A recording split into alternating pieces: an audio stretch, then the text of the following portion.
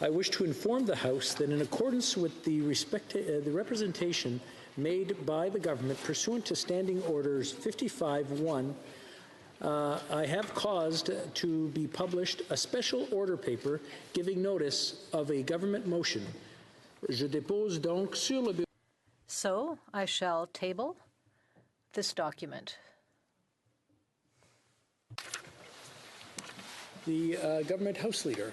Yes, Mr. Speaker, on a point of order, Mr. Speaker, I'd like to ask for unanimous consent to adopt the following motion, that notwithstanding any standing order, special order, or usual practice of the House, the application of standing orders 15 and 17 be suspended for the current sitting.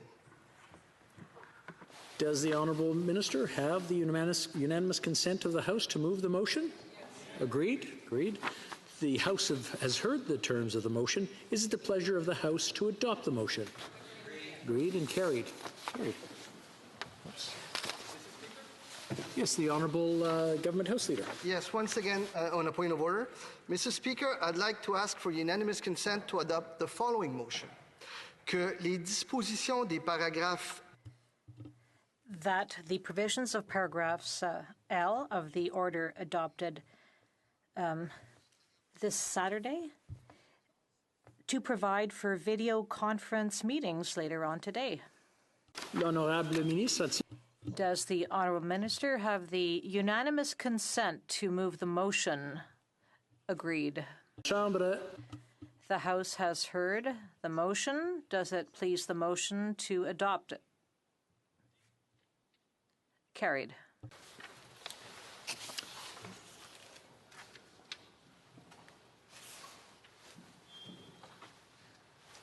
Just start right there.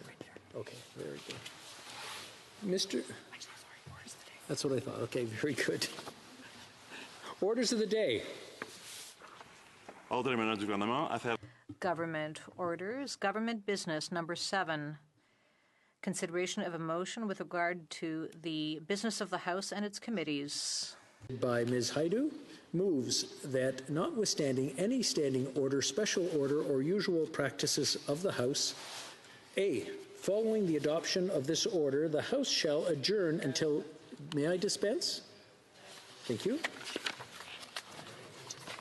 Debate. All right, 1 second. Very good. Debate. The Government House Leader. Thank you, Mr. Speaker. Mr. Speaker, we are gathered here today at a time of great uncertainty and anxiety. We live in a world that is gripped by the greatest public health care crisis of our lifetime. Canadians are worried about their own health, the health of the people they love. They're anxious about the economic fallout from this crisis, whether they will keep their job or what will happen to them if they lose their job. And quite simple, they are worried about how they will pay the bills and feed their families in the months ahead. Et Monsieur le Président, ça a été... And Mr. Speaker, we've had a spring that we will never forget. This was the season COVID-19 completely changed our lives, and Canadians have acted responsibly. They listened to our public health experts. They stayed home as much as possible.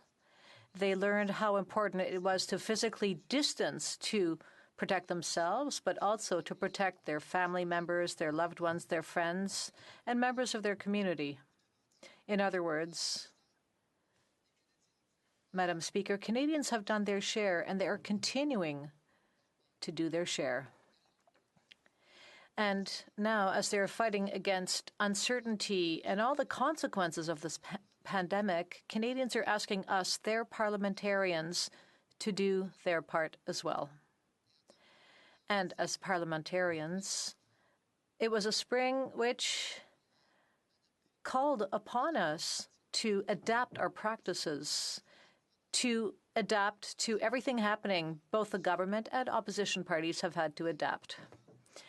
We had a role to play, and I think that all of us collectively, we've played that role. And despite the challenges inherent to this unique period, we've shown Canadians that we can find ways to adjust ourselves and to reflect their concerns, their questions, their needs, and to act on their behalf.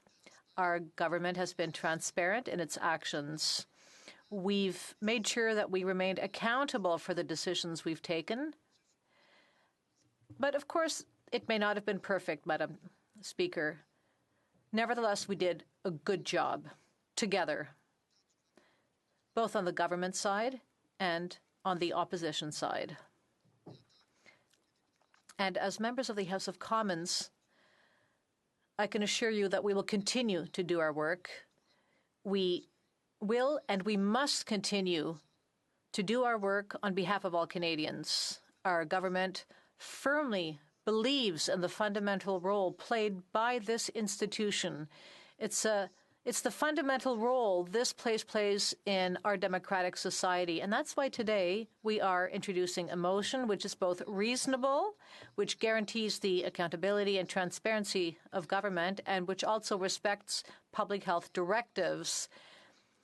This motion strikes the right balance, and we must find the right balance, Madam Speaker. All the more because Canadians are turning towards us, their elected representatives, for constructive and nonpartisan leadership, for responsible leadership, and that is exactly what the government is committing to do. Many weeks, we have been working day and night to respond to the concerns of Canadians who have been impacted by this pandemic. We have worked closely with our public health officials to develop and put into action the many responses needed to limit the spread of COVID-19. We have worked hand in hand with provinces, territories, municipalities as they battle the virus on the front lines of their communities. We have worked with the opposition parties, with our colleagues from everywhere in this country. And we have come forward with an economic and financial assistance measures that are unprecedented in this country's history. Simply put, Madam Speaker, we recognize that Canadians' employees and businesses were in jeopardy. They needed our government to provide help quickly, and that's exactly what we have done. That's exactly what we have delivered. We chose to stand by Canadians in their time of need. That meant support for Canadians who aren't working because of COVID-19, for students who can't find jobs, for seniors who are concerned about the impact of the crisis on their fixed incomes. It also means support for employers who want to retain their employees, as the economic shutdown has created great uncertainty. And it means support for businesses to help them through the unsteady waters of this storm so that they can emerge into a brighter economy. Et ça, Madame la Présidente, ce sont des actions. And Madam Speaker, these are actions of a government which shows it cares about its citizens. The Prime Minister has showed determined leadership throughout this crisis. He has not ignored. In fact, he's done the opposite. Priority number one, our priority number one, which was to look after Canadians from coast to coast to coast in every region and every province of the country. Madam Speaker, it is essential that we be there for every single Canadian. My colleagues on the government side have worked in a disciplined manner to find solutions for Canadians whose lives have been upended by this pandemic. And we've often turned to the opposition. We've worked with them, and often the opposition has improved what the government has proposed as a solution. And I would like to thank the opposition for their contribution. Everywhere in Canada, in hundreds of ridings, MPs of every political stripe are keeping on with their work despite the limits imposed by physical distancing. There are many programs. We have put forward many programs because we want to help Canadians and Canadian businesses. We don't want to leave anyone behind. This work is a challenge. It's a challenge for every single MP, and every MP has been able to overcome this challenge. And this was fundamental, Madam Speaker. That work, what we've done here in the House, but what MPs do on the ground in their ridings has been essential. So I would like to take a moment to, from the bottom of my heart, thank our public servants. All of our public servants who have worked extremely hard, day and night, 24/7, to enable the government to provide these services to all Canadians. Thank you so much for your commitment. Thank you for your relentless work. None of this would have been possible without you. Madam Speaker, since March 13th, during most of the pandemic, the House of Commons has not sat. We were not here 5 days a week as we were previously. This House was not filled with the 338 members of Parliament who are generally here and who come from across the country. Unfortunately, some people say that it is for this reason that Parliament was closed, but that's false. It actually could not be farther from the truth. The truth is that the work of parliamentarians continued. MPs continued to do their job, and they did it well on both sides of the chamber. In terms of physical distancing, the House has now met 6 days since the middle of March to discuss the priorities of the country, and that includes time to debate and pass important legislation to quickly provide financial assistance to the Canadians who need it. Also, during this period, dozens of members on 8 standing committees have been holding public hearings virtually. They have called cabinet ministers to testify at their hearings to explain and justify their decisions in the COVID-19 pandemic. And the numbers tell the story. Since mid-March, those committees have held 74 meetings, and they have heard from 580 witnesses. There have been 23 appearances by ministers to answer questions. So clearly, Madam Speaker, our committees are working hard, and I thank them. I thank all MPs on those committees for their work they are doing for Parliament and for all Canadians. And of course, we have seen the unprecedented work of the Special Committee on COVID-19, which has met 11 times. And all the members, all of the House are members of this committee. All MPs, whatever the region come from, they're members of this committee. And I think it's been a success, Madam Speaker. Not perfect, but I think it's been a success. The committee has made history by holding virtual meetings on Tuesdays and Thursdays that have seen participation from hundreds of members through video conference. There have been 7 of those meetings during which our ministers have had to answer many, many, many questions. There also have been 4 in-person meetings of the committee on the floor of this chamber on Wednesdays. Again, many questions have been asked and many questions have been answered, Madam Speaker. And again, the numbers tell the story. In a typical week, when the House sits over 5 days, members ask 190 questions during that 45 minutes. Recently, when the Special COVID Committee met Tuesday through Thursday, there were, on an average, more than 300 questions asked just over 3 days, Madam Speaker. So you can see the committee has been a very good place for accountability. Hundreds of questions, hundreds. And the motion that we have put forward proposes to continue the work of this committee and strengthen the work of the House. Alors permettez-moi, Madame la Présidente. So, Madam Speaker, if I may, I'd like to go over some of the elements of this motion. The Special Committee on COVID-19 would meet more often, 4 days a week. Monday, Tuesday, Wednesday, and Thursday. We'd be here in the House, Madam Speaker. But we would have a hybrid format, and this is a very good solution because it would allow MPs who cannot come to Ottawa to nevertheless take part in the democratic process. They would be able to participate via video conference. They could ask their questions directly to the government. Any question they would want to ask. This would guarantee that all MPs could take part regardless of where they live, without regard to travel restrictions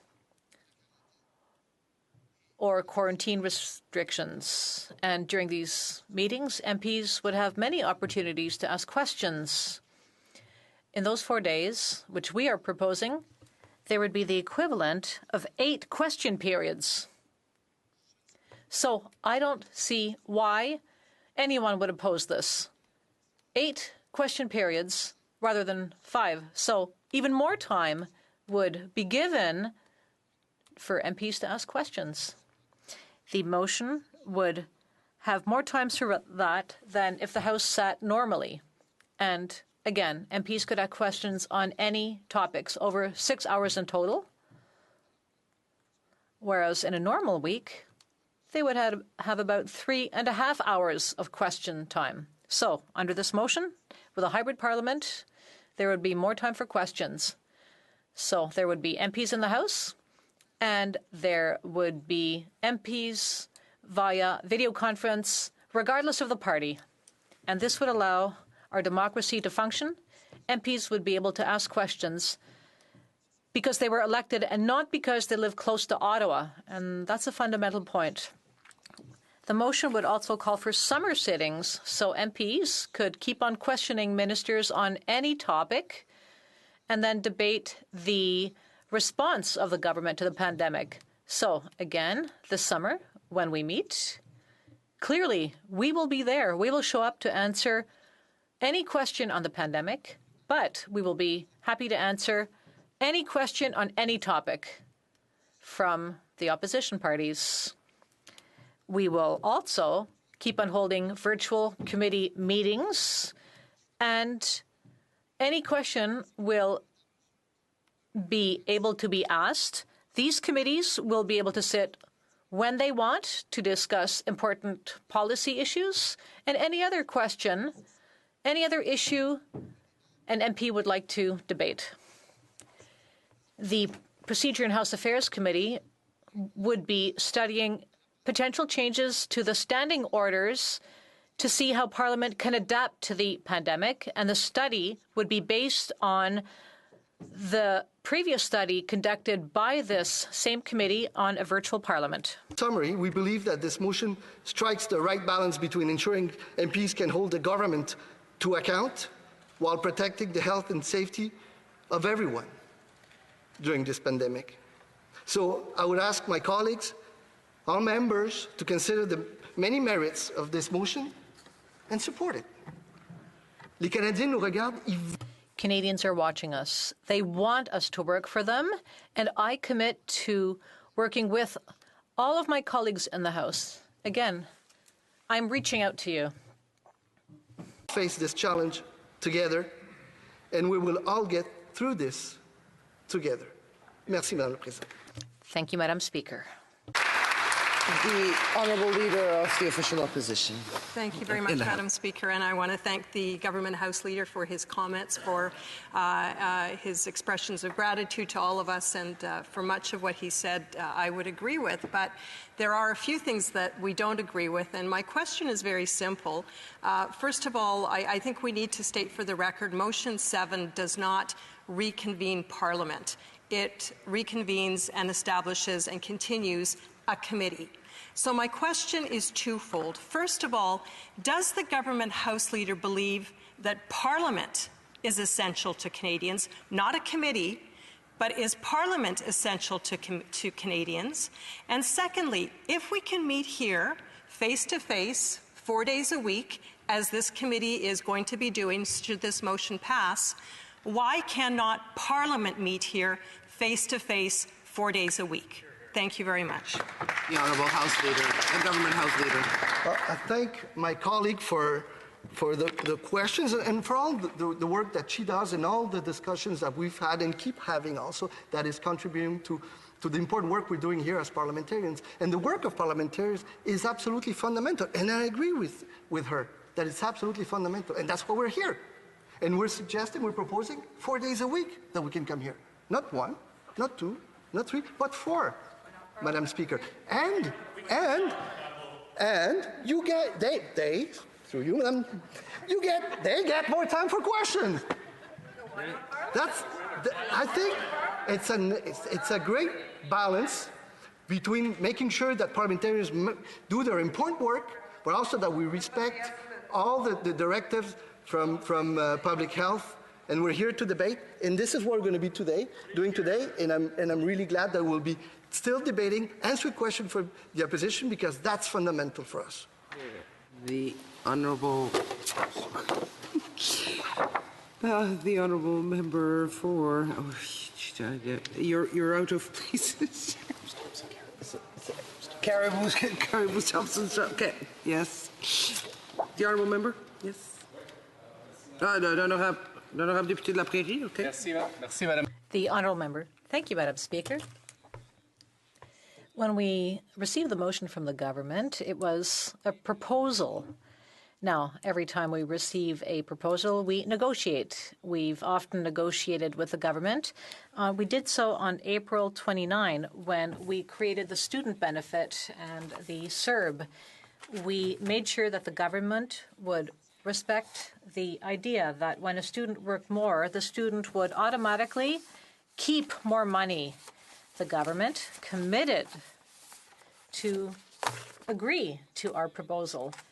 The Deputy Prime Minister committed the government in her name to follow up on the agreement they had with the Bloc Québécois. But 3 weeks later, we did not hear any follow-up. It was quiet. Madam Speaker, I like to negotiate with people of good faith who respect their word. So my question, can I negotiate an agreement with a government which does not keep its word?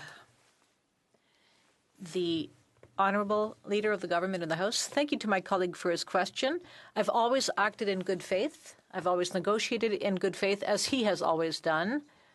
As far as support for students is concerned, we made sure that students would have to show that they are looking for work, and we have a job bank. If my colleague from the Bloc really wants to move his ideas forward and his party's ideas forward, he has to be at the table with us. But recently we haven't spoken with them because the Bloc has decided not to sit down with us. It's a bit like asking a hockey player to score a goal from the bench. So our hand is always outstretched. We are always happy to work with our colleagues. I'm happy to reach with my colleague because I think we need to have this type of discussion to improve the lives of all Canadians and all Quebecers. Member for Timmins James Bay. 16 years, I've seen all kinds of political shenanigans, and I have engaged in all kinds of partisan debates. But I have never seen a crisis that has damaged our country to the extent that COVID has. And the role of Parliament here is about speaking for the people who need us. Not this attempt by some politicians to give themselves more airtime, but to come here to negotiate, to figure out how we get through this together. We came here as New Democrats to try and find a solution so that we have accountability mechanisms, but to never forget that the reason we are here is for people back home who are falling through the economic abyss. Now, I know the Conservatives are already saying that they're slackers and they don't want to work, you know. We are here to defend people. So I'd like to ask my honourable colleague, we are more than willing to work with the government, but we have serious shortfalls still. For example, we're sending many people back to work who do not have proper sick benefits. That's why we are here. We are here to make sure for them, not to score partisan points. And we're asking if the government is willing to work with the New Democratic Party to put Canadians first at this unprecedented time and show that this Parliament can rise above the normal partisan bric-a-brac and actually do something to get us through this crisis. The Honourable Government House Leader. Thank you, Madam Speaker, and I thank my honourable colleague for his questions. And I totally agree with him on this. This is no time for partisan politics. Canadians don't want that. We all agree. I'm sure all my colleagues from across the aisle agree on this. This is time to work together, Madam Speaker, and I understand how important it is for the NDP, the question of sick leaves, and how hard they've been working on this. And of course, we agree on them on the importance of keep working on this, on the sick benefits to make a difference for all Canadians. The Honourable Leader for Caribou, the Honourable Member for Caribou. Kamloops Thompson Caribou. Sorry. Thank you, Madam Chair, and I'm really pleased to be here today in this chamber because it's a very important debate that we're going to be having.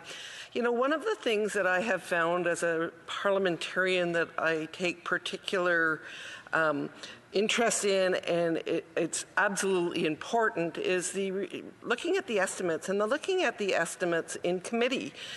We have a minority government. The committee that I'm on, which is Natural Resources, is not sitting. The government is spending $250 billion more. That's the anticipated deficit. And there will be no scrutiny of the government's spending by departments. Why is the Natural Resource Committee not going to be sitting? And why are they not going to be able to do what they need to do, especially in a minority parliament where we might need to make adjustments to the government spending plans? That, to me, is one of our fundamental roles that is not included in this particular motion. Honourable Government House Leader. Well, I thank my colleague for a question. I mean, there are many committees sitting, and I made reference to this, Madam Speaker. There have been dozens and dozens of MPs on different committees meeting regularly, hundreds of witnesses, and those committees were agreed by the parties through many negotiations, which committees would be struck and this and that. This has been agreed by different parties through motions on and on again, Madam Speaker. But there's one thing that I ask my colleague not to forget. We're here. We're here. We're here debating. She's asking questions, I'm answering the questions. And we'll be doing this every day, 4 days a week, Madam Speaker, here and also... L'honorable député de la Prairie. Madame la Présidente. Madam Speaker, on April 20th, in an agreement we negotiated with the government, as we were discussing the wage subsidy, $73 billion. That's such a big program that even the two richest parties in Canada used it. We said that we want a program that helps people, businesses, to get through the crisis by offering a subsidy. These are important programs, but almost nothing was done. A very shallow program, almost nothing was done. What was the government's response during recent negotiations? That we barely started? The government said we kept our word, when that's not the case. A question for the leader. How can I negotiate with someone who does not keep their word? The Honourable Leader of the Government in the House. I won't take this personally. I don't think my colleague was talking about me personally. When it comes to set costs, we agree with the Bloc Québécois. We agree that businesses have fixed costs. And offering assistance for commercial rent is important. But there's 1,001 things happening at once. And we're working on all these different files. We're working on helping businesses. There are things that we have done. There are things that we will do. We will continue to act in the interest of our small and medium businesses and in the interest of Quebecers and Canadians. Leader of the official opposition in the House, yes.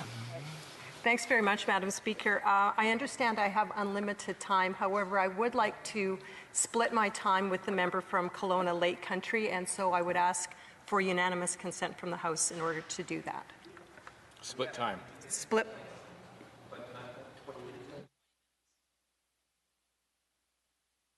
Unanimous consent? Great. Thank you very much, Madam Speaker.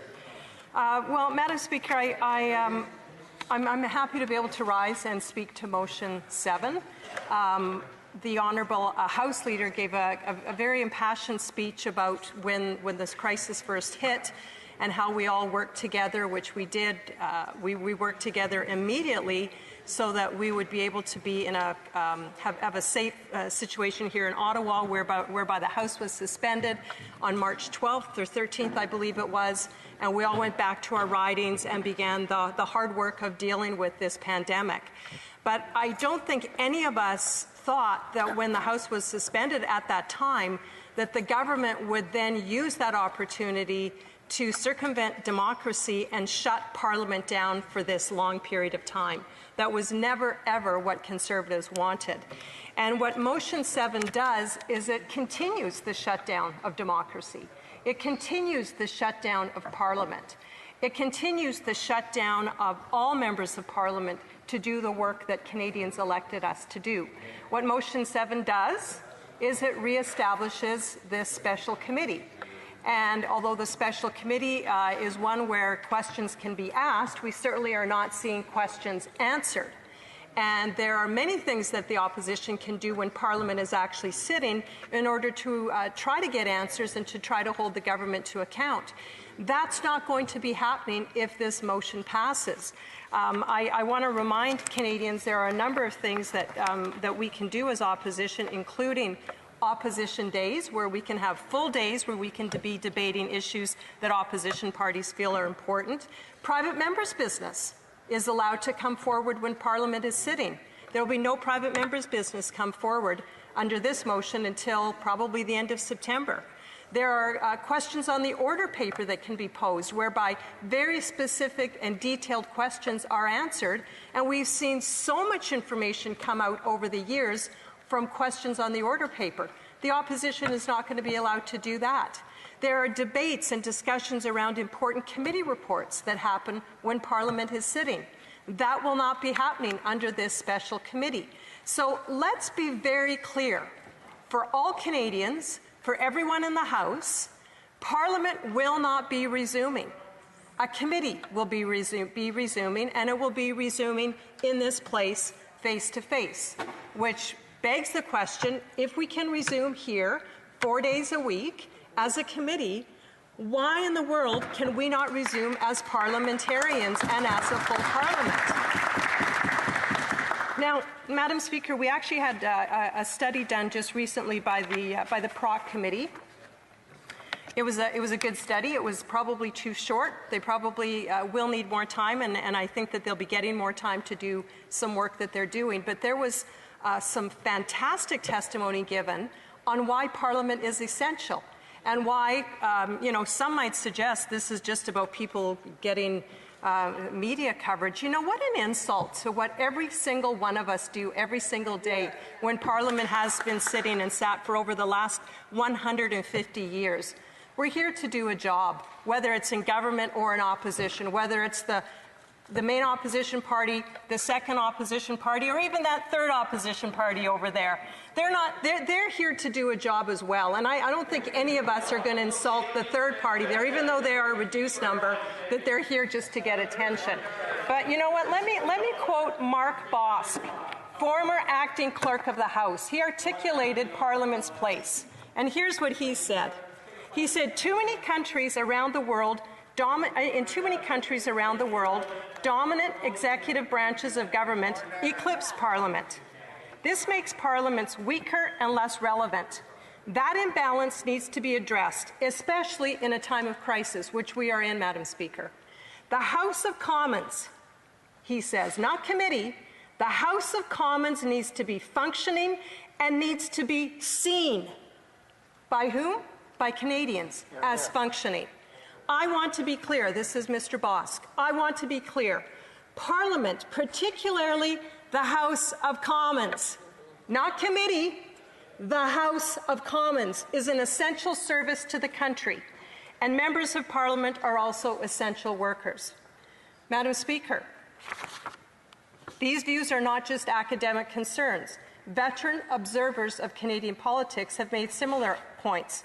John Ibbitson, for example, wrote, "Everything that's been debated on Twitter and Facebook and in the news media needs to be debated on the floor of the House of Commons and in question period." Again, not committee, Parliament, in the House of Commons and on the floor of the House of Commons. Canada is a parliamentary democracy. Health emergency or no health emergency. The opposition parties have every right to raise these issues, and the governing party has every right to defend its record. The place to do that is in Parliament, not just once a day in front of a microphone. Boy, who's been doing that every day in front of a microphone? Getting out in front of his cottage, answering a few questions, smiling, telling everybody how he feels, and that's it. Well, Madam Speaker, that is not Parliament. That is not the way our democracy works. Now, Magnon Corneli wrote in Le Devoir, he said this, he's a Quebec journalist. He said, the Conservatives are right to require the government to be more accountable. Constant speeches and press conferences cannot replace the duty of ministers and the Prime Minister to be accountable before elected representatives. In a British type of parliament, the existence of the government depends on the trust of the House. Not a committee, the House, Parliament. Ultimately, the government must answer for its actions and decisions. And so, Madam Speaker, I think that there is a lot of academics, there's media, but you know what? More importantly, I'm hearing every day from my constituents. They're asking me, why isn't Parliament sitting? We're in the middle of a crisis. We have elected you to go and sit in Parliament. And you know what I've had to tell them?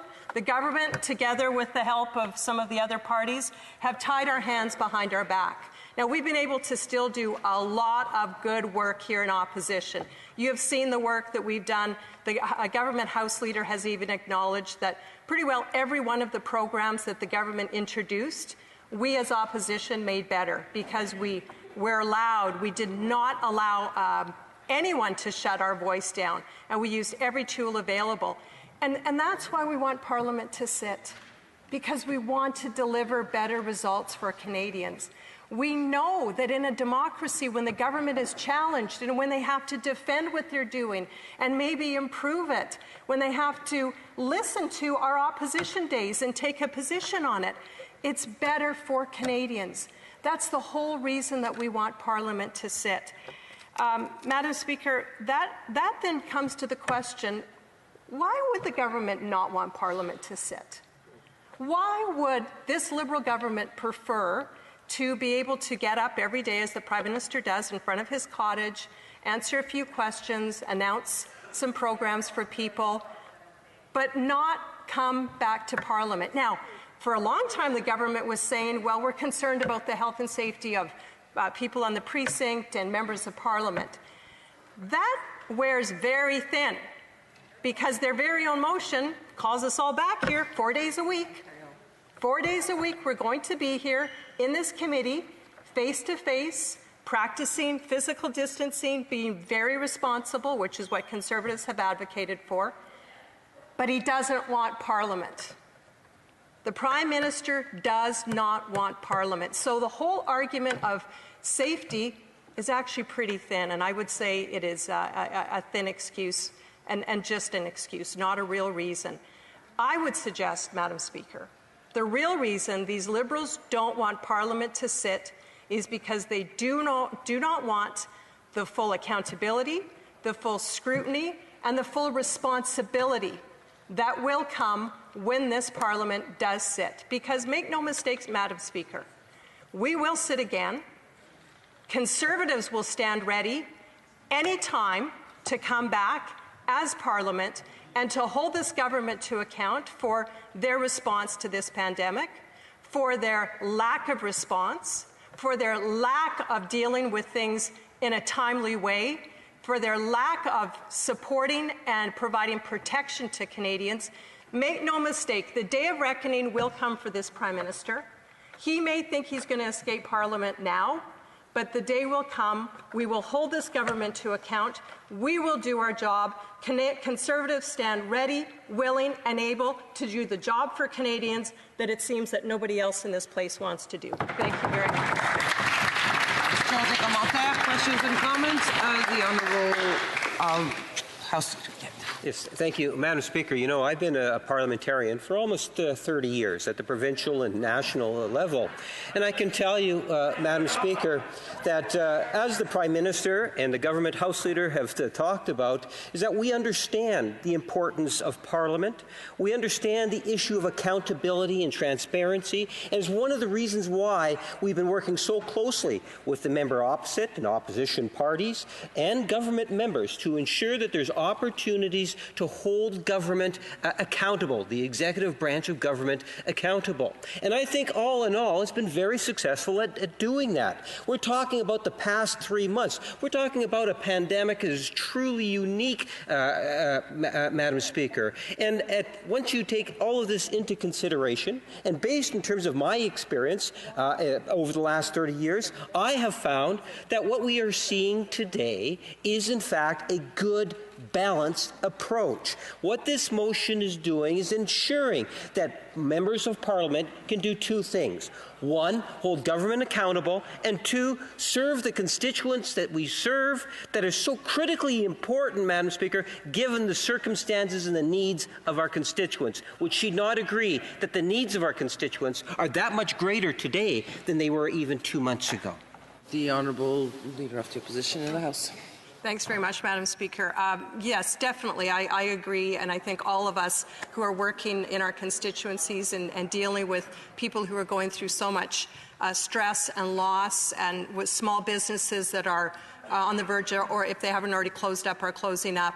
Farmers, I know in my riding, farmers who feel very abandoned by this government. I would say definitely the needs of our constituents have grown, and we are all there responding to it. And you know, I would say if the government had put this motion forward 6 weeks ago, they probably would have gotten unanimous support, at least from us, on this. This is something, as everything, they're always about 2 months too late. So what we need now is Parliament resumed. This committee meeting face-to-face, 3, 4, we even would have offered 3 days a week. We would have been satisfied with the committee meeting face-to-face a few weeks ago. But, Madam Speaker, what we need now, at this point in this pandemic, and with Parliament having been shut down for so long, we need Parliament to resume, not a continued committee. L'honorable député de la Prairie. Madam Speaker, we already negotiated the wage subsidy for $73 billion a few months ago. I was surprised to see that the Conservatives agreed with it. Usually, when it comes to public finances, they're very careful and stand on moral high ground. But accepting a $73 billion subsidy for businesses' payroll, my question is a simple one. Did the Conservative Party plan to use this program to put money in their own pockets? The Honourable Leader of the Opposition in the House. Thank you very much, Madam Speaker. You know, I think one of the problems that we've had when we've had to deal, and in some cases it's been necessary where we've dealt with government legislation in such a speedy way and accelerated way, is we have not been able to hear from witnesses. And that's a huge gap that's lacking right now because Parliament isn't sitting. So legislation is passed, and then after the fact, we're finding out about the gaps in the legislation and where there are problems in the legislation. So I think that whether it's the wage subsidy, whether it's support for farmers, as I know is sorely lacking, whether it's support for small businesses, there's always an after-the-fact gap. And we've seen the government try to fix it, or in some cases, again, still playing catch-up. But it's just another reason why we need full Parliament to sit and not just the special committee.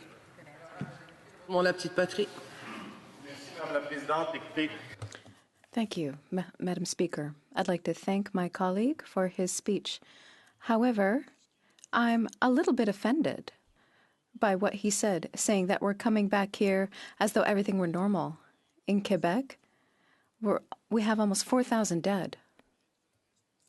It should not be the responsibility of elected officials, of representatives of the population, to show the example. They should be listening to what's being indicated by public health authorities. We have to adapt our behavior. We have to adapt our work based on what's happening with the current crisis. I do not understand the Conservative Party's position. The Honourable Leader of the Opposition in the House. Clarify for that member, we absolutely agree. We should not be sitting business as usual. We should not have 338 of us here.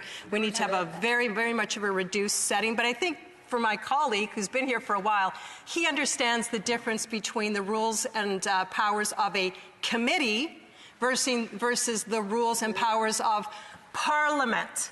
So let me repeat. We are calling for Parliament in a very reduced number to return in a responsible way. If the NDP want to abdicate and sit on committee their whole careers, that's their choice. We don't want to do that. The honourable member for Kelowna Lake Country. Thank you, Madam Speaker. It is an honour to be standing in the House of Commons today on behalf of my constituents in Kelowna Lake Country as we debate an important motion which will set the path of Parliament for the upcoming months and potentially years. I also want to take the time to thank my constituents of Kelowna Lake Country for doing their part in helping to flatten the curve in the Okanagan and British Columbia, and in fact all Canadians for helping in their communities. Over the last 70 days, this House had its last regular meeting. It was on that day, Friday the 13th, that our Canadian democracy was put to test, and it is once again. Since then, we have lost over 6,300 of our friends and relatives. Millions have lost their jobs and livelihood. And every one of us has had our lives affected in such a profound way that when we talk about getting back to normal, we're not really sure what that is or what it'll look like. We do know it won't be exactly the same. We're seeing it already, plexiglass everywhere and human touch discouraged. Madam Speaker, committees matter. Each and every committee in the House of Commons has a role to play in studying their area of mandate and how it's been affected. It is absolutely essential that all standing and special committees begin to meet virtually immediately and for all committees to have their normal powers restored. As provinces and territories begin to open, Parliament has an important role to be present and sitting as this happens. The federal government also has a key role in ensuring the reopenings go effectively. For example, I've been speaking with many business owners in my riding where in these sectors that are opening, they've raised concerns about not having enough PPEs and cleaning supplies and not being able to safely reopen. These are important questions. This is misleading. What is being proposed is not Parliament. There are no opposition motions, no private members' bills, no emergency debates. It's not only about asking questions, although that is important. Let's be clear, again, what is being proposed today is not Parliament. It is a committee with limited functions. Opposition Day motions have value. The Liberals have 157 seats out of 338, and opposition parties can bring forth good ideas. Here are a list of some of the successful Conservative Party opposition moments we've had so far in this Parliament. First, creating a Canada-China committee. This was voted against by the Liberals. Auditing government infrastructure plan. This was also voted against by the Liberals. Third, review of the parole board nomination process. Number 4, tabling of economic downturn documents. And number 5, additional supply days. More opposition motions. Why would the government not want Parliament to sit at a time and have regular opposition days? Is it because we have good ideas and it looks like we upstage them? Is it because they feel a lack of control? All I know is that opposition days are part of our democratic institution the government has taken away for now, and it will be at least 4 to 6 months before it will be returning based on what's proposed. In a time of crisis such as this, what we're facing now in the role of Parliament is fundamental and essential. Greg Tardy, a former lawyer for the House of Commons, told the Standing Committee on Procedure and House Affairs that if there is no Parliament, if there is no give and take, if there is no communication between the governors and the people, essentially, in my view, democracy breaks down. I'd also like to share a quote from my colleague, the Member from Parliament for Vancouver Quadra and Minister of Digital Government, which I feel effectively sums up the importance of having Parliament return. Quote, "There is an economic crisis that needs us to band together and think about why we are here as members of Parliament. We are not here to spend government money. We are here to serve taxpayers and think about their well-being." Mr. Speaker, thinking about the well-being of our constituents during this pandemic is important, and I hear it every day. Here are a few comments from my constituents why they believe Parliament should return with full authority and functions. Teresa from my riding emailed in saying, "I believe the Prime Minister has forgotten that a politician is there to serve the people of the country in a democratic way. I do not understand why the Conservatives are on their own as the only opposition parties are siding with the Liberals." Donna emailed me to inquire, "I would like to know why Parliament is presently not in session and why the Prime Minister is making decisions without parliamentary input." And Lloyd from my riding states, "The level of despair and frustration in my heart grows daily. I see no need, no help on the horizon. Are there no checks and balances in our institutions? If there are, they're not apparent, at least to me." Canada must be governed through Parliament, not from a podium in front of a cottage or on a committee. Questions are important, but they're not enough. Madam Speaker, our institutions must have the tools and resources to scrutinize the decisions made during a time of crisis. This includes institutions such as the Office of the Auditor General. It concerns me greatly the lack of sufficient funding that has left them with outdated technology and insufficient staffing to effectively scrutinize government spending. We are in a minority government. No political party, no caucus has majority control of the House of Commons. Let us not forget that the government called Parliament back in March to approve of their economic response plan. They added into the bill at the last minute the ability for themselves to have the power to raise taxes, debt and spending without any parliamentary approval until January 1st, 2022.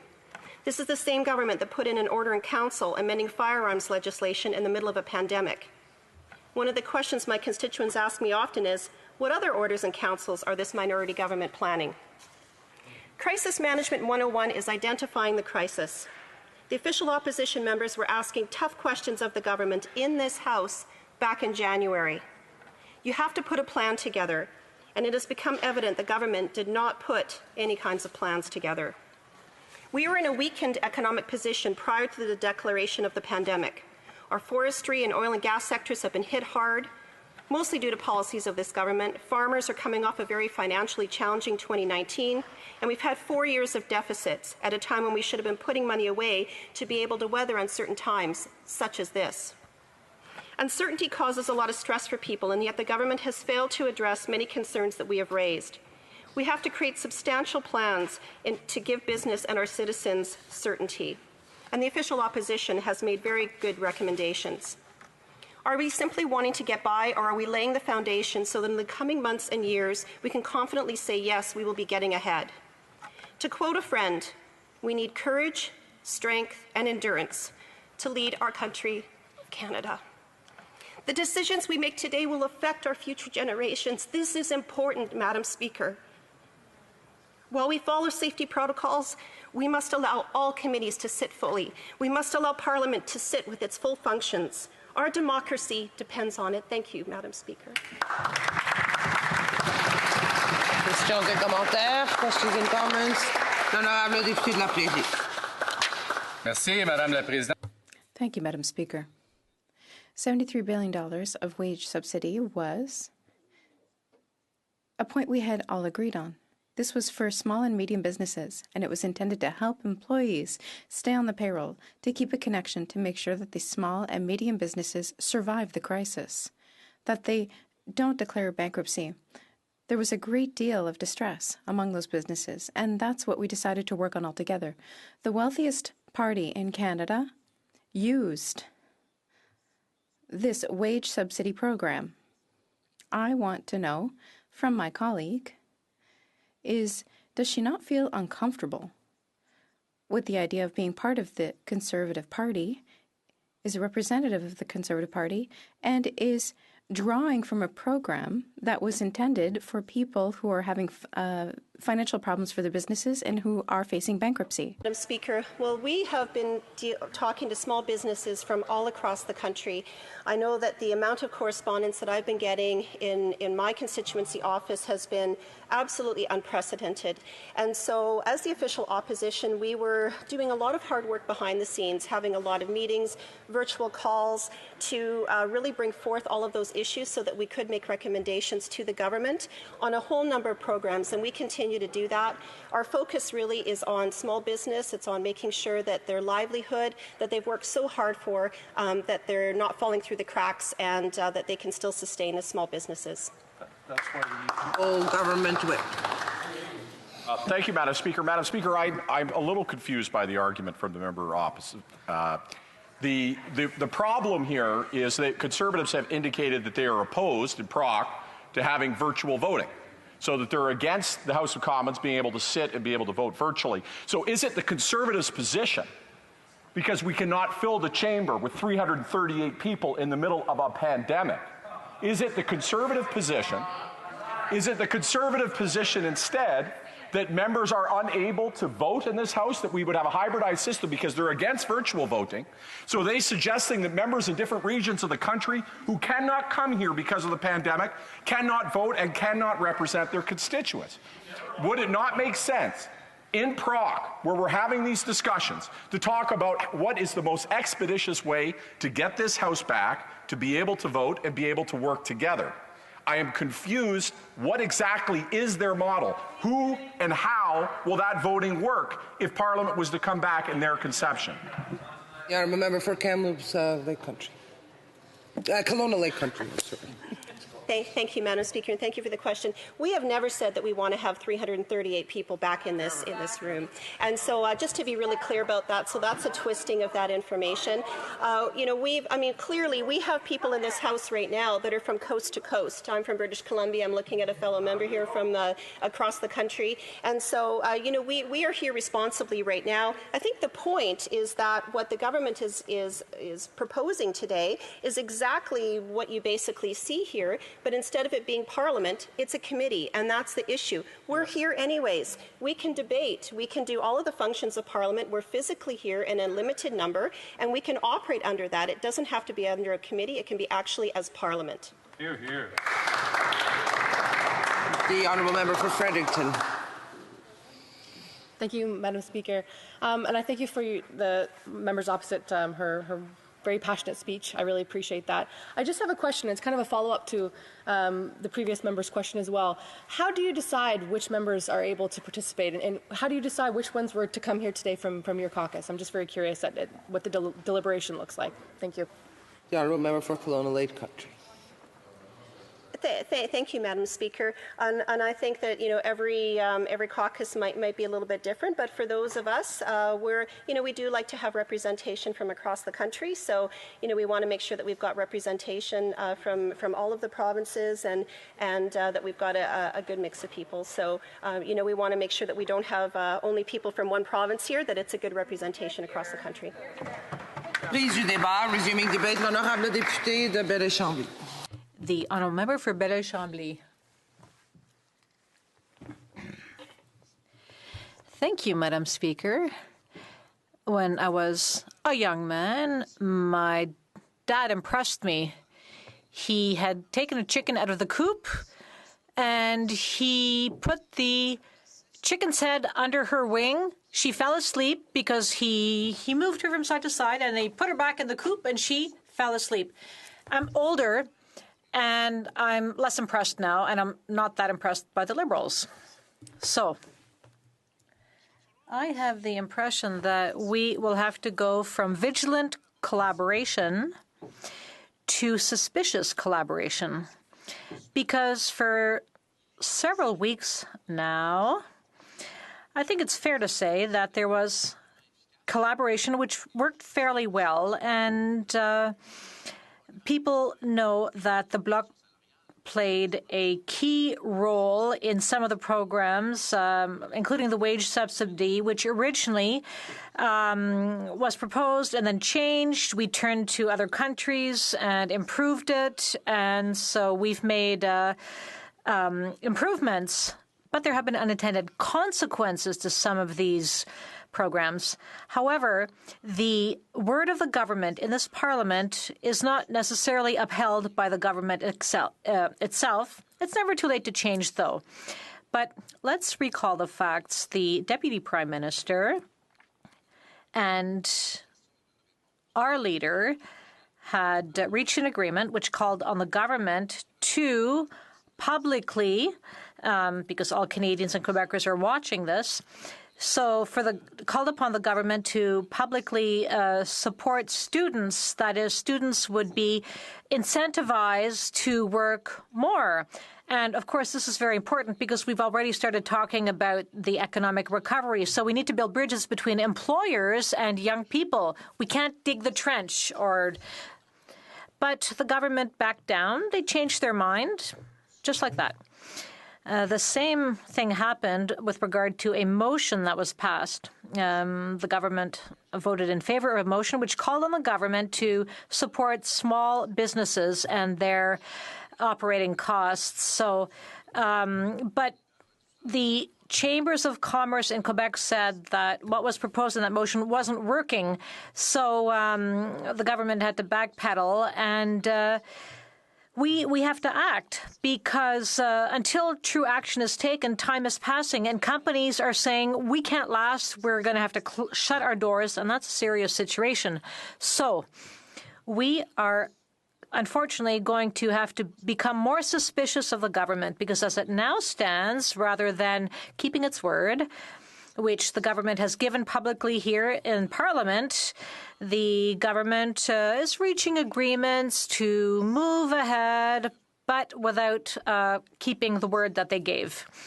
Now, at the Bloc, we don't want to prevent the government from acting. We simply said we would not sit down at the table because our priorities are the seniors in Quebec, our small businesses, and beneficiaries who have to go back to work, our fishing industries, tourism. Those are our priorities. This is what we care about. And the journalists are asking good questions in the press conferences and are asking questions on other issues. But unfortunately, during those press conferences, not enough time is being spent on certain concerns which affect Canadians and Quebecers. So this is where we wanted to step in. So we're not going to stand in the way of government programs if all other parties agree. But we are going to take every opportunity we have at every moment and everywhere to showcase what we believe is necessary to help seniors, workers, and small businesses in Quebec. That's our job. And, of course, the main focus for all of this is the health of everyone, because we know this pandemic might go on for a while, and we don't want to leave anyone behind. Every day, every week counts for small businesses. When I'm not here in the House, I am video conferencing with chambers of commerce, regional county municipalities, and other partners. And what we hear is hair-raising. Everything happening in Quebec is terrible. A few days ago, I was in Hochelaga, Montreal, talking with people who are extremely concerned. The government wants to consult, which is a good thing. But this morning in the Globe and Mail, just because I speak French, it doesn't mean I don't read English, that the Prime Minister consulted with 6 banks. Oh, my God, how wonderful. I got all emotional. 6 banking institutions. Well, I am willing to sit down any time with the Prime Minister and share my ideas, but he consulted with institutions which have far more money than political parties. These institutions are so wealthy that they have a massive incentive to put their money into tax havens and not to pay their fair share of taxes. In the country for which Mr. Trudeau is Prime Minister, how convenient. Well, I know. And it's not just banks who do this. I am convinced that these financial institutions have very good economists, but I find it fairly cynical for the Prime Minister to consult the banks when ordinary people are suffering. So the Bloc Québécois is going to focus on the real problems on the ground for Quebecers. The reality on the ground for Quebec is the same reality as that of other Canadians. In fact, we've heard messages from across the country. Some are not very polite. A lot of people are saying, we're doing a reasonable job. And today, the reasonable job has forced us to reach certain conclusions. And it's nice for us to have all this time to discuss these ideas. Now, I am utterly convinced that the people who are benefiting from the CERB or the student benefit want to work. Obviously, if people applied, it's because their revenues, their incomes dropped. So people want to work. And we know that a lot of companies are desperately looking for workers. So where's the problem? The problem is that the beneficiary receives $1,250 or $2,000 a month and can earn an additional $1,000. So working 12 to 15 hours a week. But after that, if that person earns $1 extra, well, that person loses the CERB, the $2,000 a month. So obviously people are not stupid. So we have to fix that problem. The Bloc had put forth a suggestion, and the government had agreed that people who would work a little more would be allowed to keep the extra money they made. So that would be incentivizing work, and the Deputy Prime Minister said yes. And in my mind, that meant yes, meant yes. So the government could have gone ahead, should have gone ahead with that. And the argument that it was too complicated doesn't hold water because the same thing happens in the EI system. So for me, this is a real problem. Companies need workers, workers need work. There's a gap between the two. We have to fill that gap. Seniors need answers. So a measure was announced. It was communicated in a fairly strange way. Seniors learned that they would receive a check, which in fact represented a temporary increase in their pensions. The government said it was a one-time check, but it was confusing. So what was this extra $300? But beyond the communications mistakes on the part of the government, seniors still had questions. The 3 months. When do they start? When they end? We're talking about 3 months. Normally, with the other programs, it would start in the middle of March. So the first 3 months, the $300 plus potentially an extra $200 would mean that money would cease being paid out by the middle of June. But the government has no answers to that question. It's sowing confusion. But after those 3 months, what will happen? We hope that the crisis would only last 3 months, but it looks like it'll go on for much longer.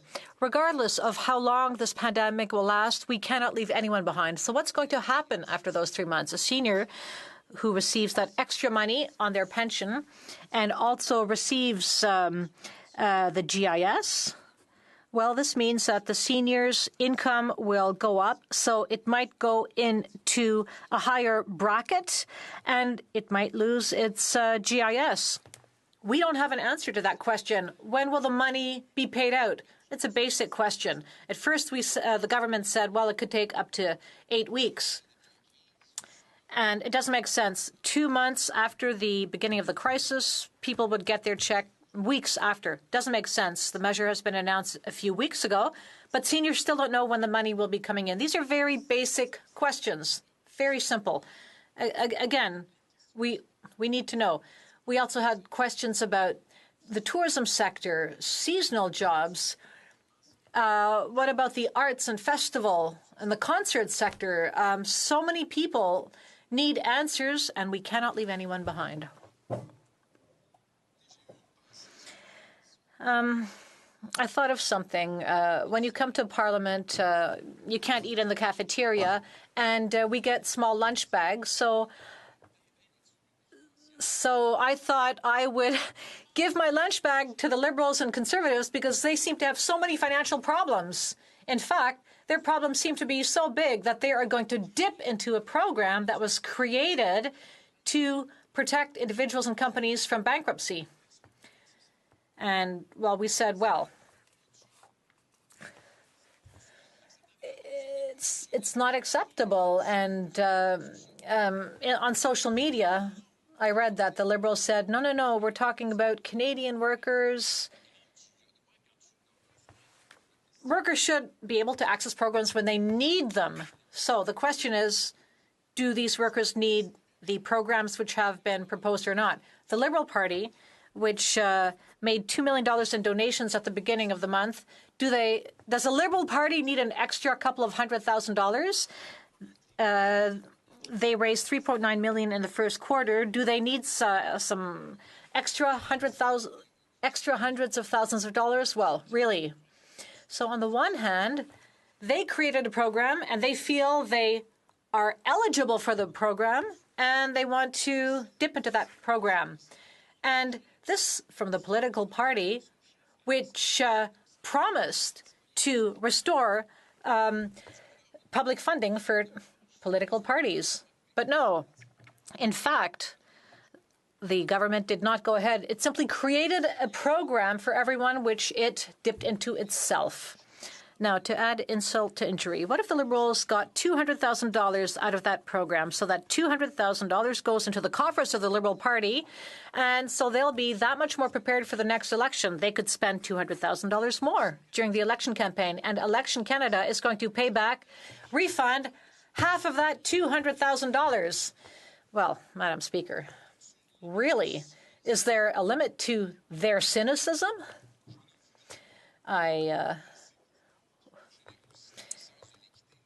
Out of a sense of fairness, I would not want to not talk about the Conservatives now. Now, they want Parliament to sit soon, more fully, but they're going to have, they have a committee which governs its leadership race. There are two big candidates. Mr. McKay said it would never dip into this wage subsidy program. Mr. O'Toole said the same thing. Well, Mr. Scheer, however, and another member from somewhere else said the same thing. So the leader of the Conservative Party, so again, that's a very flexible notion these days.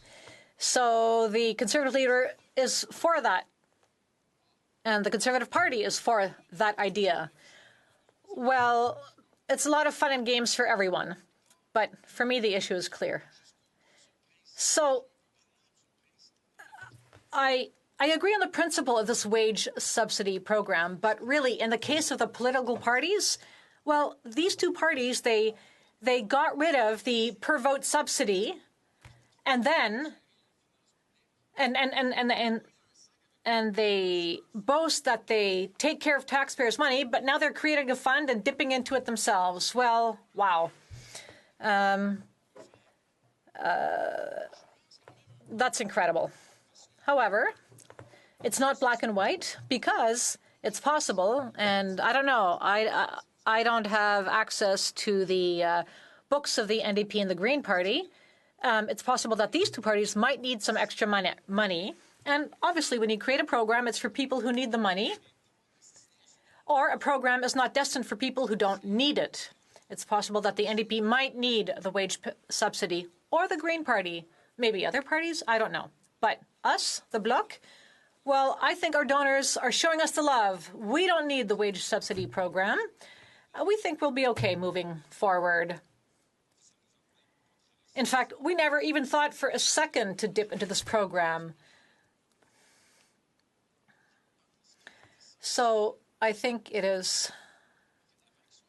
In fact, before it's too late, I think the parties who don't need the wage subsidy clearly stated publicly, because the next Conservative leader obviously will remit the money, because that's what they're promising.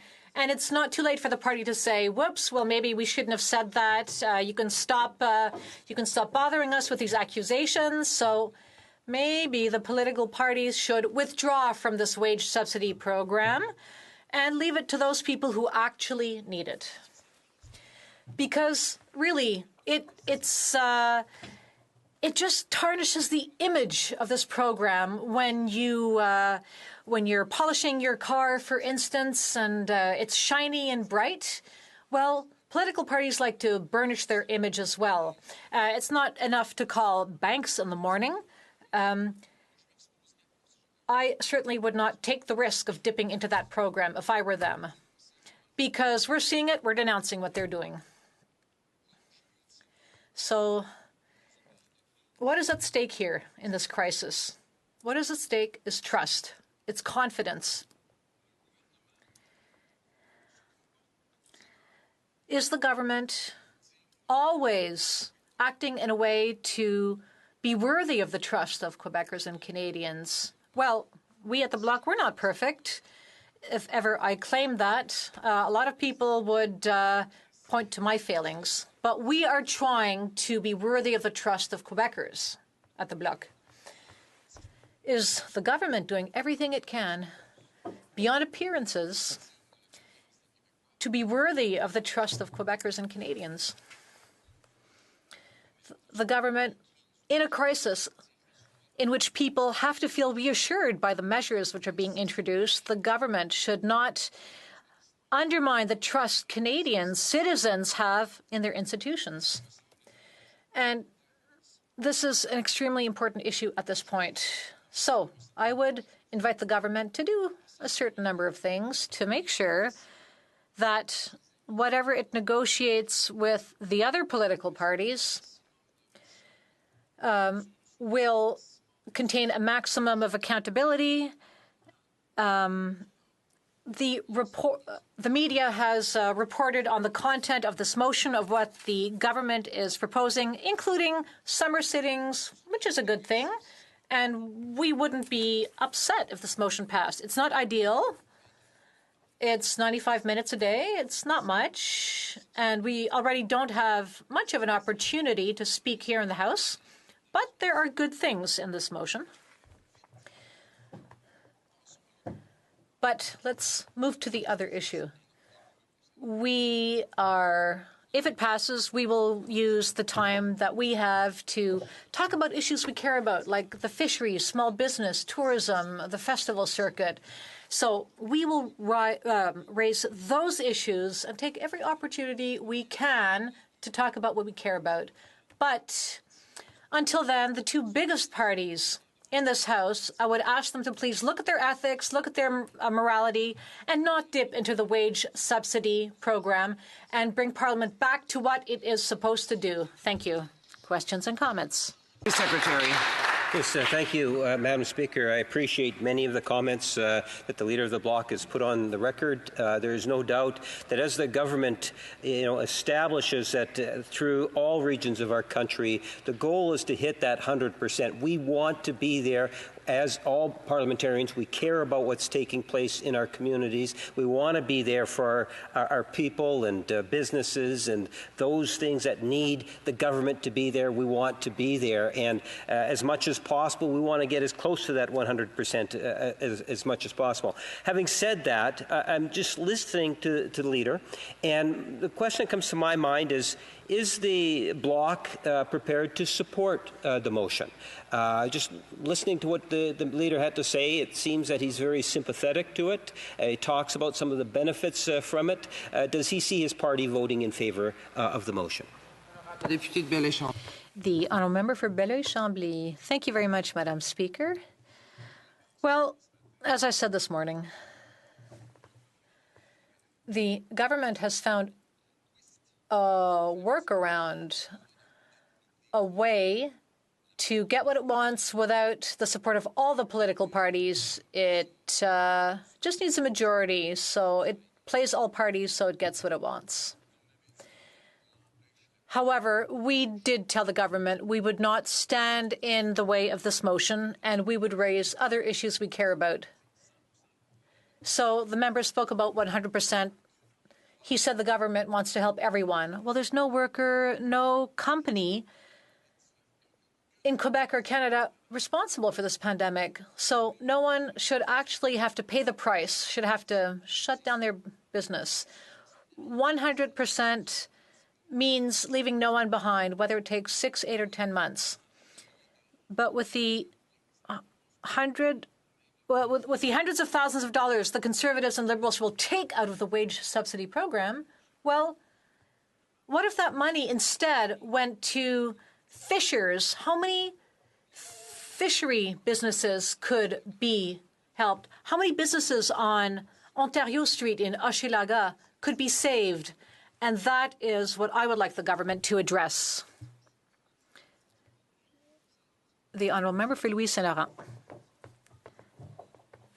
Yes, Louis Saint-Laurent was the Prime Minister in the 1950s, and after World War II, he was able to put some order into the government's finances. Now, Madam Speaker, it's always interesting to listen to the Leader of the Bloc, but still, it's strange to hear him talk about morality when it comes to public money and political parties. Doesn't he remember the former director of his party, Gilbert Gardner, who was paid out of taxpayers' money through the House of Commons when that was illegal?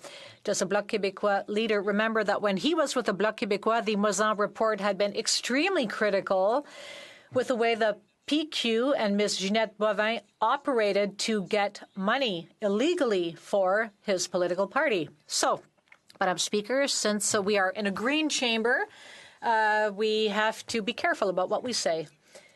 Now, we agree on why we are all here today. We don't agree with the government's proposal. The Bloc Québécois does not agree with the government's proposal, and it's a good thing that the Bloc Québécois is finally playing the opposition role again, because it seemed to become too chummy with the current government. In the speech from the throne, the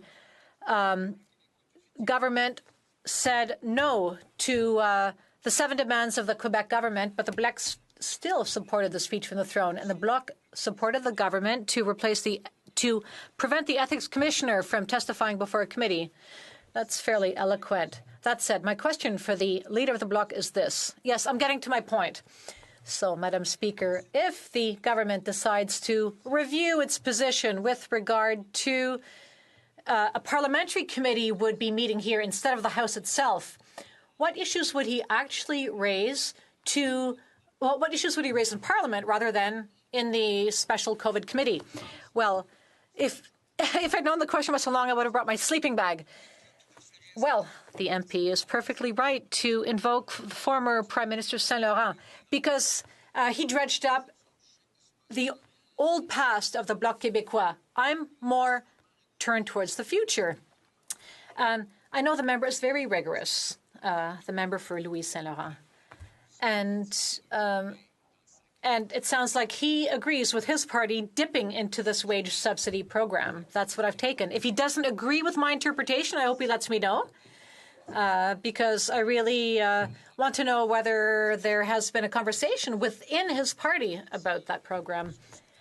I already talked about the issues I care about: seniors, small business.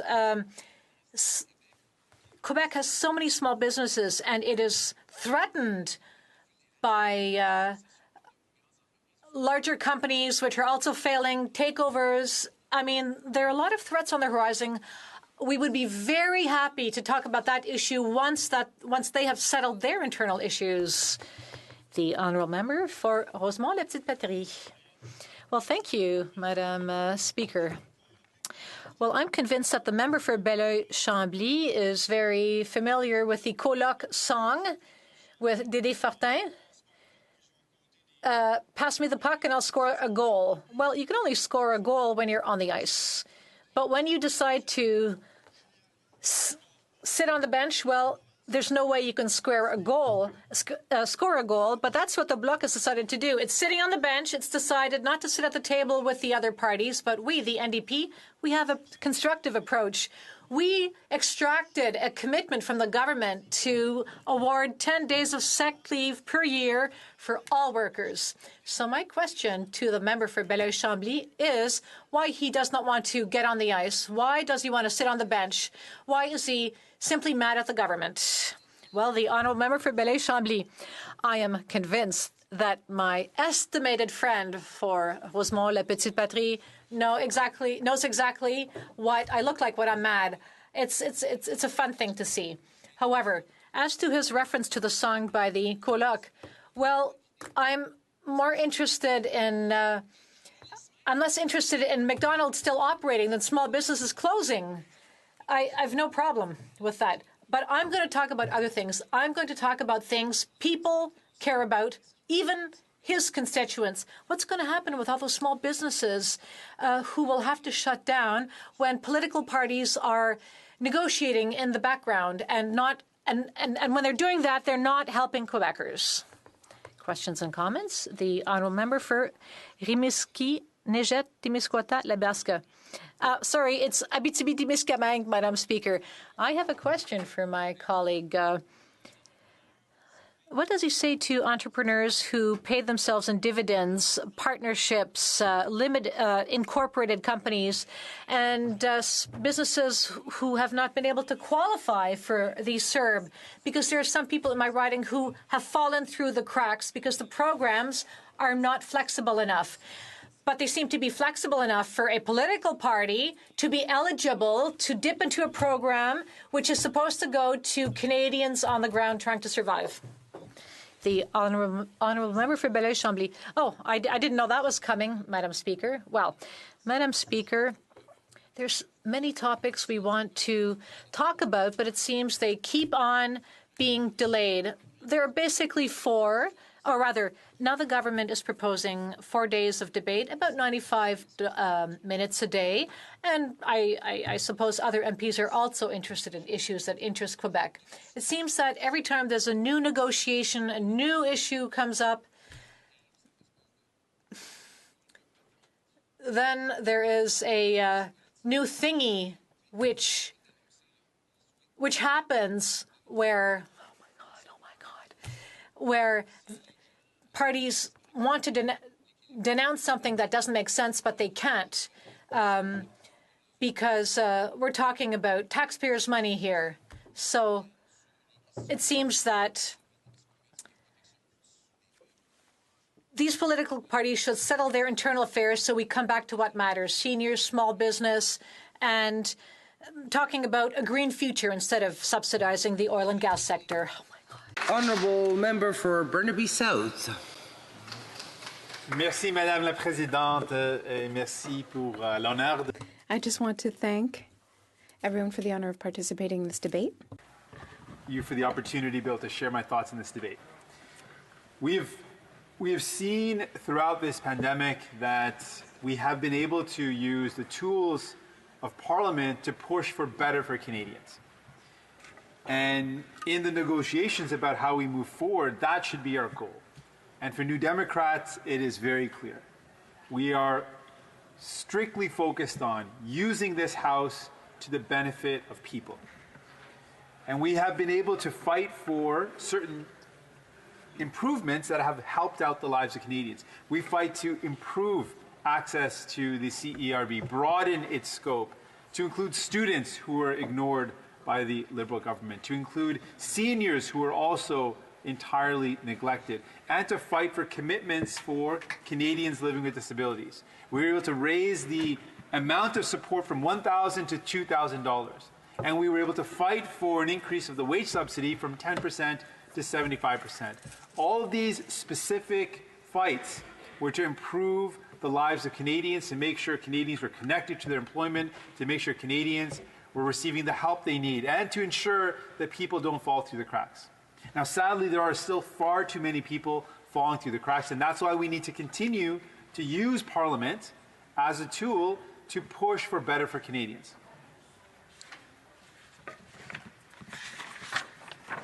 Now, when it comes to the way we come together in Parliament, we've laid out a number of criteria. First and foremost, we want to make sure that all members of Parliament have their voice heard, because they are representing thousands of constituents. We want those concerns and those voices heard here in Parliament. In order to do that, we want to make sure Parliament is accessible to those members of Parliament that cannot travel here, to those members of Parliament that may be more susceptible or more vulnerable to COVID-19. And we want to make sure those MPs that are challenged right now with childcare, like so many Canadians, also have access to Parliament. Des millions de Canadiens et Canadiennes utilisent la tech. Thousands of Canadians are using technology to work from home. They have to look after their children and their health. Parliamentarians can do the same. It is important that we don't spend too much time without asking the government to be accountable. The Conservative Party's approach, their motion, did not allow for MPs to participate virtually, nor did they allow for or account for summer sittings to hold the government to account. And that's why we believe that the motion put forward with the work of our House Leader, and a big shout out to our House Leader and our entire team, is one which will allow us to continue to fight for Canadians. And what are we fighting for? Well, today we made very clear that our support for this motion was contingent on two very specific things. First and foremost, that we would only support this motion if the government, the Prime Minister, the Liberal Party committed clearly to paid sick day for all Canadians. And we are happy to see, we are encouraged to see that the government has announced that he will follow through with our demand, our request to see a 2-week minimum paid sick leave for all Canadians. We know that this is vitally important. We've raised this before, that for people to get back to work, they need 3 things. They need to know that their workplace is safe, and we're going to continue to push to make sure all workplaces are safe. They have the personal protective equipment they need and the workplace practices that will keep workers safe. And secondly, we know that you need to have access to paid sick leave. No worker should be worried if they start to feel sick or they have symptoms of COVID-19 and are worried whether they have the illness or not. They should not for a moment hesitate about whether they should be able to stay home or not. Because right now, if you don't have paid sick leave, it is really a stark choice. Do you go to work sick, not knowing if you've got COVID-19, but having some symptoms and risking the potential to infect your colleagues? Or do you stay at home not knowing if you're going to be able to pay the bills at the end of the month because you don't have paid sick leave? That choice should not be something that Canadians have to make. So we also know that the lack of paid sick leave particularly will impact lower wage workers, those who are precariously employed, those who are already the most vulnerable, those in, for example, the service sector. And these folks on the front lines are often the highest risk for spreading the illness. So this is not just the right thing to do for justice and fairness for workers, it is also the right thing to do in a public health response. Imagine a restaurant server who has been off for work for months and now restaurants are opening up. They go back to work and they have some mild symptoms. And they're forced to decide between staying at home because of the mild symptoms and waiting testing, all the while not getting paid, not receiving their tips, not being able to earn a living so that they can pay their bills. Or do they cover up their symptoms and ignore the symptoms and go into work? And not to suggest in any way that a worker would do the wrong thing, but it is an impossible choice to make for a worker. And that's why this paid sick leave is so important and why we've been pushing for this for so long, why we've said as a starting point to get back to work, we need paid sick leave. Nous savons que pour rouvrir et reprendre... We know that to reopen workplaces, people need to be encouraged to stay home when they were ill and to get tested. Not having paid sick leave runs counter to this advice from public health. Ways for the federal government to do this. Really clear paths, and we're looking forward to hearing those details now that the Prime Minister has announced his commitment to paid sick leave. We want to see the ways in which this is going to happen. And just to lay out some of the potential options. We can make paid sick leave a condition of companies receiving the wage subsidy. That is a way to force and ensure that there is paid sick leave. We can work with provinces, and we must work with provinces, and starting with BC. Premier John Horgan has been very clear in support of this idea, and we can work for a federal provincial plan and ensure that there are supports to allow for paid sick leave. We will continue to work with other premiers and other provinces and territories to ensure that this is something we implement across Canada. We know that in a pandemic, paid sick leave is the responsible thing to do, and I am confident that all leaders of provinces and territories will come on side with the idea of developing a long-term plan. Our goal is, in the short term, the federal government has tools. The CERB, the CERB, or using a modified version of employment insurance. There are ways for us to ensure that this is implemented immediately with federal support. But the long-term goal is this, and our vision as New Democrats is today we lay the brick, the foundation for paid sick leave as a right across this country for now and forever. Yes. That is the vision. And we are proud that we were able to start that first bold step towards a new national social program that's going to change the way we work. No longer should it be a mark of courage to go into work sick. It in fact should be the responsible thing that people stay home when they're sick, and they can only do that when given the supports to do so. We can also show some international and national leadership by amending the Canadian Labour Code to provide in legislation 2 paid weeks of sick leave at the federal level as a piece of legislation, which would specifically apply to those workers who have a high rate of public exposure and public interaction, transportation workers, airlines, and banks. I'd mentioned at the beginning of my discussion or my talk that we had used Parliament to push the government to do better for people. And that meant commitments that we have then followed up on to ensure that they actually deliver. We got the commitment that students should not be excluded from supports. The government followed up with the CESB, but not after we had to push them. And so that's something very important, that the commitment alone hasn't been enough. We had to continue to apply pressure. Other community activists and organizers applied pressure, and we got the results. And now we know that there is still a number of Canadians that are falling through the cracks. One group in particular, Canadians living with disabilities. The government has committed weeks ago, supporting the unanimous consent motion that we put forward, to help out Canadians living with disabilities. They are facing extra costs right now. They're already faced with challenges because of a society that is not barrier-free. And in addition, with COVID-19 and the complications and challenges, it's made life harder for Canadians with disabilities. So they need support as well. And so we are committed to ensuring the government follows through on their promise to deliver that help. And so we're hopeful that that help will come soon for Canadians living with disabilities. While we're going through this crisis, we've talked about the various stages and various phases of the crisis. The first is the immediate emergency of making sure we tackle the spread of COVID-19, and we have to do everything we can to limit the spread by physically distancing and following the advice of public health experts.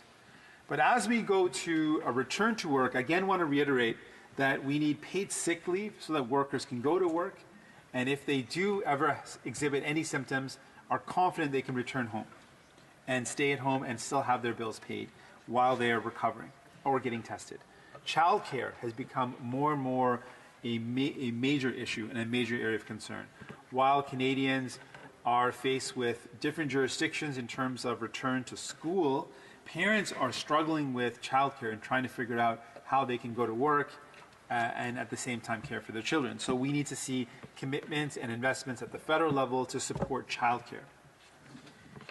And finally, safety in the workplace. This is something that should be obvious but is not, and we are going to continue to put pressure on the government to ensure that all workplaces are safe, that they have access to the right protective personal equipment, as well as the policies to ensure that workers are safe. The truth is these 3 things aren't in place yet.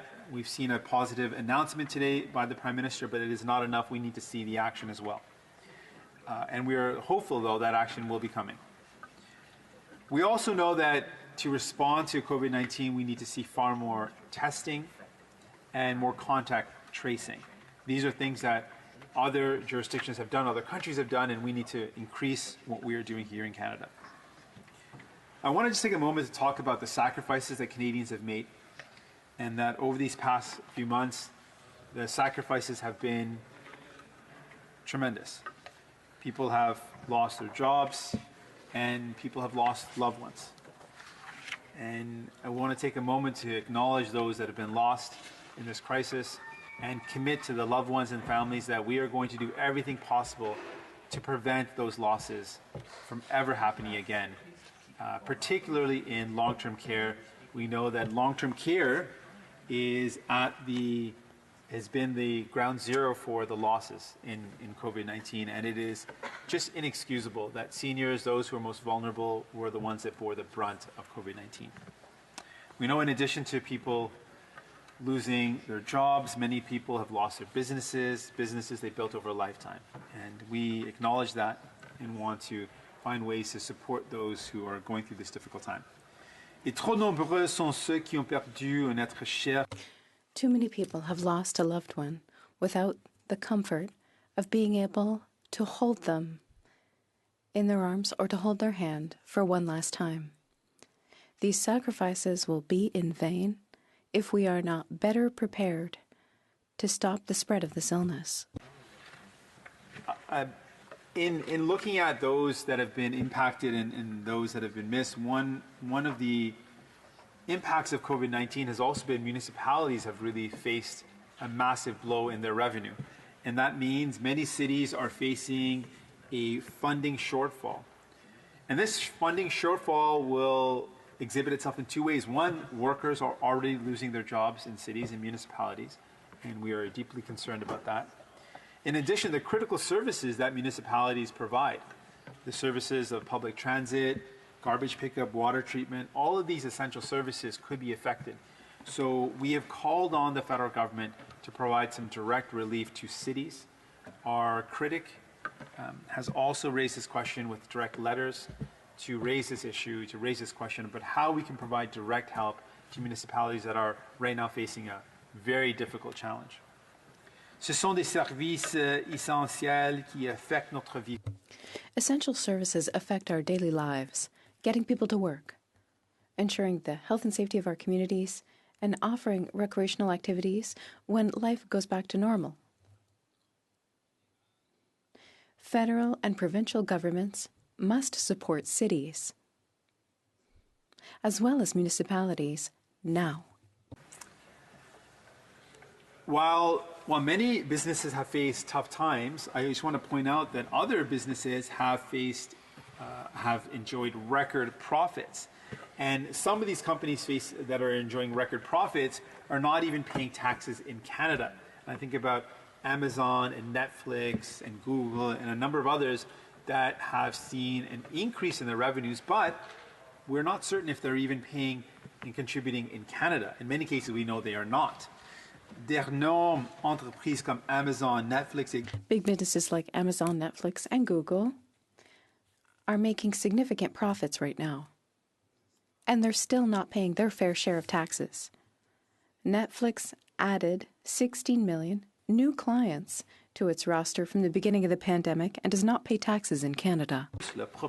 Jeff Bezos, the owner of Amazon, is about to become the first trillionaire in the world. And that's not a good thing. This is a failure of policy. However, it's not clear whether this business pays taxes in Canada. And this government is further enriching Amazon by giving it a contract. We've seen that in crises, it is working people, regular people, real Canadians, real people that bear the brunt of the crisis. And those at the very, very top don't bear the brunt. In fact, they find ways to profit in this crisis. A recent poll shows overwhelming support in Canada for increasing taxes on the super wealthy, making sure we have the revenue we need to help people as we recover. And let's close off on this point. While we are talking about social programs, it is important that there are going to be those that are going to raise the concerns of debt and deficit. And of course, it is important for us to be fiscally responsible with where we spend money. But in a crisis, what happens if we don't invest in people, people are going to fall through the cracks and be worse off, and the recovery is going to be more difficult. And those at the very top are going to find ways to make even greater profits, broadening the gap between the rich and the poor, making it even more difficult for people, making inequality even worse. So the right thing to do now is to invest in people, invest in programs that lift people up, investing and supporting in social programs like our health care, like paid sick leave is the right thing to do. But we also need to make sure we are doing two things. One, we are not giving public support to companies that cheat the system, those that use offshore tax havens, those that do not pay their fair share. And secondly, we have to take a serious look at ensuring those at the very top, the wealthiest companies, the wealthiest earners, the wealthiest, those who have the greatest fortunes, are paying their fair share. because it's those at the very top that enjoy loopholes and offshore tax havens that real people simply do not use. And we need to close down on those offshore tax havens and loopholes to increase revenues and make sure we tackle the inequality in our society. We have a terrible tragedy and crisis that we're grappling with, but there is also an opportunity. If we make the right choices now, we can tackle inequality, we can lift people up, we can ensure those at the very top pay their fair share, and we can build a brighter future. Thank you very much, Madam Speaker. Commentaires, questions and comments. L'honorable député d'Abitibi-Témiscamingue. Je me permettrai de maintenir la métaphore des chansons d'école. I'd like to make a comment about the ambiance in the House today.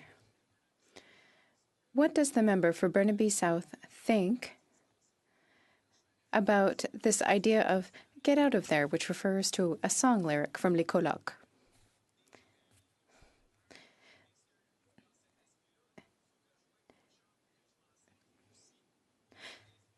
Does he believe that the money being granted through CERB should only be granted to businesses that need it rather than political parties that are gearing up for the next election? Thank you for the question. The wage subsidy, the goal of this subsidy is to help workers, regardless of where they work. If they work for a business or an organization.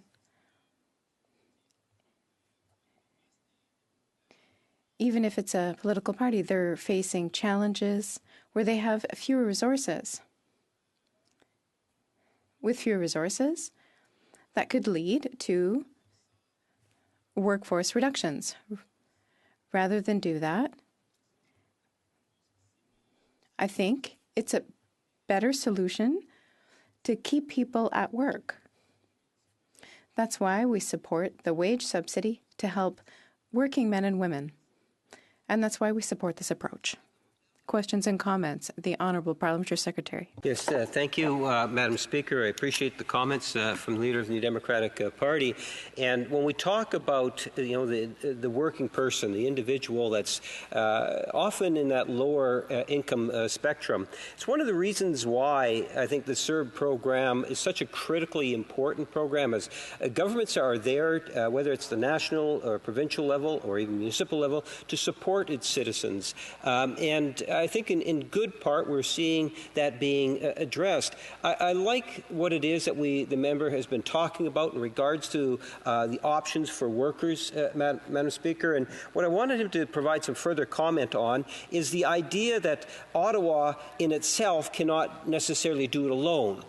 It can show strong national leadership, but it's also going to become very important that we work with the provinces. And if he can just pick up, I know he made reference to the province of British Columbia, but how important it is that Ottawa work with the provinces and territories when it comes to defending workers' rights. The Honourable Member for Burnaby South. Thank you to the member for the question. We absolutely believe that we need to work with provinces to have a long-term paid sick leave. If I can just clarify, right now, immediately, what I'm suggesting to the federal government is use the existing tools like the CERB and employment insurance to immediately deliver paid sick leave to all Canadians. But the long-term goal is, as I stated before, I want to see today as a starting point for paid sick leave as a right in Canada for now and forever. In order to do that, let's work with provinces to develop a long-term program. And that's something that we've already seen some interest. We've seen Premier Horgan from BC indicate interest. We've seen other premiers and territories exhibit interest in the idea of paid sick leave. Let's build on that, start with an immediate paid sick leave commitment, which the Prime Minister has already made, and we're going to ensure that that's followed up on. And then let's work with all provinces to develop a program that is permanent, that will always be there, so that never again will we face a situation where a worker has to make the impossible choice of going to work sick or staying home and not knowing if they can pay the bills. Those are commentaires, questions and comments. The Honourable Member for Hamilton Centre. Thank you very much, Madam Speaker. And the Honourable Member rises to provide a most compelling and comprehensive list of all the inefficiencies and inequalities that have been not discovered during COVID, but of course revealed. We have heard recently that CEOs have been named to lead Canada back into the economic recovery, and it appears, Madam Speaker, that there is always a deal on the table for big corporations and Bay Street bankers. The question I have for the honourable member, Madam Speaker, is what, in his view, is the New Deal for the people that would represent the compelling and more compassionate alternative for the future of Canada? Member for Burnaby South. Thank you very much to the member from Hamilton Centre for the question. Really a focus on people. And in everything we do and everything New Democrats have done so far has been to focus on what do people need. And right now, we have to counter some of the fear-mongering that's coming out from the right and from conservatives around debt and deficit and make real investments in a brighter future in people. And that means investing in healthcare that is head to toe. That is making sure people have access to medication. In a pandemic, we saw people lose their jobs and their benefits, which means even more Canadians are going without the medication they need. We need to make sure that we're investing in the future, so we make investments in infrastructure that builds more livable cities, that reduce our emissions and create jobs here in Canada. We need to make sure that the wealthiest pay their fair share. We need to build a brighter future. And while this is a difficult and terrible time in a lot of ways for many families and for many businesses and for many people, it is an opportunity for us to chart a course forward for a brighter future. And that's what we're talking about when we talk about the healthcare investments, the social safety net investments, and the different way of approaching an economy which is long-lasting and sustainable. That's what we hope to do together. That's what we hope to build on. And I'm confident that we can come together and do what's right for Canada and our future. Questions and commentaires. L'honorable député. Questions and comments. The honourable member for Repentigny.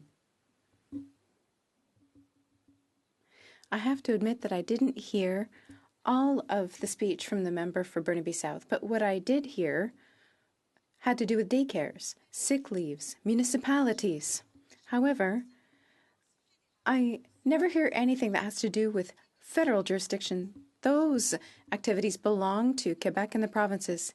He never talks about being able to withdraw with full compensation from those programs. He keeps adding that Quebec should participate. Can the member for Burnaby South be clear about what belongs to Quebec and what belongs to Ottawa? The honourable member for Burnaby South. Je peux commencer en disant oui, comme des... I could start by saying that New Democrats support the right to withdraw from a program with full compensation. During a pandemic, however, we have to highlight that the work of a parliamentarian is not simply to draw lines and say we can't touch this issue or that issue. During a pandemic, during a crisis, we have people who have died. We have elderly persons who are facing significant challenges. This is not the time to debate jurisdiction. It's the time to find ways to work together and build a better future. It's a time to find a way to work together to move social justice forward and reduce inequality. And that's exactly what I want to do. We can work together. It's not a time to be held up by discussions of jurisdiction. It's a time to move forward for people. Thank you. Questions and comments? James Bay. Madam Speaker, one of the ways that we get through crisis is remembering what happens in other crises. Remember 2008? Biggest economic crisis in memory. And Stephen Harper's big plan was to force through a massive austerity budget that would have crushed so many Canadians. And it was a minority, and they panicked. And so what did they do? They shut Parliament down. So when we hear the Conservatives whining that they're meeting 4 days a week, I remember when we weren't allowed to meet at all because Stephen Harper refused to meet. Then he came back and he blew through $50 billion. I mean, how many tourist kiosks could we set up in Tony Clement's riding? There was no accountability mechanisms. They blew through money. Gazebos, sunken boats, everything that they could put into Muskoka. And we came here and we just won the right for sick benefits for all Canadians. That's what you do in a crisis, Madam Speaker, is you find ways to put people first, not the ideologies of the Conservative Party, not Muskoka sunken boats and the ShamWow scams that they ran, that you don't prorogue Parliament and stand and whine. day after day that you're not being heard because you're not offering anything positive. We came here to fight for workers. We came here to fight for health. We came here to fight for small business, and we will continue to do that in a minority parliament. So I'd like to ask my honourable colleague about the work that he's done of actually showing some leadership in this House while having to go along with the knuckle draggers. The honourable member for Burnaby South.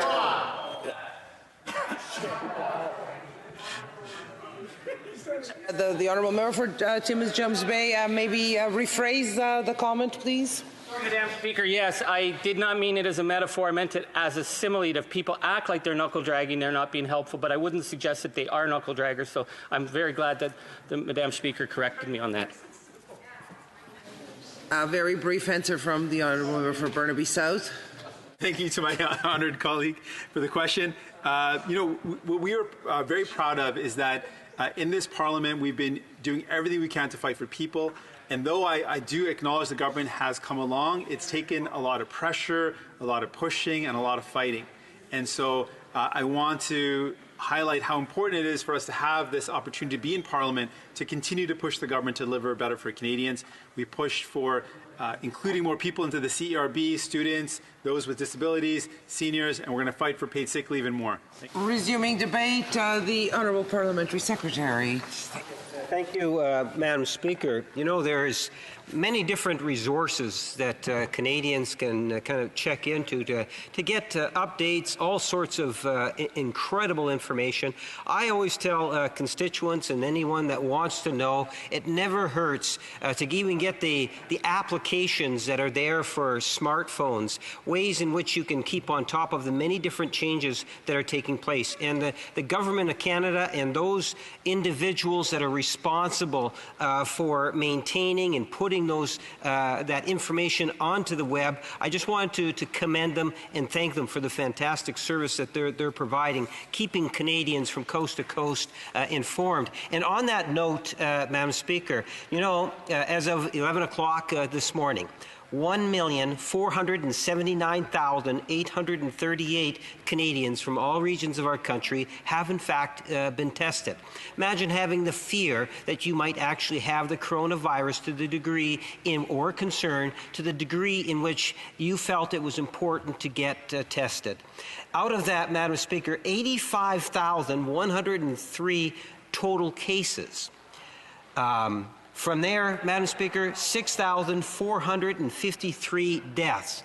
I would suggest to you that literally thousands, if not tens of thousands, of lives have been saved to date. It has been saved because of Canadians as a whole, because of the actions of the national government, the provincial government, our municipal government, in fact, the many different stakeholders, the non-profit organizations and so forth, recognizing exactly what COVID-19 is and the dangers that it was posing to our society.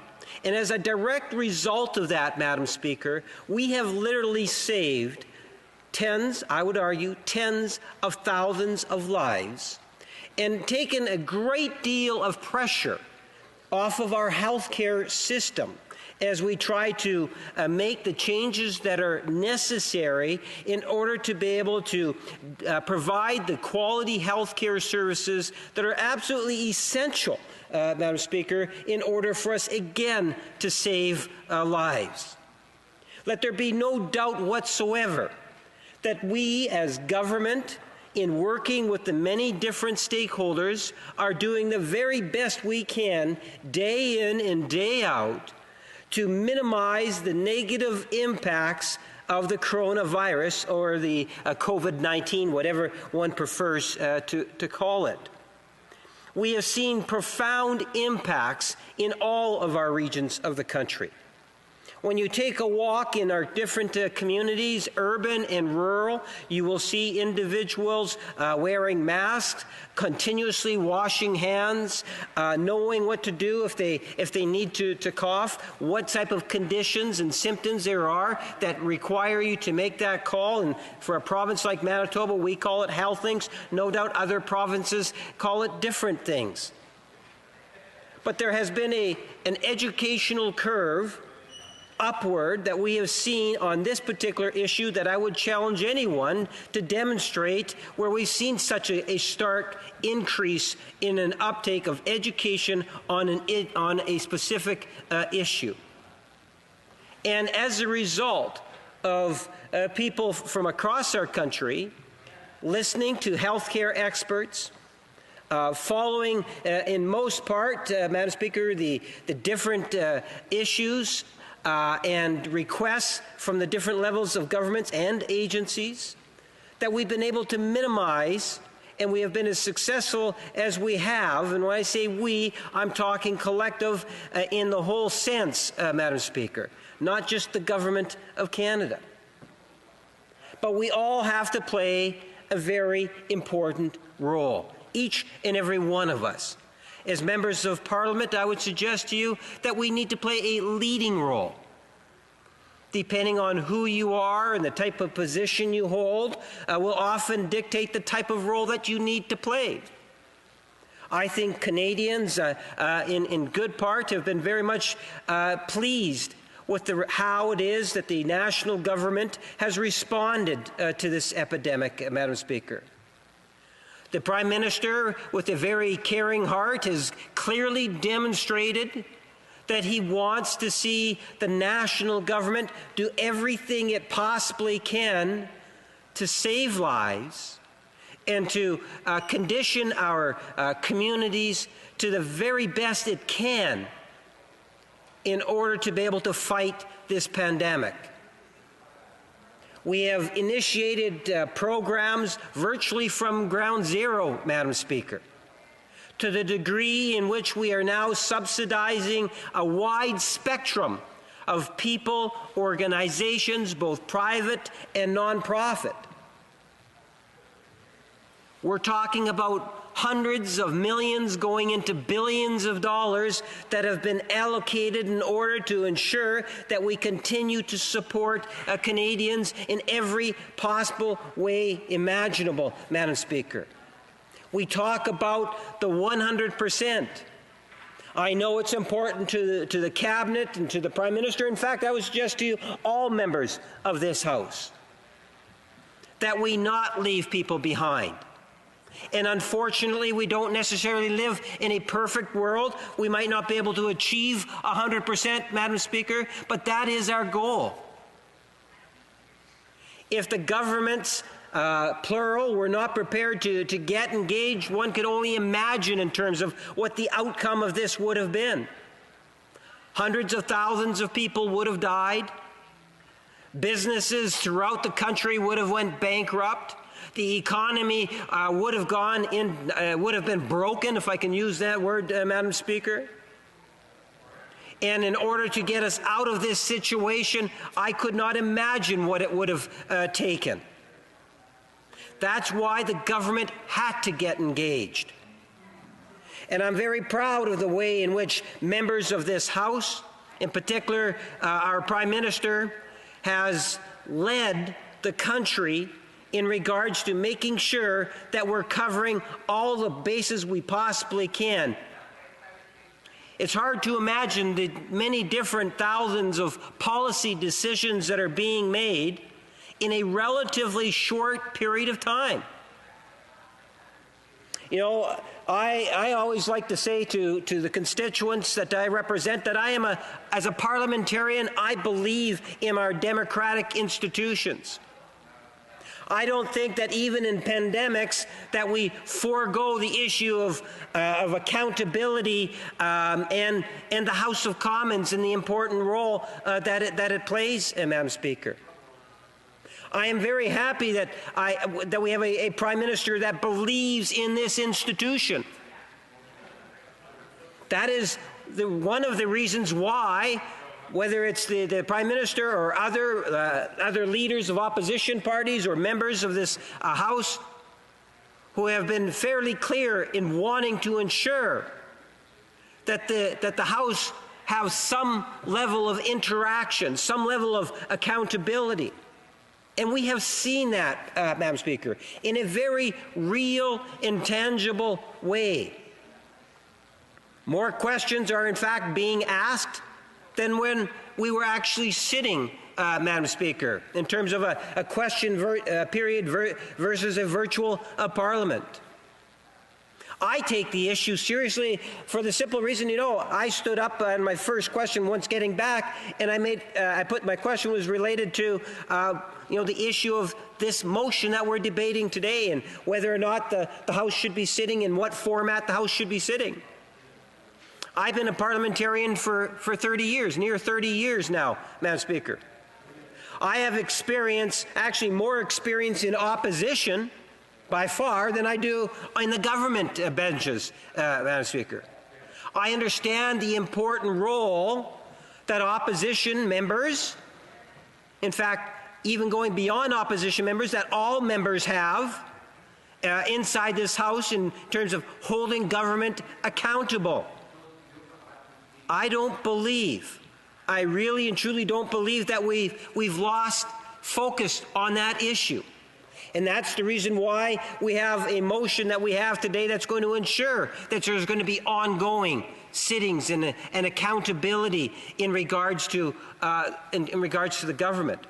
But as a parliamentarian, we have also the responsibility, and I would argue our first responsibility, of servicing and being there for the constituents in which we represent. And I know the types of questions, whether it's by email or phone calls, and more often than not, it seems, for myself, learning more about things like Zoom and Skype and using my telephone more than I would usually use it, Madam Speaker, communicating with constituents, trying to answer questions, and in many ways trying to help them in the best we can in this very trying situation.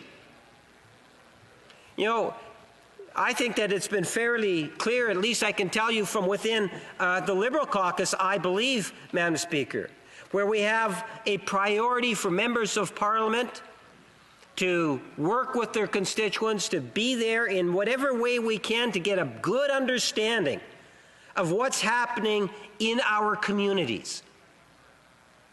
And we have been afforded the opportunity to be able to communicate those messages, as I know opposition members have, where there are issues that are related to the COVID-19, ideas that we might have that would assist Canadians overall. I am very happy with individuals like our Deputy Whip, who on several days every week we're fielding and answering questions that members from our caucus, Madam Speaker, have in regards to the COVID-19. Constantly asking us in terms of what is happening at the ground level. We have members of Parliament that are in tune with their constituents so that we know what it is that we should be feeding back to the government to try to change policies where we can. Because as I said, Madam Speaker, the amount of change that we've seen in a relatively short time span and the numbers of billions of dollars that are being spent, we all have an important role. I believe that not only have government members been able to influence and make changes, successful changes to policies, but we've also seen members of the opposition do likewise, Madam Speaker. The issue of trust and confidence is something in which the leader of the Bloc Party brought up. And how important it is that our people have trust and confidence in their leaders, whether they're members of Parliament, members of provincial legislative assemblies, city councillors, community leaders, our premiers, Prime Minister. And that's where I want to focus a little bit of attention on in regards to the Prime Minister, because I've heard a little bit of negative feedback coming from the opposition bench, in particular from the Conservative Party, in regards to the Prime Minister. And I believe that the Prime Minister is working every day of the week. His mind is on the issue, I believe, in every waking hour. I have seen that through presentations, through media, through telephone discussions, through the many different organizations that have been reaching out, wanting to ensure that the government is responding to the needs of our society, whether it's our economy or our social needs. I know many people look forward every day to hearing what it is that the Prime Minister does have to say. And as the leader of the Bloc Party has correctly pointed out, it is about confidence and trust.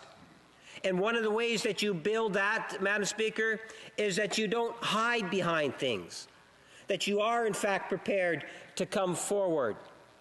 And we have seen our Prime Minister doing just that. We have seen great participation in the virtual Parliament. When I participate on the Tuesdays and Thursdays back in my home in Winnipeg, or in my sectioned off corner in my office, there's over 250, every time I look, well over 250 MPs that are actually participating in it, Madam Speaker. MPs are afforded the opportunity to ask a number of questions of the government related to COVID-19, and I would suggest to you, Madam Speaker, that all in all, I don't necessarily agree with all the questions, even the manner in which they're always posed, but I respect it. I respect it because it's a part of the process. The idea of opportunities to come back into this House in a limited way, I believe is a positive thing. There are checks that are being put into place in order to ensure that our institution, our parliamentary institution, is in fact not being neglected. That individuals that are parliamentarians, such as myself, are comfortable with the way in which the House of Commons is actually proceeding during this pandemic. We need to demonstrate leadership. If you were to put 338 members of Parliament in the seats today, Madam Speaker, I would suggest to you that that would be sending the wrong message. Not to mention by pulling MPs from all regions of the country, putting them to airports and planes and trains and so forth, isn't what health experts would be recommending. I think that we need to be respectful in terms of what our health experts, who have done a phenomenal job in providing us the information and science so that we could actually make good, solid decisions, Madam Speaker. The same principle applies here for the House of Commons.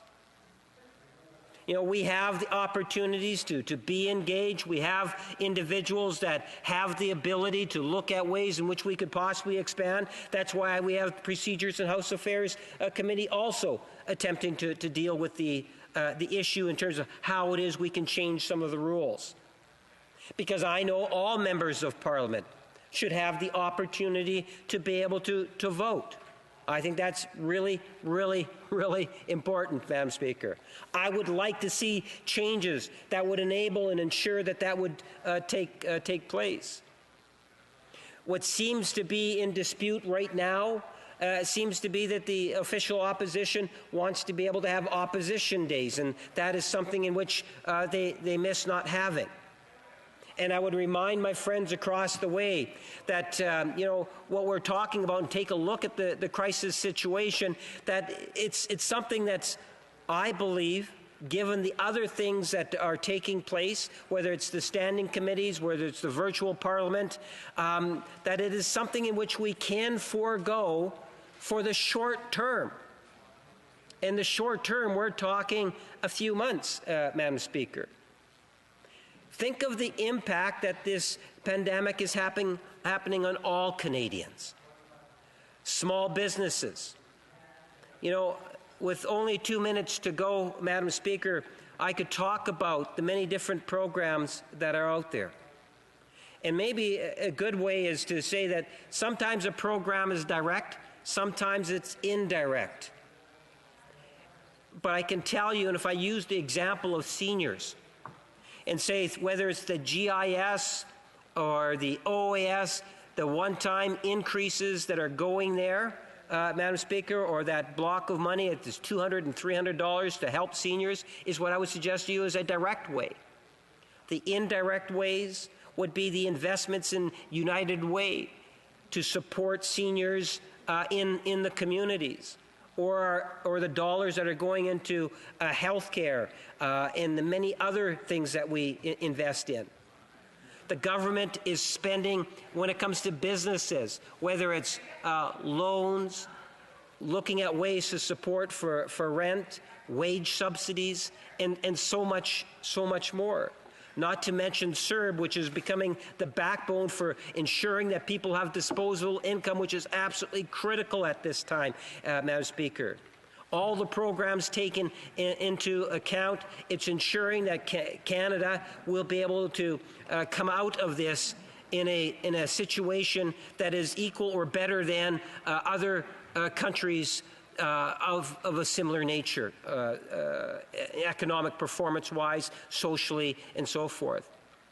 Madam Speaker, I did want to conclude my comments by just recognizing the incredible work of those individuals that have really contributed to allowing us to be able to get where we are today, and I'll expand upon that possibly during my first question and answer. Thank you. Questions and comments? The Honourable Member for Selkirk Interlake Isthmus. Thank you, Madam Chair, and I want to thank my friend from Winnipeg North and my neighbour for his intervention. And I think that although we have an opportunity here to have a debate and hold the government to account in extended committees of the whole, it's still not a true functioning parliament.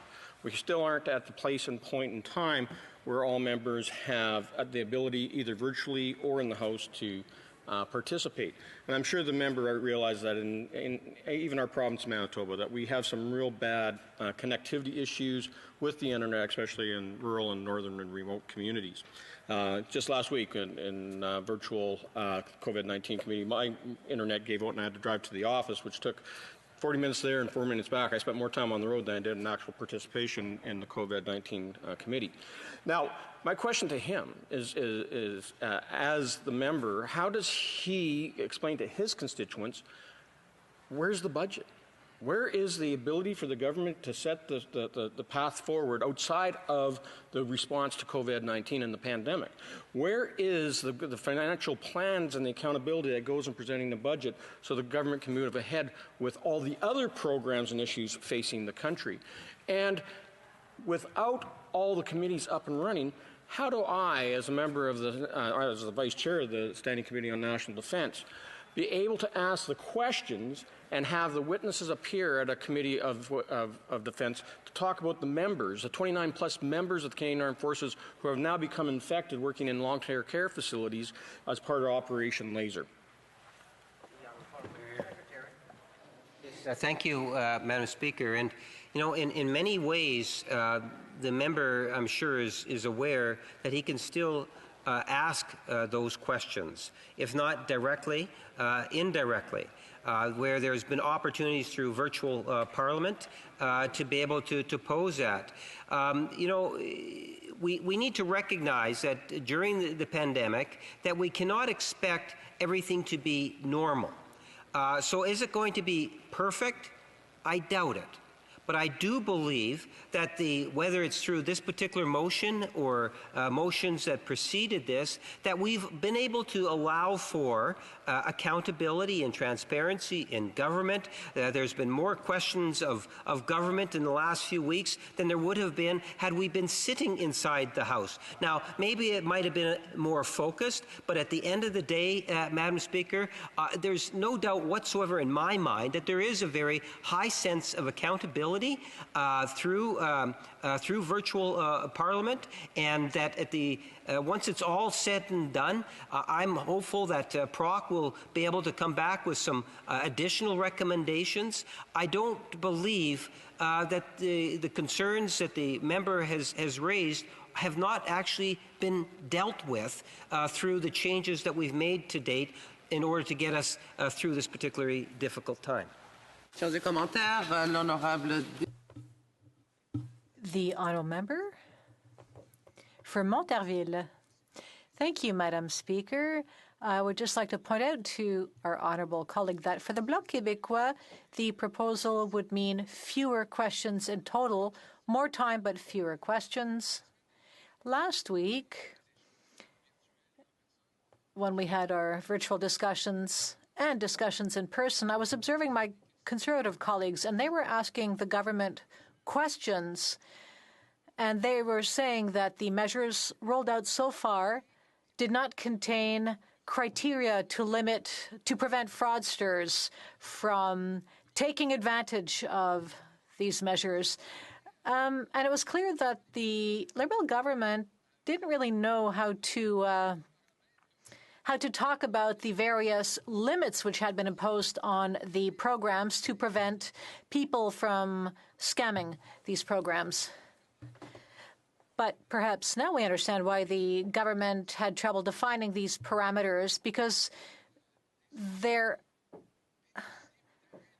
have been scammers who have taken advantage of these programs, including the wage subsidy, including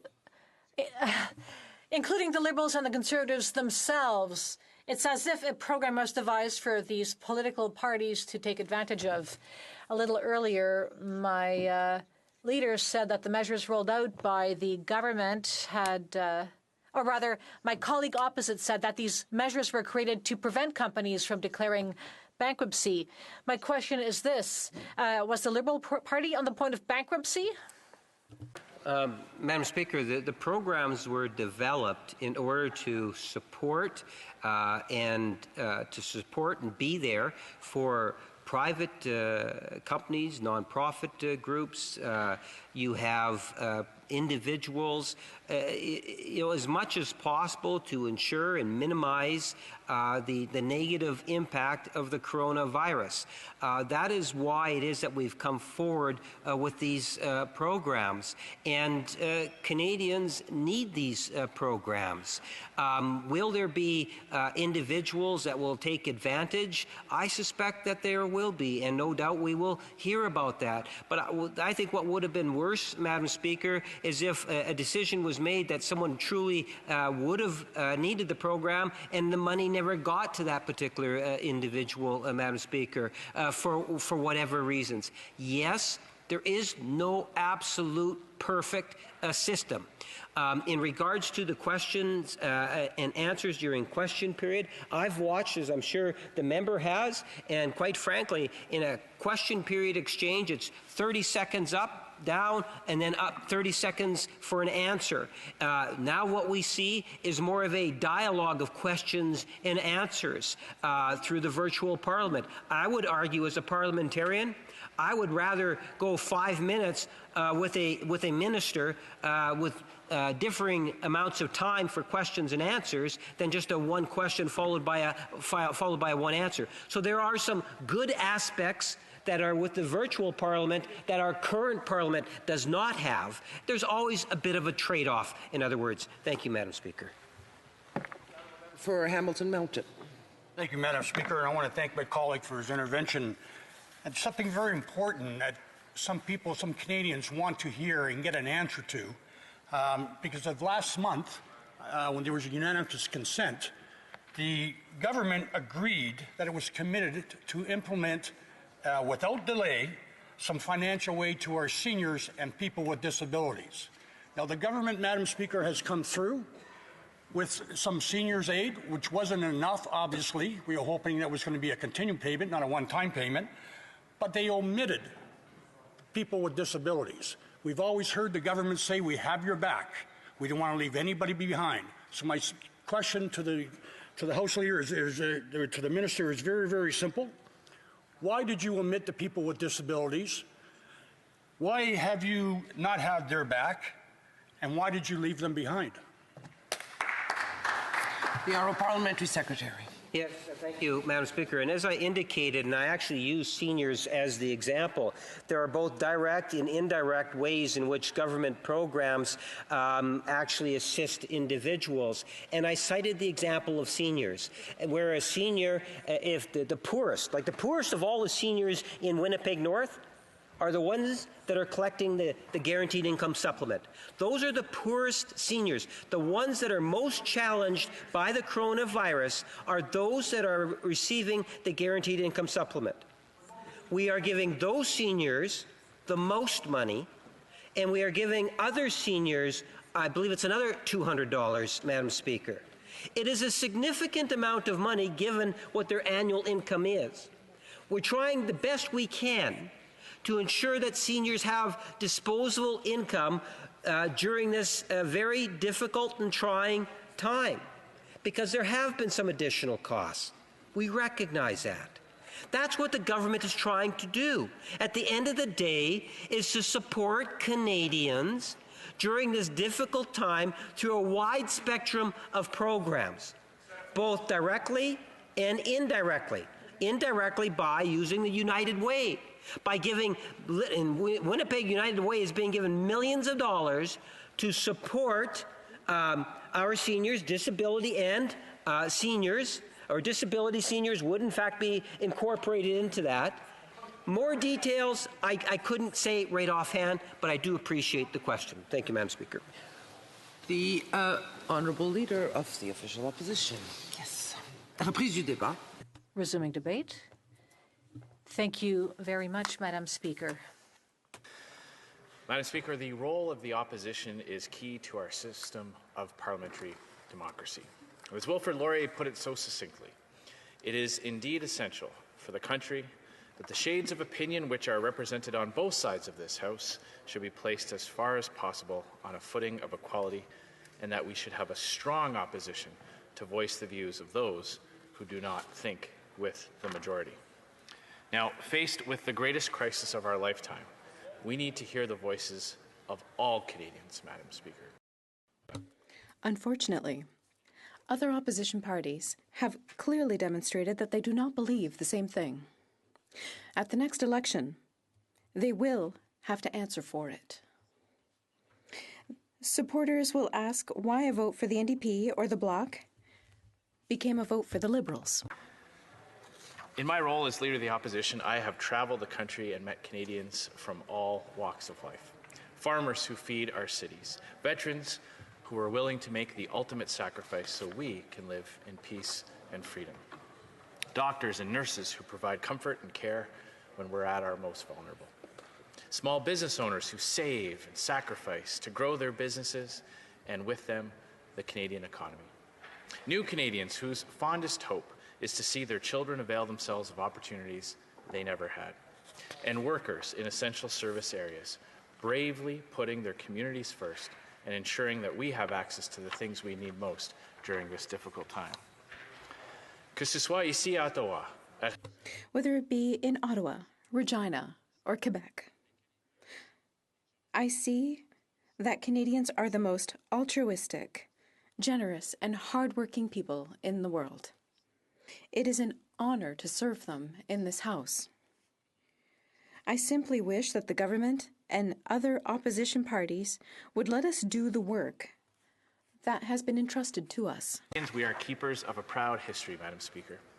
We have fought and defeated forces of tyranny and helped to bring peace and freedom around the world. We are the stewards of breathtaking natural beauty, from the Atlantic to the Pacific and to the Arctic. We are the protectors of a rich democracy, one rooted in a commitment to pluralism, personal freedom, and individual responsibility. But those ideals don't just happen, Madam Speaker, and we certainly can't take them for granted. C'est ici, au Parlement, que c'est important. It is here, in Parliament, that this important work is done. It is here that we ask the difficult but necessary questions. It is here that we improve public policy with robust debate. It is here that we ensure that the government remains focused on the needs and priorities of Canadians. Now, this House traces its lineage back some 100 years to a water meadow along the River Thames in Surrey, where King John, faced with a rebellion of disenchanted barons, signed the Magna Carta in 1215. And almost 50 years later, in January 1265, the first example of something akin to the modern House of Commons sat in London. While democracy has unquestionably evolved in the intervening centuries, one of the few constants amidst this change is that the House of Commons always meets in person. It met during the cataclysm of the First World War that violently ended a century of relative peace and prosperity. It met when the threat of Nazi Germany set fire to the world with their blood-soaked march through Europe, Russia, and North Africa. It met when tensions between the two superpowers of the day threatened the world with nuclear annihilation. It met through other health pandemics as well, Madam Speaker. Abandoning meetings in person is no simple matter. The recent calls for the House to, quote, just get on Zoom already, brings to mind the words of Winston Churchill. Quote, it is difficult to explain this to those who do not know our ways. They cannot easily be made to understand why we consider that the intensity, the passion, the intimacy, informality, and spontaneity of our debates constitute the personality of the House of Commons and endow it at once with its focus and its strength. Madam Speaker, Parliament must meet. Its role and its place are fundamental. This House, our elected legislature, is the beating heart of our system of government. It's where the viewpoints from all corners of the country have their voice, and where the executive government accounts for its choices, priorities, and its actions. As political scientist Christian Leuprecht said in his testimony last month to the Standing Committee on Procedure and House Affairs, this role is even more critical during times of crises. Quote, the underlying primary constitutional principle here is the principle of responsible government. It is about ministerial responsibility, first and foremost. During a crisis and an emergency, especially during a time of crisis, Parliament has a supreme duty to hold the executive to account. Canadians need continuous parliamentary audit of the executive and the bureaucracy's judgment. The official opposition could not agree more, Madam Speaker. Canada's democratic institutions should never be treated as an inconvenience. The House of Commons needs to be functioning and needs to be seen to be functioning during this crisis. Contrary to what the Liberals, NDP, and the Bloc may think, this House is an essential service to the country, and we, its members, are essential workers. And Madam Speaker, I just have to say, I have never seen so many members of Parliament work so hard during an election campaign to get elected, and then work hard to not have to work hard, Madam Speaker. They have spent the last few weeks making arguments, telling Canadians that they shouldn't be doing their job during this time of crisis. Even this week, they are arguing against the return of Parliament. Even as more and more provincial health restrictions are lifted, they are still making the case that Parliament can't do its job. I have a friend who's going back to work at Mattress Mart today, Madam Speaker. You can take your pet to a dog groomer's in Ontario, but somehow Liberals, NDP, and Bloc MPs are saying that we can't do our job here. While Conservatives disagree with that, Madam Speaker, we believe members of Parliament should be showing up to work in this House and a full return to parliamentary functions. The simple act of asking questions and of knowing that questions must be answered requires a government to up its game. Asking questions and giving voice to concerns generates constructive solutions to policy shortcomings. Avec la COVID-19. With COVID-19, opposition efforts have increased wage subsidy and support for students, reduced penalties for part-time workers, and prevented new parents from losing their benefits, authorized credit unions to offer loans, and connected employers with potential employees. These are significant improvements for Canadians, and they all come from opposition MP questions asked about government programs. In the last few weeks, government scrutiny has largely been left to press conferences that the Prime Minister controls. The Prime Minister hosts a morning show at his doorstep, followed by a late show often hosted by the Deputy Prime Minister, for ministers mere feet from this chamber. Unique circumstances may have made this a necessity in the pandemic's first few days. We are long past that. This minority government, however, seems to find it more comfortable to face the parliamentary press gallery than its parliamentary opposition. And to their shame, the NDP and Bloc have so far meekly gone along. Et je suis particulièrement déçu. And I am particularly disappointed by the leader of the Bloc Québécois. Madam Speaker, I served in this House with Gilles Duceppe for many years. We did not always agree. In fact, I think the only thing we agreed on is that Quebecers are a nation within a strong and united Canada. However, even if we had many disagreements, I respected Mr. Duceppe. He knew that his role in the House as the leader of an opposition party was to hold the government to account. Mr. Duceppe worked hard to ensure that successive governments faced a real opposition, sometimes even a brutal one. He was not afraid to ask difficult questions. He did not hesitate to expose gaps in legislative measures, and he never, ever closed his eyes on the Liberals' errors. This is a contrast with the current leader of the Bloc, who, during the first round of negotiations, went home to have dinner and gave the government carte blanche. The Conservatives stayed here all night, and they got real results for Canadians. Madam Speaker, Parliament has been getting results for Canadians thanks to the hard work of opposition parties, and it should keep it up. Press conferences aren't a substitute. Around the world, from the United Kingdom to Australia to New Zealand, other countries are resuscitating parliamentary life. Tous les jours, nous voyons le Premier ministre. Every day, we see the Prime Minister announce a new initiative that will cost millions of dollars. According to the Prime Minister, careful financial management by his government allows them to spend this money. That is a false premise based on false information. Money from a rainy day fund, Madam Speaker. And remember, when this government was first elected, it told Canadians that the measure of its fiscal responsibility would be small and temporary deficits, just $10 billion for 4 short years. Well, how'd that work out for them? Those small temporary deficits turned into massive permanent deficits. We went into this pandemic in a weakened state because of this government's wasteful spending. $12 million to Loblaws, $50 million to a credit card company, MasterCard, $50 million to a credit card company that makes its money off of hardworking Canadians who can't afford to pay their full balance. That's who this government showered with riches, Madam Speaker. That's where the money went. Wasteful spending by this Liberal government led to massive deficits, which meant we went into this pandemic in a weakened state. And after it became clear there was no way they were going to be able to hold to their solemn election promise. Remember the Prime Minister looking into the eyes of Canadians saying he was being as honest as he possibly could be. Well, we now know what that means, Madam Speaker.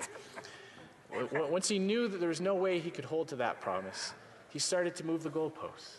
And then it was all going to be about debt to GDP ratio.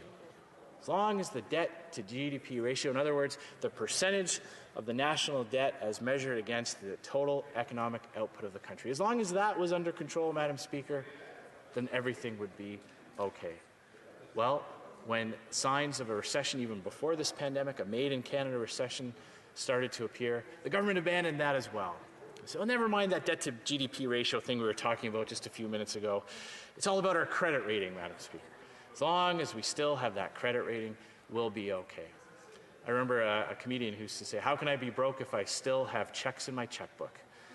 That is the example that this Prime Minister is giving to Canadians. Well, what about that credit rating, Madam Speaker? Well, we know that we are in rough shape throughout this pandemic because of the extra pressures that have been put on the fiscal system. This government was borrowing and spending with abandon well before the pandemic hit. As the parliamentary budget officer announced last week, the national debt could top $1 trillion by the time this crisis ends. $1 trillion, Madam Speaker. The Prime Minister added $87 billion of debt during his first 4 years of power, and this year he will pile on at least a staggering $252 billion. That's according to the parliamentary budget officer. So this year's deficit could reach $300 billion, $400 billion. We don't know. Government refuses to give us an update, refuses to give us even a fiscal update, never mind a full budget, Madam Speaker. The risks are enormous, and we are starting to see signs of a credit downgrade. And normally, a government running a deficit equal to 12% of GDP or more would see a massive surge in borrowing costs. A government normally would have to go out and outbid the private sector for those funds. They'd have to borrow that money and compete with other people and other institutions borrowing money. But right now, we have a scenario in which the Bank of Canada is creating digital money to buy up government debt, at least $5 billion a week. The Bank of Canada is not just buying federal debt, Madam Speaker. They're buying corporate bonds, provincial government bonds, mortgage debt, commercial paper, bankers' acceptances. The Bank of Canada has bought up so much of this that the total assets they now hold increased from $120 billion at the beginning of March to $442 billion by last week. They've almost quadrupled their balance sheet in just 2 months. This is the biggest expansion of the money supply in such a short period in Canadian financial system history. Now, this is nothing new. Governments have done this throughout history. You can look back to Roman times when emperors would add more and more lead into the currency to keep up with government spending. The actions of the Bank of Canada are going to have an impact. We'd like to know what those impacts are. We would like to know what the consequences are. We have important questions in this chamber, in this parliament, as the role of the official opposition, so that Canadians can understand the consequences of all the options that the government is pursuing. How will the bank unwind all this stimulus? Will we see inflation, currency depreciation? We are deeply worried about the impacts this will have in the long term. Are Canadians and businesses getting the help they need? Are we actually protecting jobs with these programs? Are we preparing the ground for the reopening and the revitalization of our economy? When we conservatives ask hard questions, it's because the well-being of Canadians, their health, and their jobs, our financial system, depend on it. In a crisis, more than ever, those hard questions are critical. I want to highlight several real examples. Clear-eyed foreign policy has real, tangible results. Conservatives see the world as it is, not the way we wish it were. We saw the real consequences of the Prime Minister's weakness on China. Our citizens imprisoned, our trade interests and Canadian farmers hurt by unjustified import blockades. And then the global pandemic began. In Australia and New Zealand, they did not believe the false information coming out of the PRC and repeated by the WHO that there was no human-to-human transmission of COVID-19. In early February, Australia banned visitors from mainland China. Similarly, New Zealand imposed a ban on foreign nationals entering the country from that country as well. Now, no one would characterize the Prime Minister of New Zealand as a conservative hardliner or a foreign policy hawk, but she was rightly skeptical about information coming from a communist authoritarian regime that imprisons doctors for speaking out about the true nature of this virus. Here in Canada, the Prime Minister sided with the PRC. There was to be no ban on travel from that country, no restrictions at all. And a full month later, he was still defending that decision. Despite opposition calls, the Liberals refused to impose mandatory quarantines. The Prime Minister and his ministers dodged questions and maintained that enhanced screening measures were in place. But there were endless reports on social media about Canadians returning from the most affected countries without even being asked any questions. By mid-March, Quebec, Alberta, and Nova Scotia had all sent provincial health officials to airports because the federal government was not doing its job. And by the time the federal government reversed course and finally announced a ban on international visitors, it was already too late. Just last week, the country's chief public health officer said that quicker action could have been taken in responding to the global pandemic. And that action might have saved lives. Today, New Zealand has 0 new cases. They had a total of 21 deaths. Australia still has a few new cases, and they have seen a total of 102 deaths. In Canada, more than 6,500 people have died to date. Throughout this health crisis, the federal government has either been wrong or slow to act. Wrong to dump medical supplies without replacing them. Slow to close our borders. Slow to advise Canadians that they should wear masks after being wrong about telling them not to. Slow to roll out programs to help Canadians who are struggling, and still, so far, no fixes to the gaps that people are finding themselves falling through. We have proposed concrete solutions to help those programs capture more people. So far, this government has been extremely slow to make those changes. That is why parliamentary scrutiny is so important. We can get better results for Canadians, but to do so, the House must sit. Provinces are now easing health restrictions and reopening. So where is the federal government's plan to support them and to do the same? Canadians are optimistic people, Madam Speaker, and they want to see the federal government show signs of that optimism by supporting provincial government plans. There is no plan to stimulate and attract business investment, to create jobs, to help restaurants and retailers reopen, or to give entrepreneurs hope. And clearly, Madam Speaker, we cannot just wish away the virus, but we can restart and re-energize our economy through adaptation. Through increased testing and contact tracing, through masking, and through other adaptations, people can get back to work while staying safe. Now, when we emerge from this crisis, Madam Speaker, Canada will find itself at a crossroads.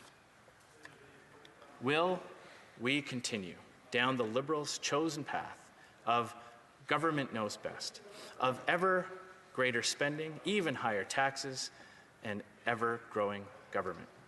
Or will we rebuild civil society, revitalize our communities, and recharge the economy by embracing the proven formula of liberty, personal responsibility, and limited government, Madam Speaker? As former British Prime Minister David Cameron said, a bigger society, not a bigger government. Les autres partis peuvent dire combien The other parties can say how much they love people, but it's clear that they don't really believe in them. The Conservatives, on the other hand, have great trust in the capacity of people to make responsible decisions and manage their own lives. We believe in their future, and we trust the talents and ingenuity of Canadian men and women to go forward. Are an endlessly enterprising people, Madam Speaker. Perhaps it's a product of our immigrant society, where people leave the familiarity of a home for a shot at a better life on the other side of the world, and then work hard to achieve it. Perhaps it's the inspiration we take from Indigenous peoples, resilient men and women who built Canada's first communities in some of the harshest conditions imaginable. Perhaps it's our spiritual inheritance that emphasizes individual sanctification, not the creation of a perfect system or utopia here on earth as the path to a better world. Peu importe la raison, les Canadiens... No matter the reason, Canadians never cease to demonstrate that if they are freed from state control and regulation, they will find ways to move forward and not only to meet their own essential needs, but to create prosperity and well-being, which would have been unthinkable a few generations ago. We only need to look to our history for inspiration. Freed from the top-down control and the high taxes of the national program, Canadian industry and society began to flourish, drawing immigrants and capital from around the world. In 1939 and 1940, freed from the regulation and the government burden of the Great Depression, Canadians found ways to industrialize our economy and meet the needs of not only defeating tyranny, but then liberating Europe from want. Freed from the government's all-encompassing war effort following the defeat of the Axis powers, Canadians built one of the most prosperous and peaceful societies the world has ever known.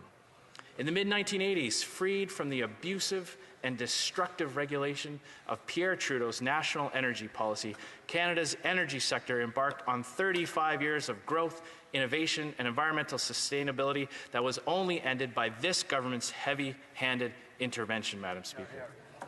The free market is the greatest wealth creation enterprise ever developed.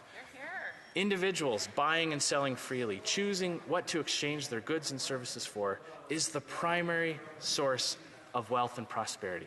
That is what lifts people out of poverty, Madam Speaker. Voluntary exchange always enriches both the seller and the buyer. Otherwise, they wouldn't do it.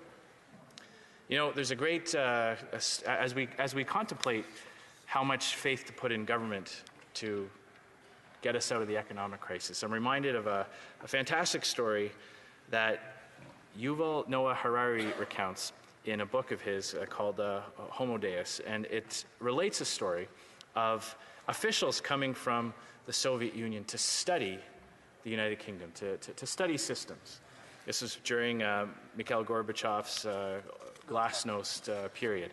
And the story goes something like this. The British hosts were taking these Soviet officials around London. They were showing them different things, London School of Economics, the stock exchange, and this one particular official was getting more and more puzzled by something as they were driving around London. So he finally stops and says, listen, I just have a very important question. We've been going back and forth across London for a whole day now, and there's one thing I can't understand. Back in Moscow, our finest minds are working on the bread supply system, and yet there are still such long queues in every bakery and grocery store. So please, take me to the person who's in charge of the bread supply in London. Take me to the person, I want to meet the person. I want to learn the secret of how a city this big, this vibrant, ensures that its people has bread every day. Of course, the British officials were puzzled. There was no such person, Madam Speaker. There was no one person in charge of something as important as the bread supply in London. The free market did that. And to someone who, especially at that period of time, Madam Speaker, especially in that system, where the state controlled everything, that was inconceivable. How could you leave to chance something so important as feeding the people of a city, Madam Speaker? That is what the free market does.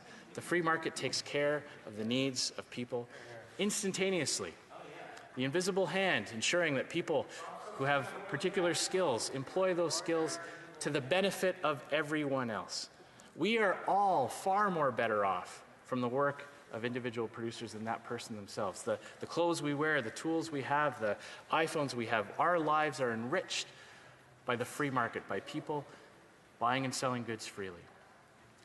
In a free market, there is no overarching central plan for the whole.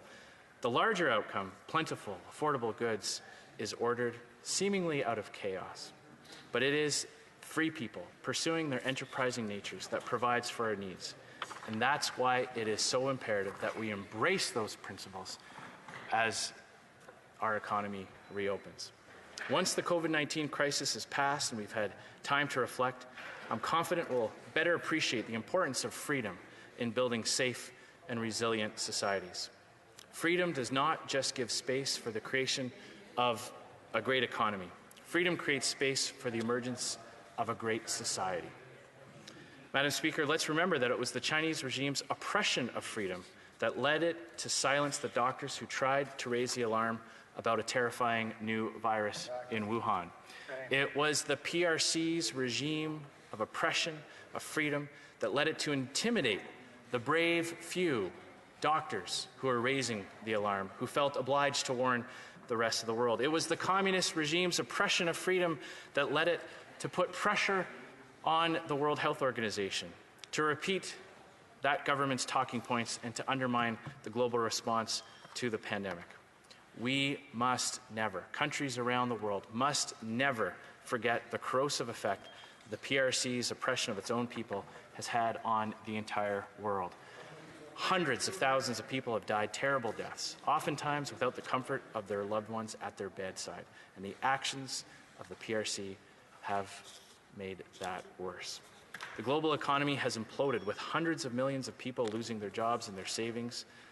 No one, I hope, Madam Speaker, I hope no one ever expresses admiration for China's basic dictatorship ever again. And I trust that those who do have learned the gravity of their mistake. Madam Speaker, there is no secret formula to human advancement. We have a choice. We have a choice right now. As history has proven time and time again, freedom, liberty, and democratic government are the surest path to human flourishing and prosperity. Let's look at the things that this government was directly responsible for. Borders, they left them open, refused to put travel restrictions on. They were so slow putting in airport screening. Dozens and dozens of plane loads of people coming in from highly affected area were met with normal operations at the border, at those airports. The pandemic stockpile, the government was in charge of that too. And what do? They dump millions of pieces in a dumpster. We only know this because in my hometown of Regina, someone who owned a dumpster company put a bid in to get the contract to dispose of millions of pieces of personal protective equipment. Programs that this government have put in with major gaps and impediments to people being able to survive this pandemic economically. People who earn $1 more than $1,000 lose their entire CERB benefit. Small businesses unable to access programs like the wage subsidy or rental relief programs. So what is that proven formula, Madam Speaker? Well, it's lowering taxes. It's leaving money in the economy where it will always do more good than in the hands of a government official. A dollar left in the hands of the hardworking taxpayer who earned it is always better spent than in the hands of a politician who taxed it. It means getting rid of duplicate regulations, Madam Speaker. The government has so many brakes on the economy that serve no public policy interest. Duplication at federal and provincial levels. We need to get government out of the way to allow for dynamic growth to return. Part of that, Madam Speaker, includes the impediments that this government has put on the energy sector.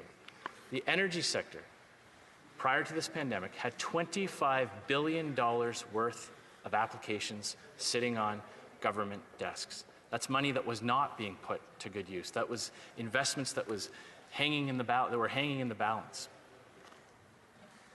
You know, this government likes to talk a lot about the overall debt to GDP burden, but remember, there is only one economy in Canada. And as our Shadow Minister for Finance had a great metaphor the other day, Madam Speaker. He's talking about, you know, the government focuses on federal debt to GDP ratio. Well, that's ballooned. Also, the economy is shrinking during this time, so that proportion is changing. But then you have to add to that all the provincial debt, all the municipal debt, all the individual debt, and the corporate debt. If you think of the economy as a horse, Madam Speaker, and everyone is saddling more and more debt on that horse, trying to pull everything up the mountain, at a certain point, it can't. Especially when you stop feeding the horse. And at least in the last downturn, Madam Speaker, at least in the Great Recession of 2008, the Great Global Recession, this government, the previous Conservative government, recognized that we need to strengthen the economy pulling the cart up the hill. And we recognized that you could do that by ensuring that the energy sector was vibrant. In fact, Madam Speaker, if you look at the stats, it's astounding. Since 2000 to 2018, Canada's oil and gas production industry directly paid almost $240 billion to provincial governments and $66 billion to Ottawa. And in addition, its employees paid nearly $54 billion in federal and provincial taxes. So according to Statistics Canada, the energy industries provided $65.9 billion in federal corporate taxes alone, more than banking, more than construction, and more than real estate, Madam Speaker. That was our low tax plan. We kept taxes low, we eliminated wasteful and duplicate regulations, and I see, Madam Speaker, that it's almost 2 o'clock, and we're going to start statements by members in a few moments. So why don't I stop here, Madam Speaker, and I'll resume after question period, because I still have some more great points about the benefits of freedom and the free market, bringing Canada out of this economic difficulty. Déclaration des députés, statement by members. The honourable member for Fredericton. Thank you, Madam Speaker. I rise today to pay tribute to the essential workers who kept us safe and who are continuing to do so. The nurses, the long-term care home workers, the paramedics, doctors, social workers, people who work in grocery stores, people who clean, waste collectors, and so many others. Too often their work is in the shadows, and some of them are not receiving the financial compensation that they deserve. By working to keep us safe, they are making tremendous sacrifices, and for that we are grateful. If this pandemic is teaching us one thing, it is the true meaning of what is essential: our family, our health, our friends, the well-being of our planet. We are getting through this by taking care of each other, and you, the essential workers, embody the hope and confidence we need to build a better tomorrow for all. Thank you for your courage, your tenacity, and your persistence. I invite all members of this House to join me to express our sincere gratitude. Thank you. The honourable member for Fleetwood, Port Kells. Madam Speaker, there are many stories about folks at home in Fleetwood, Port Kells who are stepping up to help in these challenging times. And one is Mr. Baldev Bath, the owner of Basant Motors in our Fleetwood neighbourhood. Now, car sales have hit the skids, but Baldev has kept all the staff on the payroll.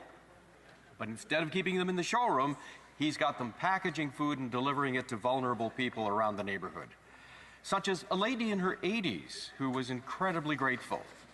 So one day not long ago, she mentioned that she had no family close by and all her friends were shut-ins like her. It had been a long time since she had been able to celebrate her birthday, which was coming up. So instead of a hamper, she asked for a birthday cake. Well, her wish was Baldev's command. He picked up a nice birthday cake, took it over, and celebrated it with her, of course, at a distance. Mr. Speaker, since the moment he arrived in Canada, Baldev has been so grateful for what our country stands for. In these times, he and so many others have become what Canada stands for. Member for Edmonton Centre. Mr. Speaker, today the Liberals' rent relief program is open for applications, but thousands of commercial landlords across the country still refuse to consider applying for it. There's Tammy's landlord, a foreign property owner who doesn't care about the wellness clinic in my riding and other neighboring businesses around it.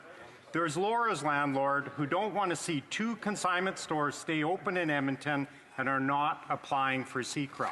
And there's Andrea, running the We Help in my riding, who personally invested her own money to keep the non-for-profit afloat and has been having trouble getting her landlord to apply for CECRA.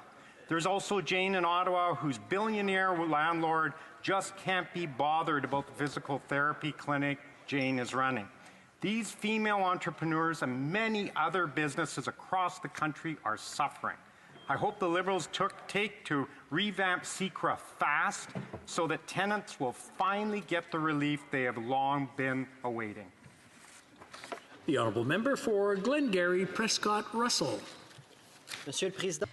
Mr. Speaker, I rise today to recognize the excellent work and the generosity of the people from Glengarry Prescott Russell during the pandemic. Several companies retooled to produce PPE, and I would like to thank the companies and their employees and those of Tullamore Safety and Innovation Tools, which produced thousands of face shields. Many people also started making non-medical masks for their neighbours and hospital staff. Canada Sews and its volunteers have delivered over 100,000 face coverings. A special shout out to Canada Sews Ontario East, who many of their volunteer sewers reside in Glengarry Prescott Russell. Together, they have sewed thousands of face covering. They have all been a helping hand for our community through this pandemic. On behalf of residents of Glengarry Prescott Russell, thank you to everyone who is making a difference in these challenging times. L'honorable député de Belleuil. The honourable member for Belleuil-Chambly. Thank you, Mr. Speaker. I am taking this opportunity to recognize Nicola Johnson, the first Black valedictorian of the 274 years of Princeton, a prestigious university. This Montrealer, age 22, born in Gaspé, was outstanding in his studies of math and the healthcare sector. Mr. Johnson stood out in an institution which yielded 3 U.S. presidents, where Michelle Obama studied, and where Nobel Prize winners taught, including Toni Morrison. He stood out in an institution whose past was sometimes dark, and its first 9 presidents were slave owners. So this Sunday, he will be delivering his farewell speech to his classmates. Congratulations to Nicolas. On behalf of the Bloc, Mr. Johnson, you're a model for Québécois youth, for Black youth, and we wish you the best of chances in your studies and in your exceptional path forward. The honourable member for Dorval-Lachine-LaSalle. Mr. Speaker, humanity is facing huge challenges today. One way or another, the COVID-19 pandemic has affected each and every one of us. Throughout the world and across the country, seniors have been the most affected by the pandemic. I cannot not mention this tragedy and their suffering. A rise in anti-Asian racism. It is shameful when someone shoves a 92-year-old man with dementia to the ground. When I saw this image captured on CCTV presented on the news, it brought tears to my eyes. It is up to each of us to denounce racism and racist attacks. We cannot for one moment forget also the sacrifices our healthcare and frontline workers are making, putting themselves in danger every single day. The least we can do to honor them is behave responsibly, continue social distancing, and not gather in crowds. We will overcome this pandemic if we all work together in reducing the spread. Thank you, Mr. Speaker. The honourable member for Kelowna Lake Country. Mr. Speaker, it is almost 2.5 months since the pandemic was declared that changed all of our lives. It became an immediate crisis. On Friday, the 13th of March, just after it was agreed for Parliament to recess, flying home through 4 airports was unnerving and people were visibly panicked. I received an unprecedented amount of correspondence from our residents. We estimate that our little office received over 6,000 emails and phone calls just in the first few weeks. Parents fearful trying to get their adult children home from other countries. Genuine health concerns. Service Canada closing their local offices. Businesses and schools closing. Many people trying to stockpile, to plan for the worst, and to look out for their families. I'm so proud of how my incredible team came together to serve our constituents at Kelowna Lake Country. People tragically lost their lives, and we learned how fragile our agriculture industry, supply chains, and care for seniors are. We are now in the recovery phase with new challenges ahead, but I know that we can tackle them together.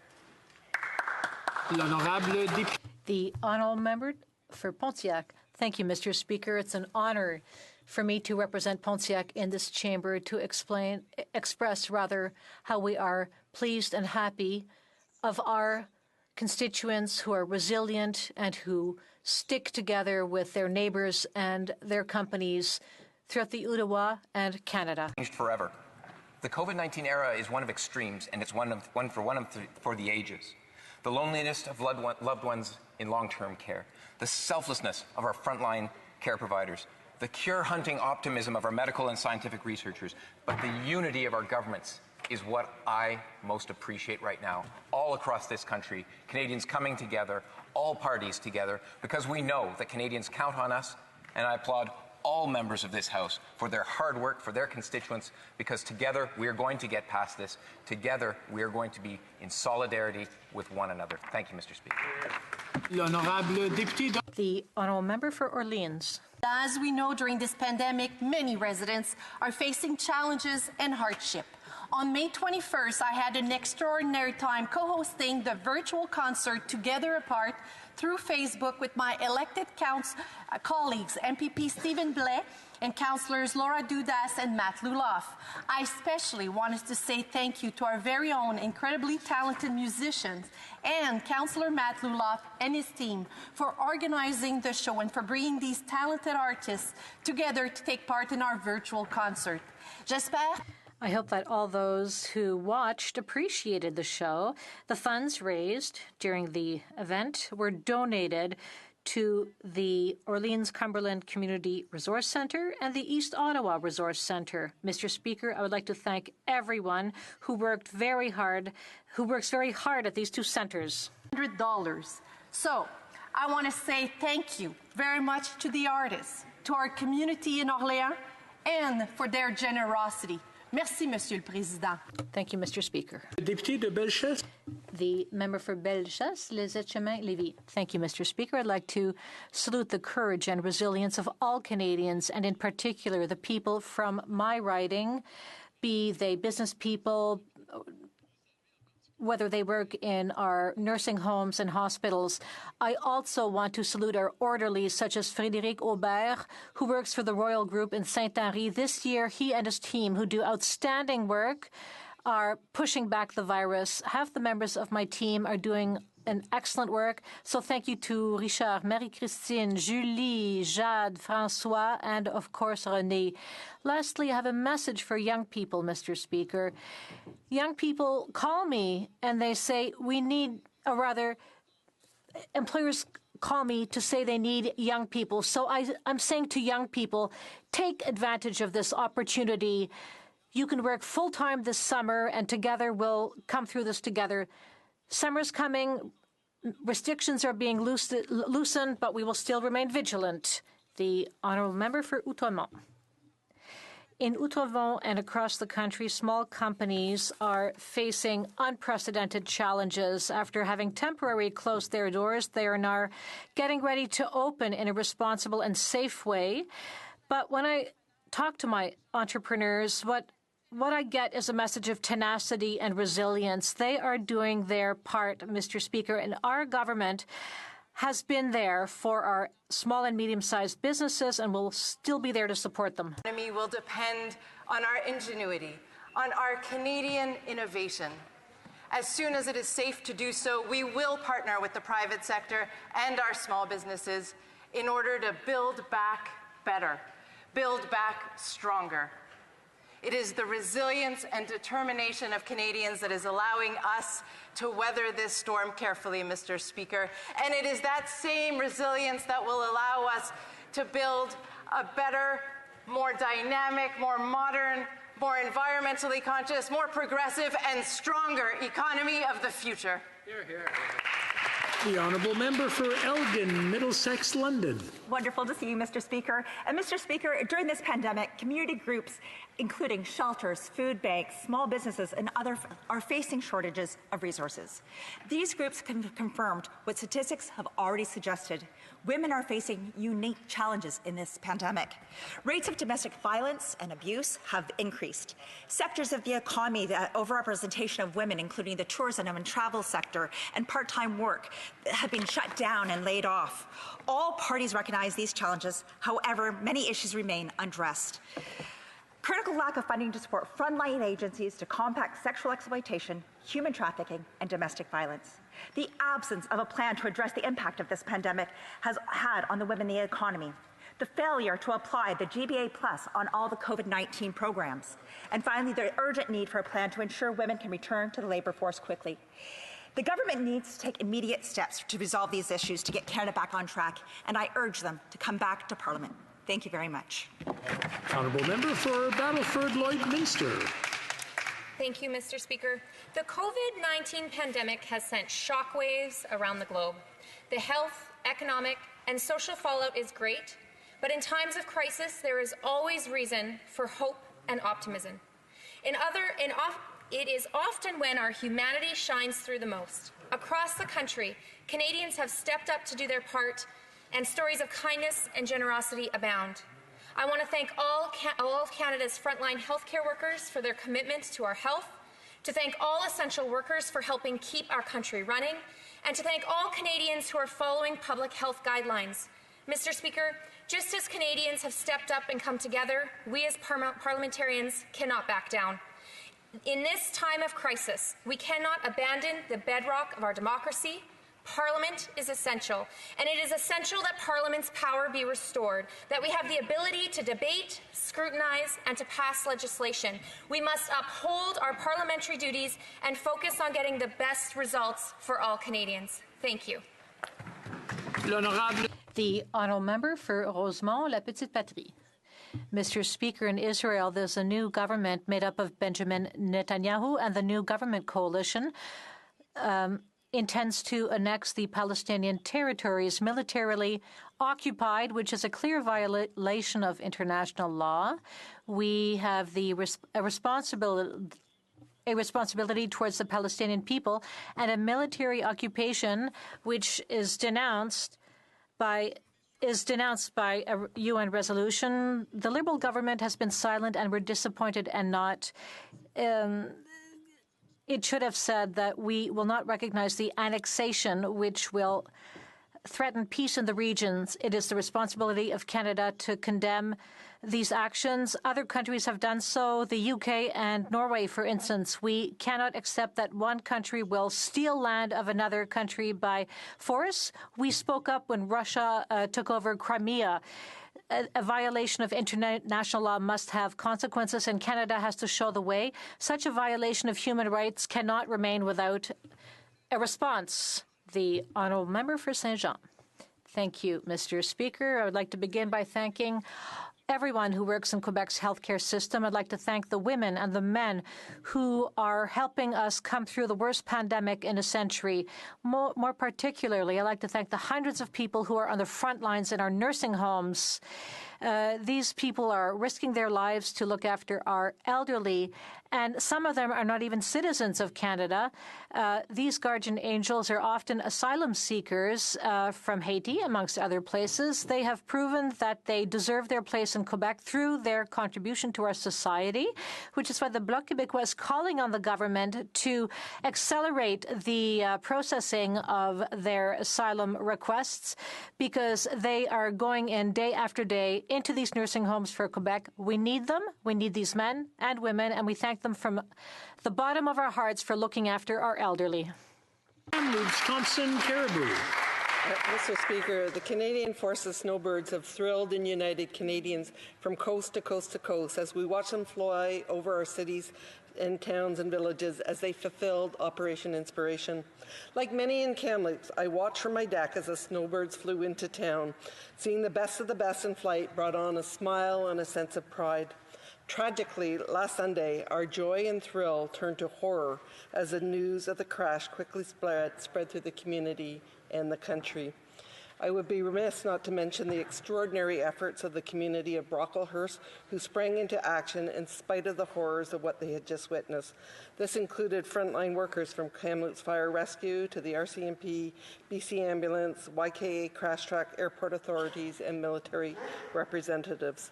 We all share our grief over the tragic death of Captain Jennifer Casey and watched with heavy hearts as she arrived home in Halifax yesterday. In reading stories and tributes to honor Captain Casey, you cannot help but be inspired by what she accomplished in such a short life. Our nation mourns her loss. When we needed it most, Operation Inspiration brought hope to a country weary of the impact of COVID-19, and for that we will remain forever grateful. The honourable member for Mississauga Centre. Mr. Speaker, I rise in these extraordinary times to share with you the experience of Muslim Canadians this Eid. Muslim Canadians just observed Ramadan, and what a Ramadan it was. At a time where usually families and friends gather for food or prayer, unprecedented adjustments had to be made. What was heartwarming, Mr. Speaker, is even when many adopted new ways to uphold their religious and social customs, people didn't forget their obligations to each other. Muslim organizations stepped up to help their fellow neighbor.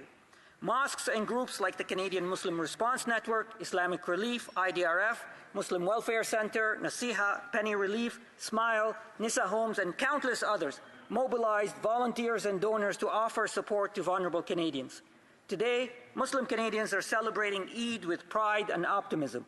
Whether we celebrated Easter, Passover, Vaisakhi, Eid, or any other special occasion, Canadians displayed a strong sense of unity. Regardless of our background, we are our brothers and sisters' keepers. We will get through this pandemic together. Oral questions. Question orale. The Honourable Leader of the Opposition.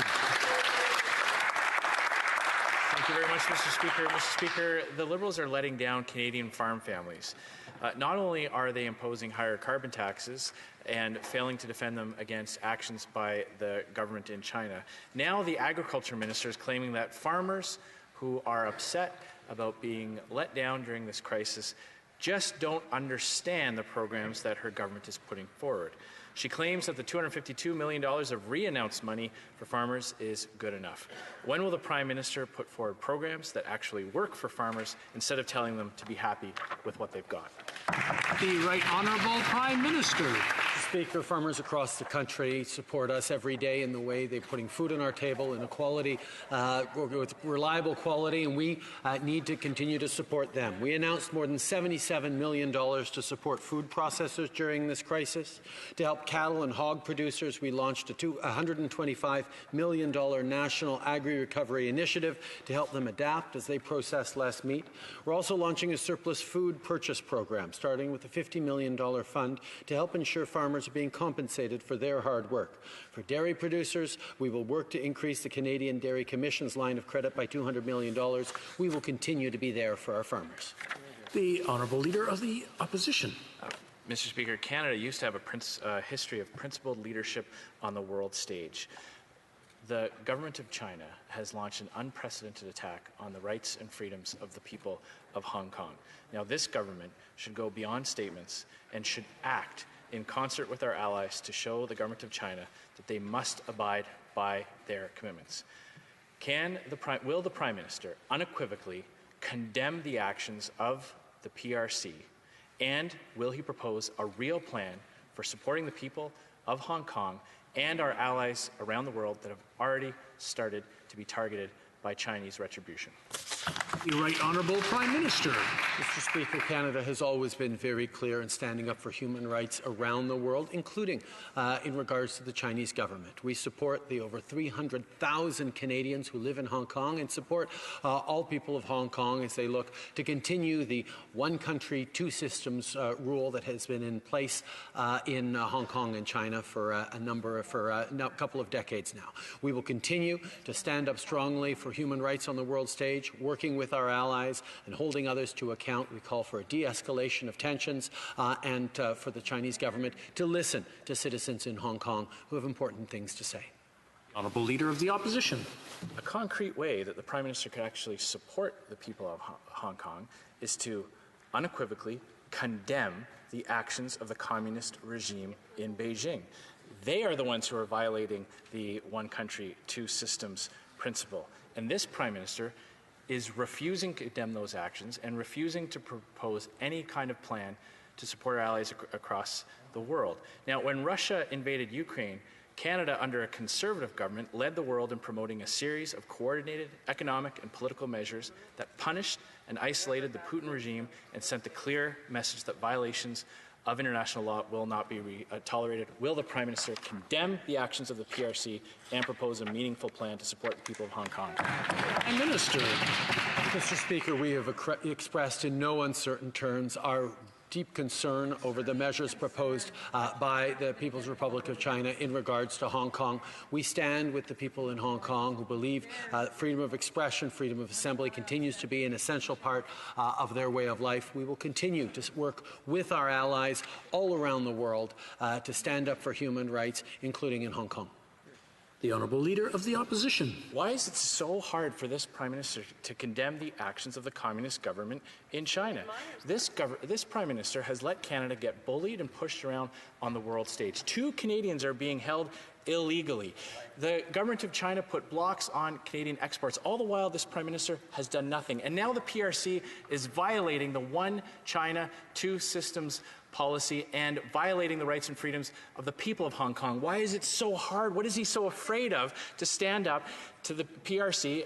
Why does he continue with a policy of appeasement?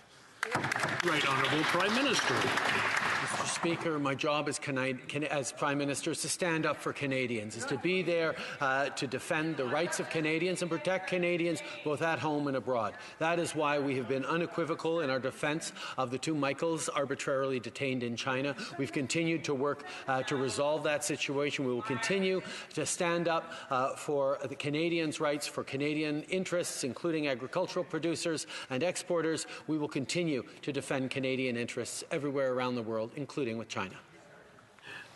The Honourable Leader of the Opposition. The problem is, Mr. Speaker, is that he has actually done nothing to stand up to Canadians. What did he do after 2 Canadians were held illegally by the PRC? He still wrote that check to the Asian Infrastructure Bank, Mr. Speaker, still gave that institution Canadian taxpayers' money to help further the advancements of the foreign policy of China. And now here we are today, and he refuses to condemn these actions. These are actions that have been condemned by governments around the world, by public policy institutions. Why is it so hard for him to just call this out for what it is?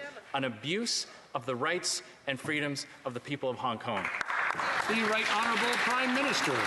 Mr. Speaker, we put out a very strong statement alongside the government of the UK and of Australia with our deep disagreement over the measures put forward, proposed by China for Hong Kong. We will continue to defend the rights of people in Hong Kong, particularly the 300,000 Canadians who live there. We continue to defend Canadian interests around the world, including in regards to China. Honorable député de Belleuil-Chambly. The Honourable Member for Belleuil-Chambly. Thank you, Mr. Speaker. Quebec has an economic fabric which is special because over the last decades, a fantastic fabric of small and medium-sized industries has been built up, which is now being threatened by the pandemic. And many of these companies might be built by larger companies and foreign companies. It's a problem. $100,000, $200,000, or $300,000 could help save some of these small companies, but that money instead is going to go into the coffers of the Liberal Party of Canada. Will the Prime Minister immediately commit to not dipping into the wage subsidy program?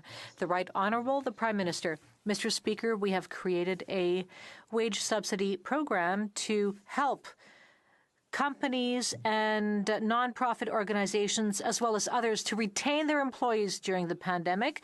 We know that workers in different kinds of organizations need to keep on paying their rent and buy groceries, and that is why we have put in place this wage subsidy for all organizations and companies which need the money. We need our economy to come back strong at the end of this pandemic. The Honourable Member for Belleuil-Chambly. Quebec as a whole is listening to the answers and the non-answers of the Prime Minister. Let's be serious. A program is for someone who needs it, but a rich political party, which raised about $3 million in the first quarter, does not need that money. So can we keep that money and send it to small businesses in Quebec? Between 30 and 50% of these companies might go bankrupt. So instead of leaving the money for the Liberal Party of Canada. The Right Honourable, the Prime Minister of Canada. Mr. Speaker, we have created programs to help workers across the country, be it the Canada Emergency Response Benefit, which is helping 8 million people across the country, be it the wage subsidy program, which is helping workers as well. We have made investments to provide credit to small businesses, and we will continue to make sure that companies and workers who need it receive the support they need during the crisis. Burnaby South. Thank you, Mr. Speaker.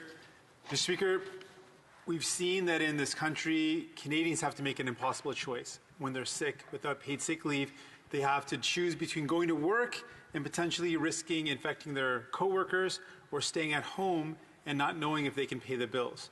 Will the Prime Minister commit to immediately putting in place a guarantee that all Canadians can receive paid sick leave? Right Honourable Prime Minister. Mr. Speaker, we agree that nobody should have to choose between staying home with COVID-19 symptoms or being able to afford rent or groceries. That's why the government will continue discussions with the provinces without delay on ensuring that as we enter the recovery phase of the pandemic, every worker in Canada who needs it has access to 10 days of paid sick leave a year. We will also consider other mechanisms for longer term to support workers with sick leave. We thank the Leader of the NDP and the entire NDP caucus for working with us on this issue. The Honourable Member for Burnaby South. Thank you very much for that response. On a obtenu un engagement. We got a commitment from the Prime Minister to help Canadian men and women living with disabilities. It's been weeks and no action has been taken. When will the Prime Minister provide assistance for people living with a disability? The Right Honourable Prime Minister. Mr. Speaker, we recognize that people who are living with a disability are more vulnerable to the current economic circumstances due to COVID-19 and face additional costs. We have to help them. We have implemented certain measures.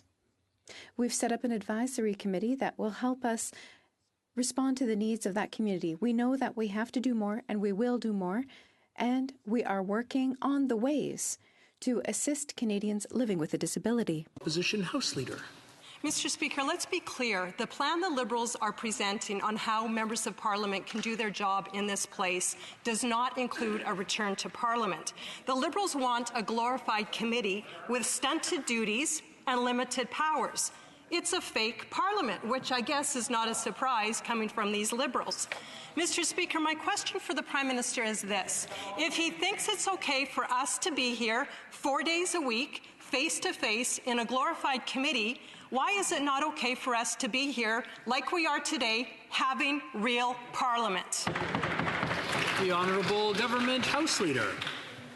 Mr. Speaker, we are here today, and we'll be here 4 days a week, Mr. Speaker, taking questions from the opposition, as we did the week before and the week before. And instead of having normal sitting with an average of 190 questions, last week and the week before, we had over 300 questions, Mr. Speaker. Why? Because we consider that the role of parliamentarians is fundamental. The opposition needs to play a role, the government plays its role. That's how democracy works. Here, here. Well, Opposition House Leader.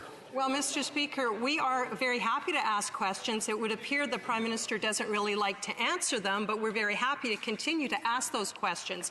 But, Mr. Speaker, as we are preparing to come out of this pandemic, we have an economic recovery that we need to see. We could see a possible second wave of the pandemic.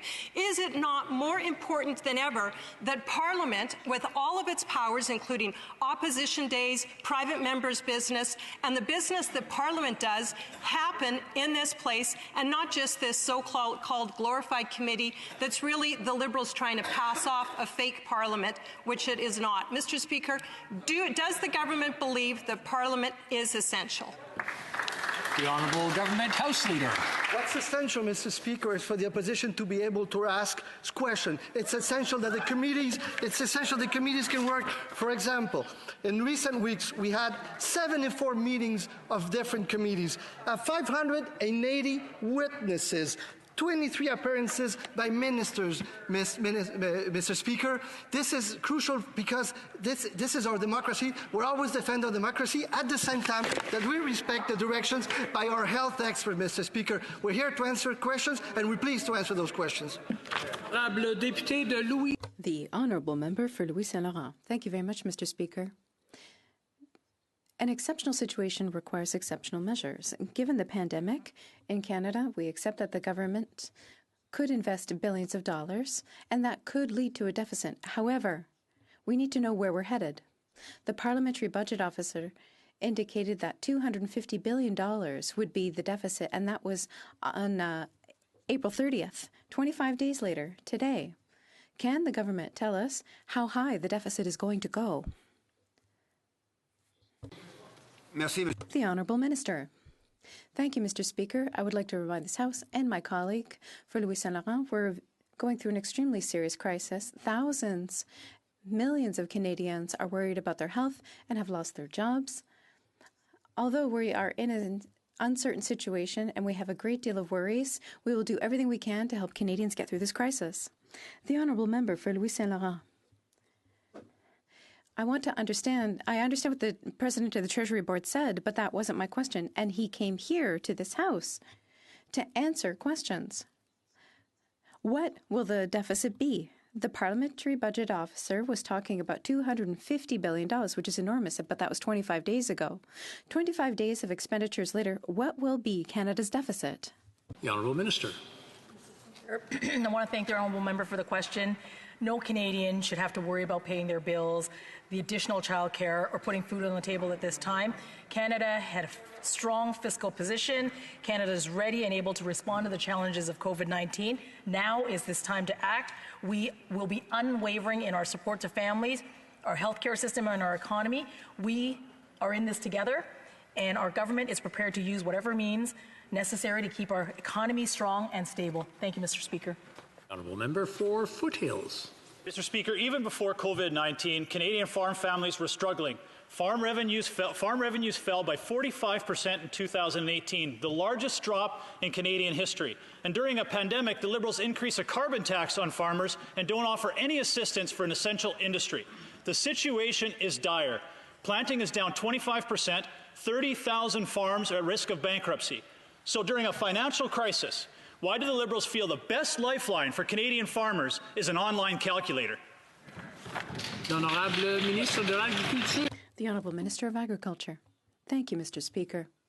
Once again, I want to remind everyone that in Canada, we have risk management programs that are already available, and those risk management programs have been improved through various complementary programs. Within those programs, usually $1.6 billion is available to producers, and that's why I say that this remains the first line. That's where the first application must be made. However, we are continuing to add funds and open new programs. Agri-recovery is an example. $15 million was available in previous years, and now $125 is available. Mr. Speaker, the minister obviously doesn't understand how dire and desperate the situation is for Canadian farmers and agri-food businesses. Her response to farmers is they just don't understand the programs. What programs? An online calculator? More debt? How out of touch can the Liberals possibly be? The business risk management programs were never designed for a global pandemic. Instead of insulting farmers, why won't the minister listen to them and design a program they can actually use? The Honourable Minister. Thank you, Mr. Speaker. I will never insult farmers. I have too much respect for them, and I spend a great deal of time with them right now. They are the heart of my riding, and so I have a great deal of respect for farmers. Do not doubt it. We are going to improve our programs. Let me give you an example. The business emergency account. This account was available for the agricultural sector, but we were told several times that many small businesses could not access it. That's why we broadened the criteria. And now small producers can access it. That represents more than $670 million. In terms of direct transfers, thank you. Chambly. The Honourable Member for Belleuil-Chambly. I'm starting to understand, Mr. Speaker, why the Liberal Party would not like to hold a real question period. The Prime Minister says we're taking the wage subsidy and we're keeping it. He's saying to fishers in Eastern Quebec, the money that you need, I'm keeping it. He says to small businesses in Belleuil or in the riding of Papineau, the money that you need, I'm keeping some of it for me. He's telling people who run hotels, I'm keeping money. He's telling hotel owners, go on a website and we'll confirm that you can't access this money. It makes no sense. Will the Prime Minister restore a little bit of good sense and say that the Liberal Party will renounce its claim to the wage subsidy? Mr. Speaker, the Canada Emergency Wage Subsidy is there to help workers through this time. Workers deserve that assistance so that they don't have to worry about food on the table or how to weather through this difficult time. We want to support all employers, which is why the wage subsidy is available, whether you are a not-for-profit or a for-profit business. This is to help Canadian workers through this very difficult time, and we're going to continue supporting Canadian workers through this period. L'honorable député de La Prairie. The Honourable Member for La Prairie. Thank you, Mr. Speaker. The Liberals collected nearly $3 million in the first months of this year. The Conservatives collected $4 million. They've got a full house. They can pay their staff. And yet, they're asking families to chip in to pay. Why? Partisanship. Ask Quebecers. They're asking Quebecers who have lost their jobs to pay their staff because they don't want to dip into their election fund. Here's my question.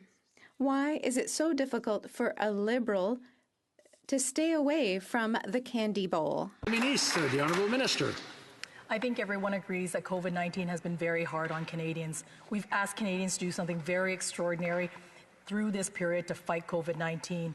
And workers are at the very heart of this. The Canada Emergency Wage Subsidy is there to help our hard-working Canadians so that they can be supported during this difficult time. We're going to continue to do that, irrespective of what sector, irrespective of what size your organization is. We're going to help Canadian workers. Thank you, Mr. Speaker. L'honorable député de Salaberry-sur-Roi. The Honourable Member for Salaberry-sur-Roi. What's cynical is that Conservatives abolished public funding of political parties, and when the Bloc tabled a bill to re-establish it, the Liberals voted against it. They voted against the democratic and transparent funding based on votes, but today, shamelessly, both millionaire parties are dipping into taxpayers' money. They should rethink the basis of the public funding of political parties.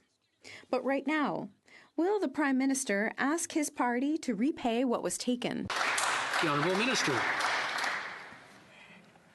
During this difficult period of COVID-19, I think all of us have something to be really proud of, and that is we have all worked together, banded together as Canadians to help support our businesses, our organizations, and most importantly, Canadians and Canadian workers, so that they don't have to think about where they're going to get their next meal or how they're going to pay for the roof over their head.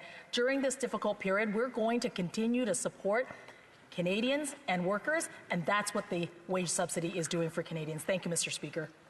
The Honourable Member for Lethbridge. Mr. Speaker, more than 2 months ago, the Finance Minister promised the energy sector a very important thing, and that is, he said, help was on the way, that it would be there within hours, possibly days. Well, it's 2 months later and there's still no help. Loans were promised, but those aren't able to be accessed. Businesses are shutting down, jobs are being lost, and workers are unable to provide for their families. Mr. Speaker, we're talking about death by delay for one of Canada's key industries. My question is very simple. Where's the help? The Honourable Minister of Transport. Mr. Speaker, the oil sector and its workers continue to be affected by COVID-19 and the global surge in oil supply. We have taken action to create jobs through the remediation of orphaned and abandoned wells, a program that has seen tens of thousands of applications in Alberta and Saskatchewan. We are supporting the sector as well with a 75% wage subsidy to keep Canadians working. We've also provided access through the BCAP and the LEAF program, which provide access to loans to the oil sector. So we're doing everything to help the oil and gas sector. Member for Kelowna Lake Country. Mr. Speaker, the Commercial Rent Assistance Program is letting down small business. Chris, in my riding of Kelowna, has a small women's clothing store, and she has just been handed an evictions notice. Chris says she's been paying her rent consistently for the last 10 years and has paid her portion under this program. Her Vancouver landlord does not want to participate in the rent assistance program. The Liberals have put all of the onus on the landowners and leaving the tenants at their mercy. How are the Liberals going to fix this flawed program so that small business owners like Chris aren't forced to close? The Honourable Minister for Small Businesses. Mr. Speaker, that business and every small business across the country is at the very heart of the programs and the support that we have put out to help them. The application today has gone up so that landlords can apply to this. We urge landlords to apply to this, work with their small business tenant so that the small business can get the 75% rent relief. We know how important this expense is, and that is why we have a program that we've worked with provinces and territories to design so that our small businesses can weather this difficult time. The Honourable Member for Edmonton Centre. Mr. Speaker, weeks after they were first announced, the Liberal Small Business Relief Program still need effective changes. The CEBA loans can only be accessed with a business checking account. The wage subsidy excludes consultants, contractors, and punishes owner-operators and discourages revenue growth. The Commercial Rent Relief Program opens today further strains landlord relations through its design. These programs need changes, and they need to be changed fast. When will the government listen to distressed small business owners and improve their flawed programs? Minister. Mr. Speaker, right from the very beginning, you will see, and I think the honourable member agrees, that we have put programs out to support our small businesses, and we have adapted by listening to them, which is why over 630,000 small businesses have seen a loan of $40,000. Thousands more will be helped. The Canada Emergency Wage Subsidy is helping them keep their employees with a 75% assistance. The emergency rent program is also going to help them with that important operating cost. So in measure after measure, we are completely focused on helping Canada's small businesses get through this difficult time. Thank you. The honourable member for Hamilton Centre. The SARS outbreak triggered preparations for a new global threat, pandemic influenza. The Public Health Agency was established to provide a focal point for federal leadership in public health emergencies. And there was a national emergency strategic stockpiling of pandemic response supplies, including personal protective equipment. Mr. Speaker, on top of the 2 million N95 masks that were sent to landfills in Regina, how many other pieces of personal protective equipment were thrown out when this Liberal government shut down and consolidated 3 of Canada's 11 emergency warehouses? Minister of Health. Thank you very much, Mr. Speaker. And as the member knows, we've been working together with provinces and territories to make sure that we can keep Canadians, including those on the front line, safe from contracting COVID-19. And that includes working with them to ensure that we can supplement their own stockpiles of PPE and medical equipment. We've been able to so far fulfill all requests from provinces and territories, and the National Emergency Stockpile is still meeting its 24-hour delivery target. As we've said before, we will review the National Emergency Stockpile, but right now our response is making sure that Canadians have the equipment they need. The honourable member for Timmins, James Bay. Palantir is a surveillance giant that is notorious in the United States for its work with the CIA and in deporting migrants. But now they've been cutting themselves in on the business of tracing and tracking COVID patients. Now, Palantir's head honcho in Canada is David McNaughton, the Prime Minister's personal friend, and he's been bragging about all his meetings with top Liberals. But he's not even registered to lobby. So the Prime Minister gave our medical supply chain to Amazon. Is he going to give the private medical information of Canadian citizens to a company with such a dubious human rights record as Palantir? The Honourable Minister. Mr. Speaker, we have put in place a number of relationships with suppliers, domestic and international, to make sure that Canada has the personal protective equipment it needs. In addition, we are working with domestic industry to make sure that we have contact tracing and other assistance ready to be able to make sure we are protecting Canadians and making sure that they will be able to identify the virus as it spreads. The honourable member for Saint-Léonard, Saint-Michel. Communities exist beyond the reach of government and establish charitable programs. These communities often create their own networks of nonprofits as well as community responses. This is the case of many Black and African Canadian organizations in my riding of St. Leonard, St. Michel, and across the country. Can the Minister of Families, Children and Social Development provide information as to how these organizations are being supported during this pandemic? Excellent question. Honourable Minister of Families. Thank you, Mr. Speaker. Thank you to the honourable member for the question. Let me begin by wishing you and all Canadians from coast to coast to coast a very happy Africa Day. Charities have always been there for Canadians in times of need, and we will be there for them. That is why we're investing $350 million in an emergency community support fund, including serving Black-led and Black-serving nonprofit organizations. We're also moving forward on our $25 million Black Community Initiative to help build capacity and invest in infrastructure to better serve Black Canadian community organizations. The honourable member for Elgin, Middlesex, London. Thank you very much, Mr. Speaker. Women are facing unique challenges during this pandemic. We know that rates of domestic violence and sexual assault have been increased. Women have lost their jobs in multiple sectors, especially in the tourism and hospitality sector, and many of these women are working part-time. And at a time when we need it most, money has been cut from human trafficking by this government. The government is failing on all fronts. When will the government fix these gaps to ensure Canadian women are protected from the fallout of this crisis and make their programs work for all women? Honourable Minister. Thank you, Mr. Speaker, and I want to thank the honourable member for that really important question.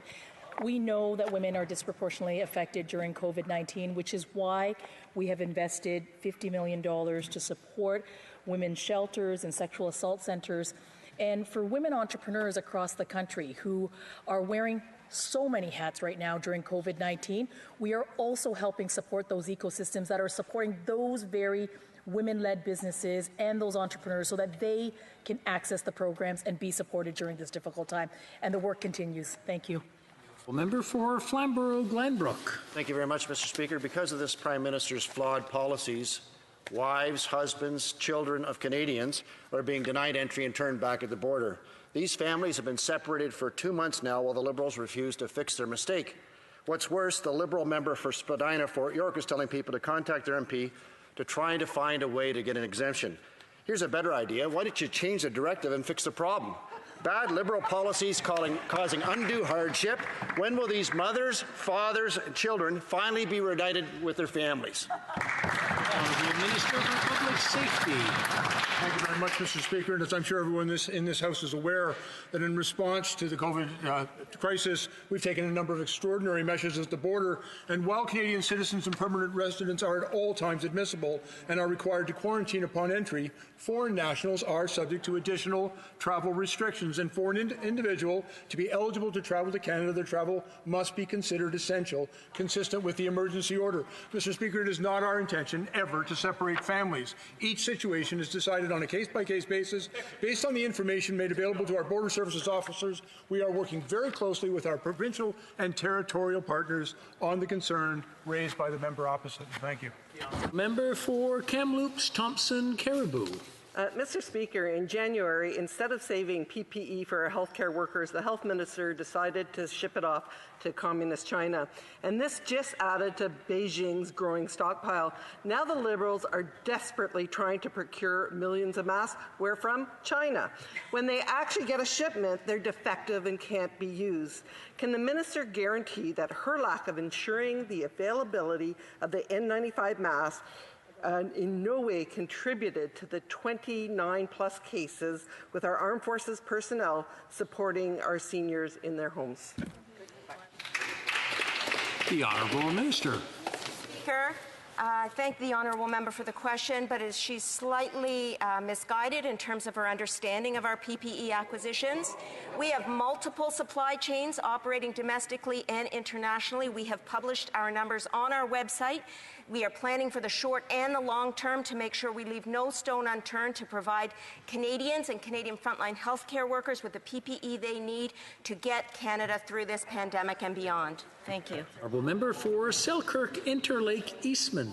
Mr. Speaker, I want to thank the 1,700+ troops who've put themselves in harm's way on the COVID-19 front lines and working in our long-term care facilities. We have to make sure that they have enough training and high-quality PPE to not only care for our loved ones during this pandemic, but to also protect themselves. This is hazardous work, and at least 29 members of the Canadian Armed Forces have become infected with COVID-19.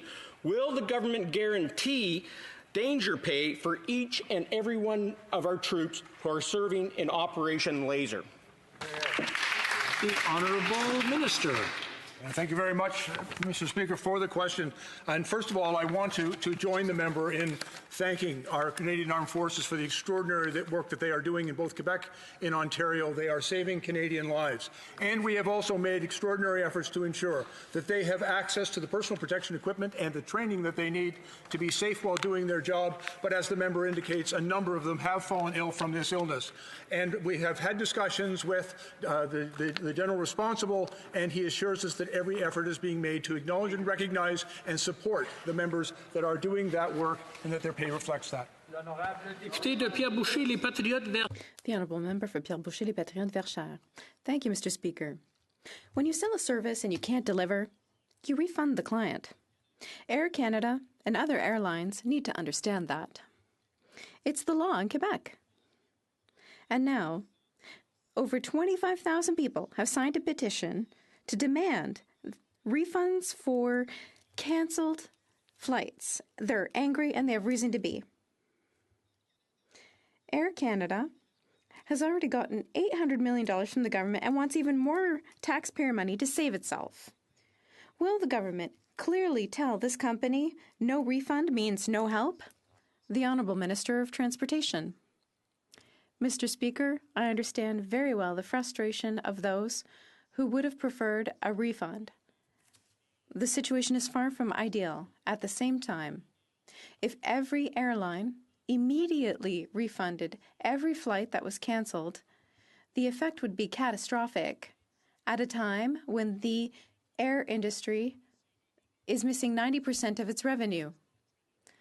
That's why our department proposed a solution to offer a credit that would be good for 2 years.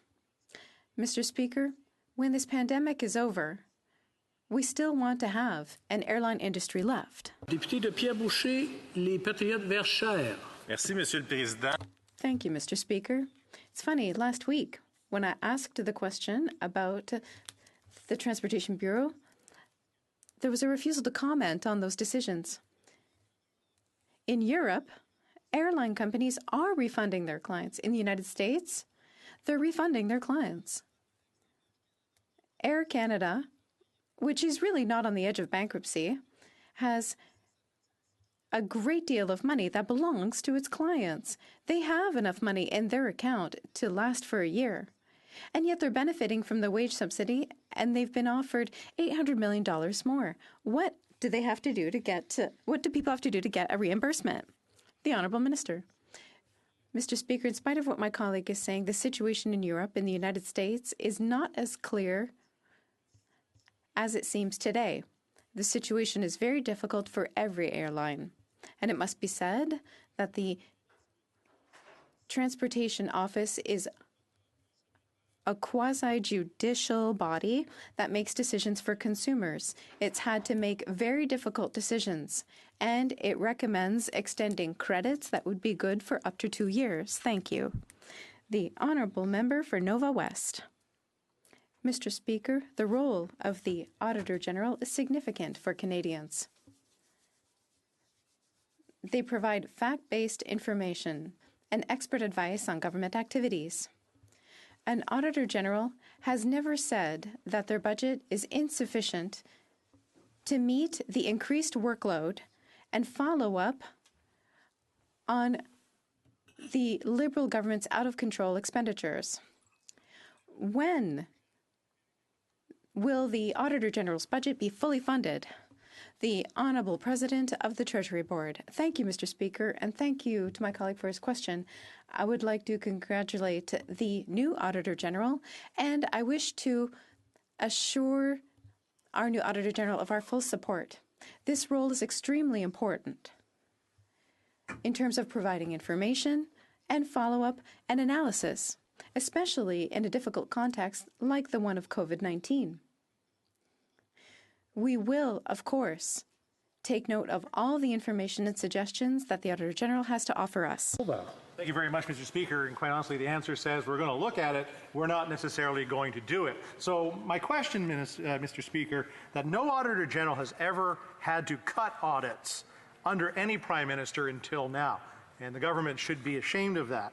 We know that Liberals are not fans of Auditor Generals. I mean, who could forget when Sheila Fraser blew the whistle on this Liberal sponsorship scandal? It's clear that the work of the Auditor General is critical to the functioning of our democracy. When will the government give the Auditor General the money it needs to audit Liberal spending? The Honourable President.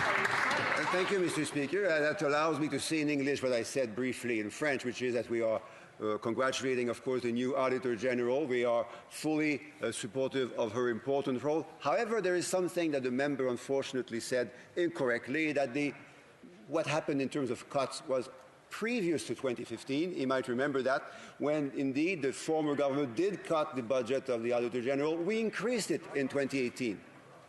Honourable Member for Saskatoon Grasswood. Mr. Speaker, Canadians are well aware that this Prime Minister and his government have a troubled relationship with transparency. Now, Canada's Information Commissioner is calling the limitations that departments face to fill access of information requests are, quote, ridiculous. Information requests have grinded to a halt. A pandemic is not really an excuse to hide information from Canadians.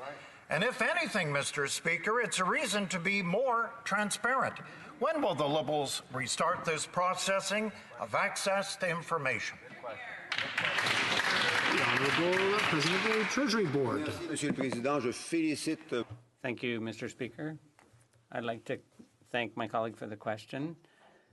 I have been in contact with the Commissioner, and we agreed on the importance of access to information, particularly during the current crisis. Canadians need to be informed, guided, and reassured under the circumstances, and we're aware of the difficulties the workers in the public service are facing, but we have full confidence in public servants so that all Canadians get access to the information they need. At Carlton. Thank you, Mr. Speaker. Mr. Speaker, we know that Indigenous people who live off reserve and in urban centres often face very different, unique challenges. I would like to ask the Minister for Indigenous Services what the government is doing to help Indigenous people who live off reserve during this time of pandemic. Thank you very much, Mr. Speaker. For Indigenous Services. Mr. Speaker, Indigenous people living in urban centres do indeed face a unique set of needs and challenges. We heard loud and clear that more support would be needed for Indigenous organizations working and operating in urban centres, and that's why last week's announcement by the Prime Minister of an additional $75 million for organizations supporting First Nations, Inuit and Métis living and working in urban areas off reserve marks a five-fold increase in that initial funding. This new funding will support Indigenous community-based solutions that address critical needs during this crisis to fight COVID-19 and to serve Indigenous populations living off reserve, principally in urban areas. Thank you.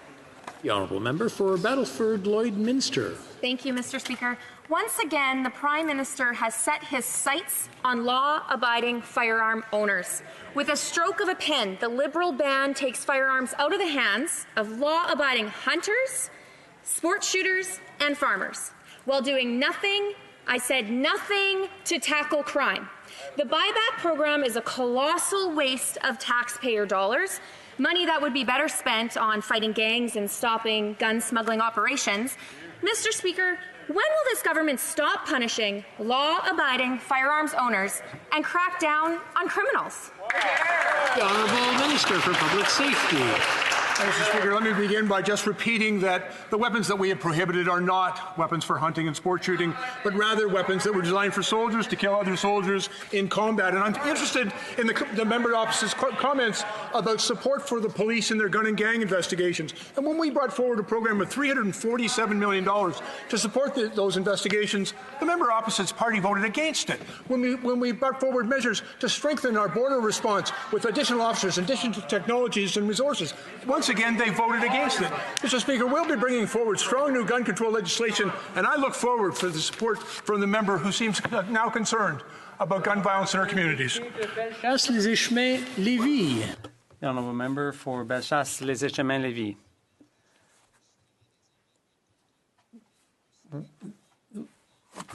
Canada had one of the strictest arms registries in the world, and when Liberals were going after law-abiding hunters and gun users, instead of putting their finger on the real source of the problem, like the former Safety Minister said, criminal gangs and traffickers were the real target. Why isn't the minister dealing with the real problem instead of hassling law-abiding people and affecting a tourism industry that needs support, not a kick in the rear? The Honourable Minister. To be clear, I have nothing but respect for law-abiding hunters and farmers in this country and people engaged in sport shooting, but we know that many of the firearms that end up on our streets are smuggled across the border, but a very significant number of those people using these guns for crimes are also getting their guns in Canada. Those guns are often stolen from lawful gun owners, and tragically some are also diverted from people who buy them legally and then sell them illegally. Mr. Speaker, we are going to bring in stronger gun control legislation after many conservative efforts to weaken gun control legislation. But we're also going to invest in law enforcement and bring in new authorities with respect to the border, with respect to theft, and with respect to the diversion of guns into the hands of criminals. Member for Haliburton, Kawartha Lakes Brock. Mr. Speaker, the Liberals' secret deal with a handful of hereditary chiefs has split the Wet'suwet'en community. The situation has become so dire, Indigenous leaders are now calling for the resignation of the Minister of Crown Indigenous Relations. Knowing full well that the Wet'suwet'en hadn't been properly consulted, knowing that there were governance challenges within the community, and hearing the call of elected chiefs to delay, not cancel, the announcement, why did the minister circumvent the Wet'suwet'en people and abandoned her duty to consult? Minister for Indigenous Services. Speaker, as the member well knows, the Memorandum of Understanding establishes a path forward for substantive discussions towards final agreements describing future governance and implementation of a Wet'suwet'en rights and title. It's not an agreement on the implementation and crystallization of those rights, but a shared commitment to begin that work. Any such agreement, once reached, would be taken back to all Wet'suwet'en people for approval through a process that must clearly demonstrate the consent of the members of that nation. Thank you. The Honourable Member for Alfred Pellan. Thank you, Mr. Speaker. My question is regarding the plan the government has in place to support families struggling because of COVID-19. Across the country, families, and especially parents with children, have had to deal with the challenges that arise from uncertainty about the future.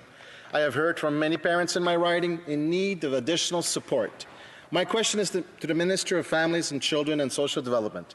Could you inform us of any specific actions the government has taken to directly support parents with children during this difficult time? Well, Minister. Thank you, Mr. Speaker, and thanks to the honourable member for the really important question. We know that the COVID-19 pandemic has placed immense pressure on Canadian families. That is why we made the decision as a government to increase the May payment under the Canada Child Benefit. I'm happy to announce to this House that last week, millions of Canadian parents received an additional $300 per child under the Canada Child Benefit.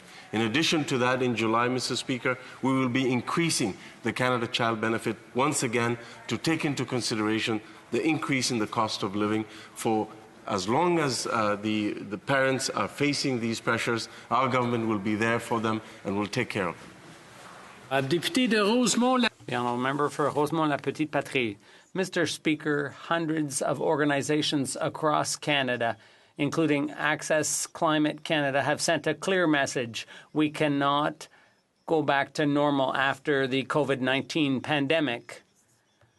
We have always advocated major investment in public transit and other things. So the restart has to deal with climate change and inequalities. Going back to the way things were is not an option. We need the Green New Deal. Will this government undertake to build a greener and more equitable society for all? The Honourable Minister of Transport. Mr. Speaker, in these times when we're dealing with the most important global problem in current history, which is COVID-19, we're doing everything we can do to support the vast majority of Canadians. But at the same time, we remain aware that there's another major global challenge, and that is the environment. So we are not forgetting about the importance of continuing, because we are committed. We have undertaken to do our fair share for the environment. For Fredericton. Thank you, Mr. Speaker. Municipalities are the decision-making level that is closest to the people that we serve. They are key to maintaining safe communities and ensuring essential services for one's quality of life. However, the Federation of Canadian Municipalities sounded the alarm more than a month ago. The pandemic is pushing municipalities to the brink of financial crisis. Critical services are at risk. Can the minister confirm if and when municipalities across this country will receive emergency federal support to face the impact of this pandemic? When will they be given the means to recover and rebuild? Thank you. The Honourable President of the Treasury Board. Mentioning the important role of municipalities, not only in the current crisis, but of course when we exit from it. Municipalities have not only the responsibilities, but we also need the tools to reinvest in our communities, and we will be there to help them, of course always in collaboration and with the full support of provinces and territories. And that's all the questions we have for today. Nous avons un appel au règlement. We have a point of order from the honourable member for Rosemont-la-Petite-Patrie. Mr. Speaker, I think if you seek it, you will find that there is unanimous consent for the following motion. that this House recognize the contribution of the hundreds of essential workers in health in Quebec and elsewhere in Canada who are asylum seekers, and call on the government, together with the government of Quebec, to normalize their immigration status and that of their families in recognition of the work they've done during this current health crisis. Does the honourable member have the unanimous consent of the House to move this motion? Oui. Non, nous avons pas. No, there is no unanimous consent. Another point of order. The honourable member for Saint Hyacinthe Bagot. Thank you very much, Mr. Speaker. I am seeking unanimous consent of the House to table the following motion: that the House recognize the contribution of hundreds of health workers in Quebec and Canada who are asylum seekers, and call on the government to work with the government of Quebec and the rest of Canada to prioritize and accelerate the processing of their claims and those of their family so that we recognize their contribution to this current health crisis. I think that's pretty much the same. Okay, I will ask, does the honourable member have the unanimous consent of the House to move this motion? No, I'm sorry, there is no unanimous consent, so we will continue. Tabling of documents. The Honourable Parliamentary Secretary to the Government House Leader. Yes, Mr. Speaker, pursuant to Standing Order 36 bracket 8A, I have the honour to table in both official languages the government's responses to 24 petitions.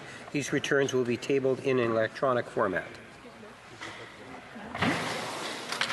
Very good. Introduction of government bills. Déclaration de ministres. Statements by ministers. Rapport de délégation. Reports from interparliamentary delegations. Présentation de rapport de... Presenting reports from committees. Introduction of private members' bills. First reading of Senate public bills. Motions.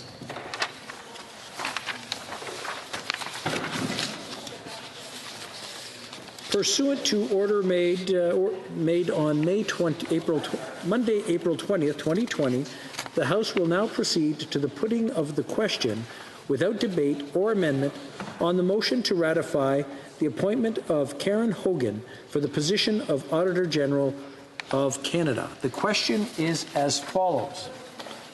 Monsieur Rodriguez, appuyé. Mr. Rodriguez, seconded by Ms. Haidu, moves that pursuant to Section 3.1 of the Auditor General Act 1985, Chapter A17, and pursuant to Section 111.1, that this House approve the appointment of Karen Hogan as Auditor General of Canada for a 10-year term. Is it the pleasure of the House to adopt this motion? D'accord. Agreed?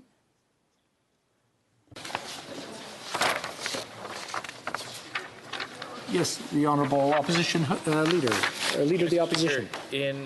Since the House just approved of the nomination of a permanent Auditor General, I hope that in that spirit I will have unanimous consent for the following motion: that the House call on the Auditor General of Canada to audit all federal programs associated with Canada's COVID-19 response and to complete all previously scheduled audits and all audits requested by the House, and call on the government to provide the Office of the Auditor General all the funding it needs to carry out these audits and any other work it deems appropriate.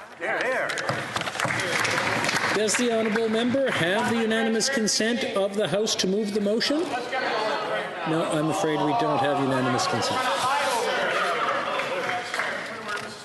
A point of order, the Honourable Leader of the Opposition. I know question period is over, but there are a lot of discussions going on behind the scenes as to how the House will operate in the next few days. I'd be happy to come back and amend this if the government, Parliamentary Secretary of the Government House Leader could tell us exactly which part of that motion he disagreed with. Good idea. I'll let the parties work on that outside the chamber, and they can come back. The next one is motions. The order. I'm sure everybody wants to hear what I have to say. Mr. Generous, seconded by Ms. Gray, moves that the first report of the Special Committee of Canada-China Relations presented on Wednesday, March 11th, 2020, be concurred in. Debate. The Honourable Member for Sherwood Park, Fort Saskatchewan. Thank you, Mr. Speaker, and I'll be sharing my time with the member for Flamborough-Glanbrook. It is critically important that we have this opportunity to discuss horrific developments taking place in Hong Kong as we speak. But before I get into the substance of my remarks, I would like to address a few words directly to the Chinese-Canadian community. May is Asian Heritage Month, an opportunity to celebrate the rich contributions of Canadians of Asian origin. During this pandemic, we have seen how Asian community organizations, and indeed a broad range of cultural organizations, have stepped up to support people within and outside their communities. I want to particularly thank Friends of Hong Kong Edmonton for making a delivery of a large quantity of masks to my constituency. Asian Canadians were also among the first to call for a stronger response to this pandemic. We should have listened. In the midst of important and necessary conversations about holding the Chinese government, and specifically the Chinese Communist Party, or CCP, accountable for this global outbreak, some Asian Canadians are feeling pressure associated with increasing racism and even hate crimes. Some have tried to use this pandemic as an excuse to justify anti-Asian racism. Others have tried to use this racism as an excuse to demand that we dial back criticism of the CCP. Extremists on both sides, xenophobes on the one hand, and CCP apologists on the other, seek to falsely conflate the oppressive political structures in China with Chinese people, culture, and values. These two seemingly opposite evils, xenophobia and CCP support, can have a common intellectual root, the effort to associate Chinese people, culture, and values with the political system of their oppressors. Unfortunately, Dominic Barton, the Prime Minister's hand-picked ambassador to China, gave credence to this false conflation when he told the Special Committee on Canada-China Relations, quote, "They place an importance on the values of collectivism and harmony owing to a Confucian heritage. Understanding the extent to which China values unity and the needs for society at large rather than freedom of individual choice, we just have to understand that." End of quote. Mr. Speaker, Ambassador Barton is wrong. Wrong about Confucius, wrong about China, and wrong about Chinese people. As an alternative to this distorted frame, we must advance a decoupling of these ideas, a recognition that Marxism's dehumanizing materialism is deeply alien to China's rich and ancient traditions of personal responsibility, reverence for beauty, continuity with the past, and respect for the non-material aspects of life. It is no contradiction. In fact, it is quite a natural combination to both love China and to hate communism. Chinese people desire freedom at least as much as the rest of us. Former British Prime Minister Tony Blair said it best: anywhere, anytime ordinary people are given the chance to choose, the choice is the same. Freedom, not tyranny. Democracy, not dictatorship. The rule of law, not the rule of secret police. We know in the particular case of the Chinese people that this is true not just through general reasoning or abstract philosophy, but through the direct observation of events, including events in Hong Kong. Last week, the member for Steveston Richmond East and I co-hosted a webinar with leading figures in Hong Kong's democracy movement under the title, "Why Hong Kong Matters." And that's a good question for us to consider. What exactly is the particular importance of Hong Kong? During the webinar, we discussed Hong Kong's commercial significance, both to China and to the rest of the world, and how efforts by the CCP to undermine its unique legal status will damage China's economy. We discussed how the new law imposed by the CCP violates China's international commitments under the Sino-British Joint Declaration. We discussed our obligations to defend human rights and our particular obligations towards the many Canadian citizens living in Hong Kong. But all these critical points undersell the most important answer to the question, why does Hong Kong matter? Because Hong Kong provides the key to the whole world in terms of the challenges and conflicts that now confront us in the 21st century. Because we have upon us a competition between two irreconcilable political systems.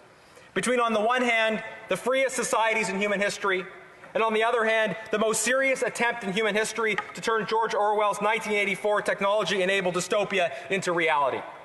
The 21st century will provide the world with an emerging choice between these two options. with both seeing themselves as the culmination of our social and technological evolution. So why does Hong Kong hold the key? Hong Kongers have given so much to defend their freedoms. Yes, because those freedoms were promised in the Sino-British Joint Declaration, but also because these freedoms accord deeply with China's own history, culture, and values. Hong Kong is no less Chinese than the mainland, no less informed by China's Confucian heritage, and yet its people love their freedom with an electrifying and inspiring passion.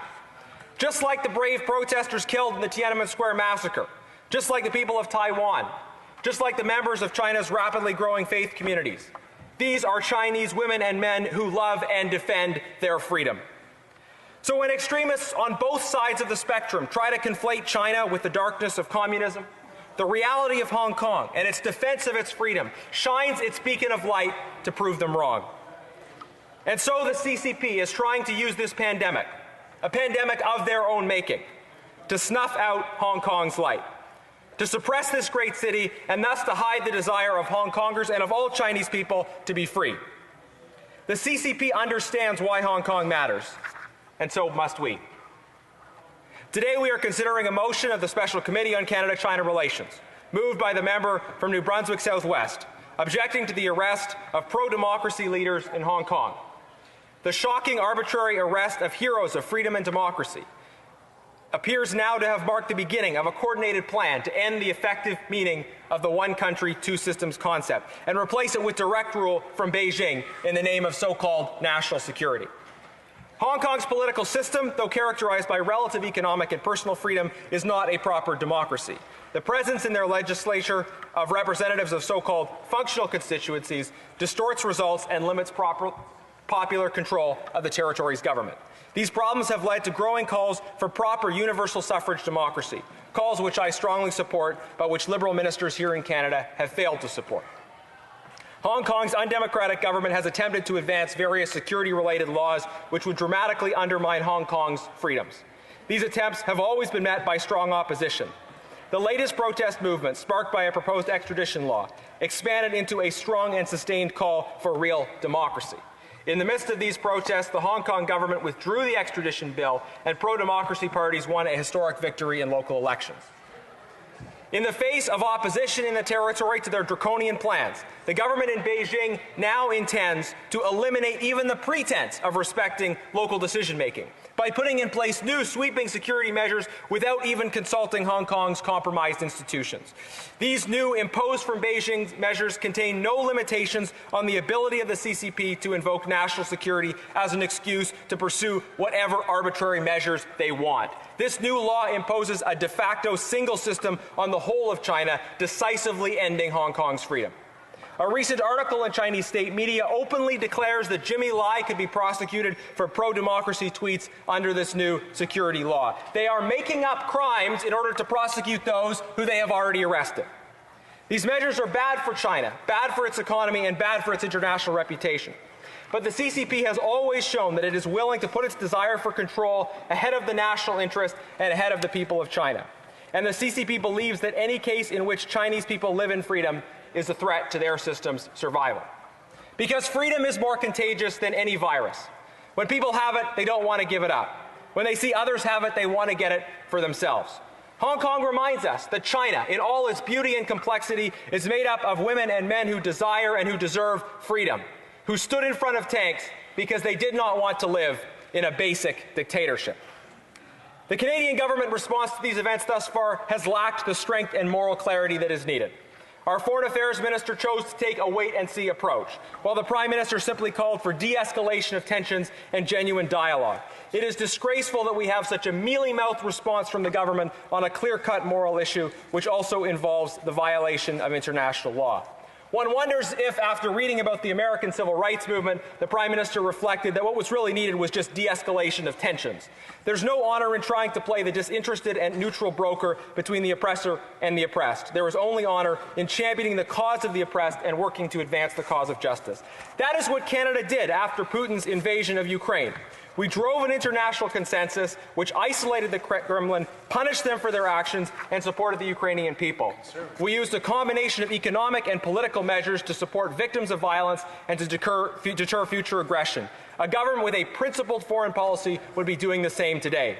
In the last 5 years, we have seen a rapid slide away from principled foreign policy leadership to a policy of accommodation and appeasement that betrays our fundamental values and prioritizes the interests of a few well-connected companies and UN Security Council politics over questions of human rights and fundamental justice. In the absence of government leadership, we have and we must continue to use the tools of this minority parliament to compel the government to do better. We need to resume meetings of the Special Committee on Canada-China relations as soon as possible. This government opposed the creation of that committee, but all opposition parties stood together to advance what was right. In this perilous time for Hong Kong and for the whole world, we must do so again. Thank you. Questions and comments. Questions et commentaires. The Honourable Parliamentary Secretary to the Government House Leader. Yes, thank you, Mr. Speaker. You know, before Canada was even a nation, we had people of Chinese heritage calling Canada home. Anything that has an impact in China obviously is an issue that concerns Canadians not only of Chinese heritage, but Canadians as a whole. This is a government that has addressed and continues to address the many issues between that special relationship between Canada and China. The question I have for the member opposite, today we have people that will die because of the coronavirus. We are fighting an epidemic. Governments of all levels are coming to the table wanting to see strong leadership on this particular file.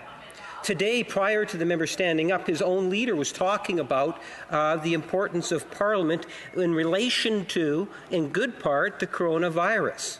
And my question to the member is, why would they feel that today would be the best opportunity to bring up this issue when there's other means to do so at a time in which we're debating an issue in regards to the House rules and trying to figure out where is the best place to ultimately land, in particular on the motion that's before us today, that the member is preventing us from debating because he's introduced this particular report.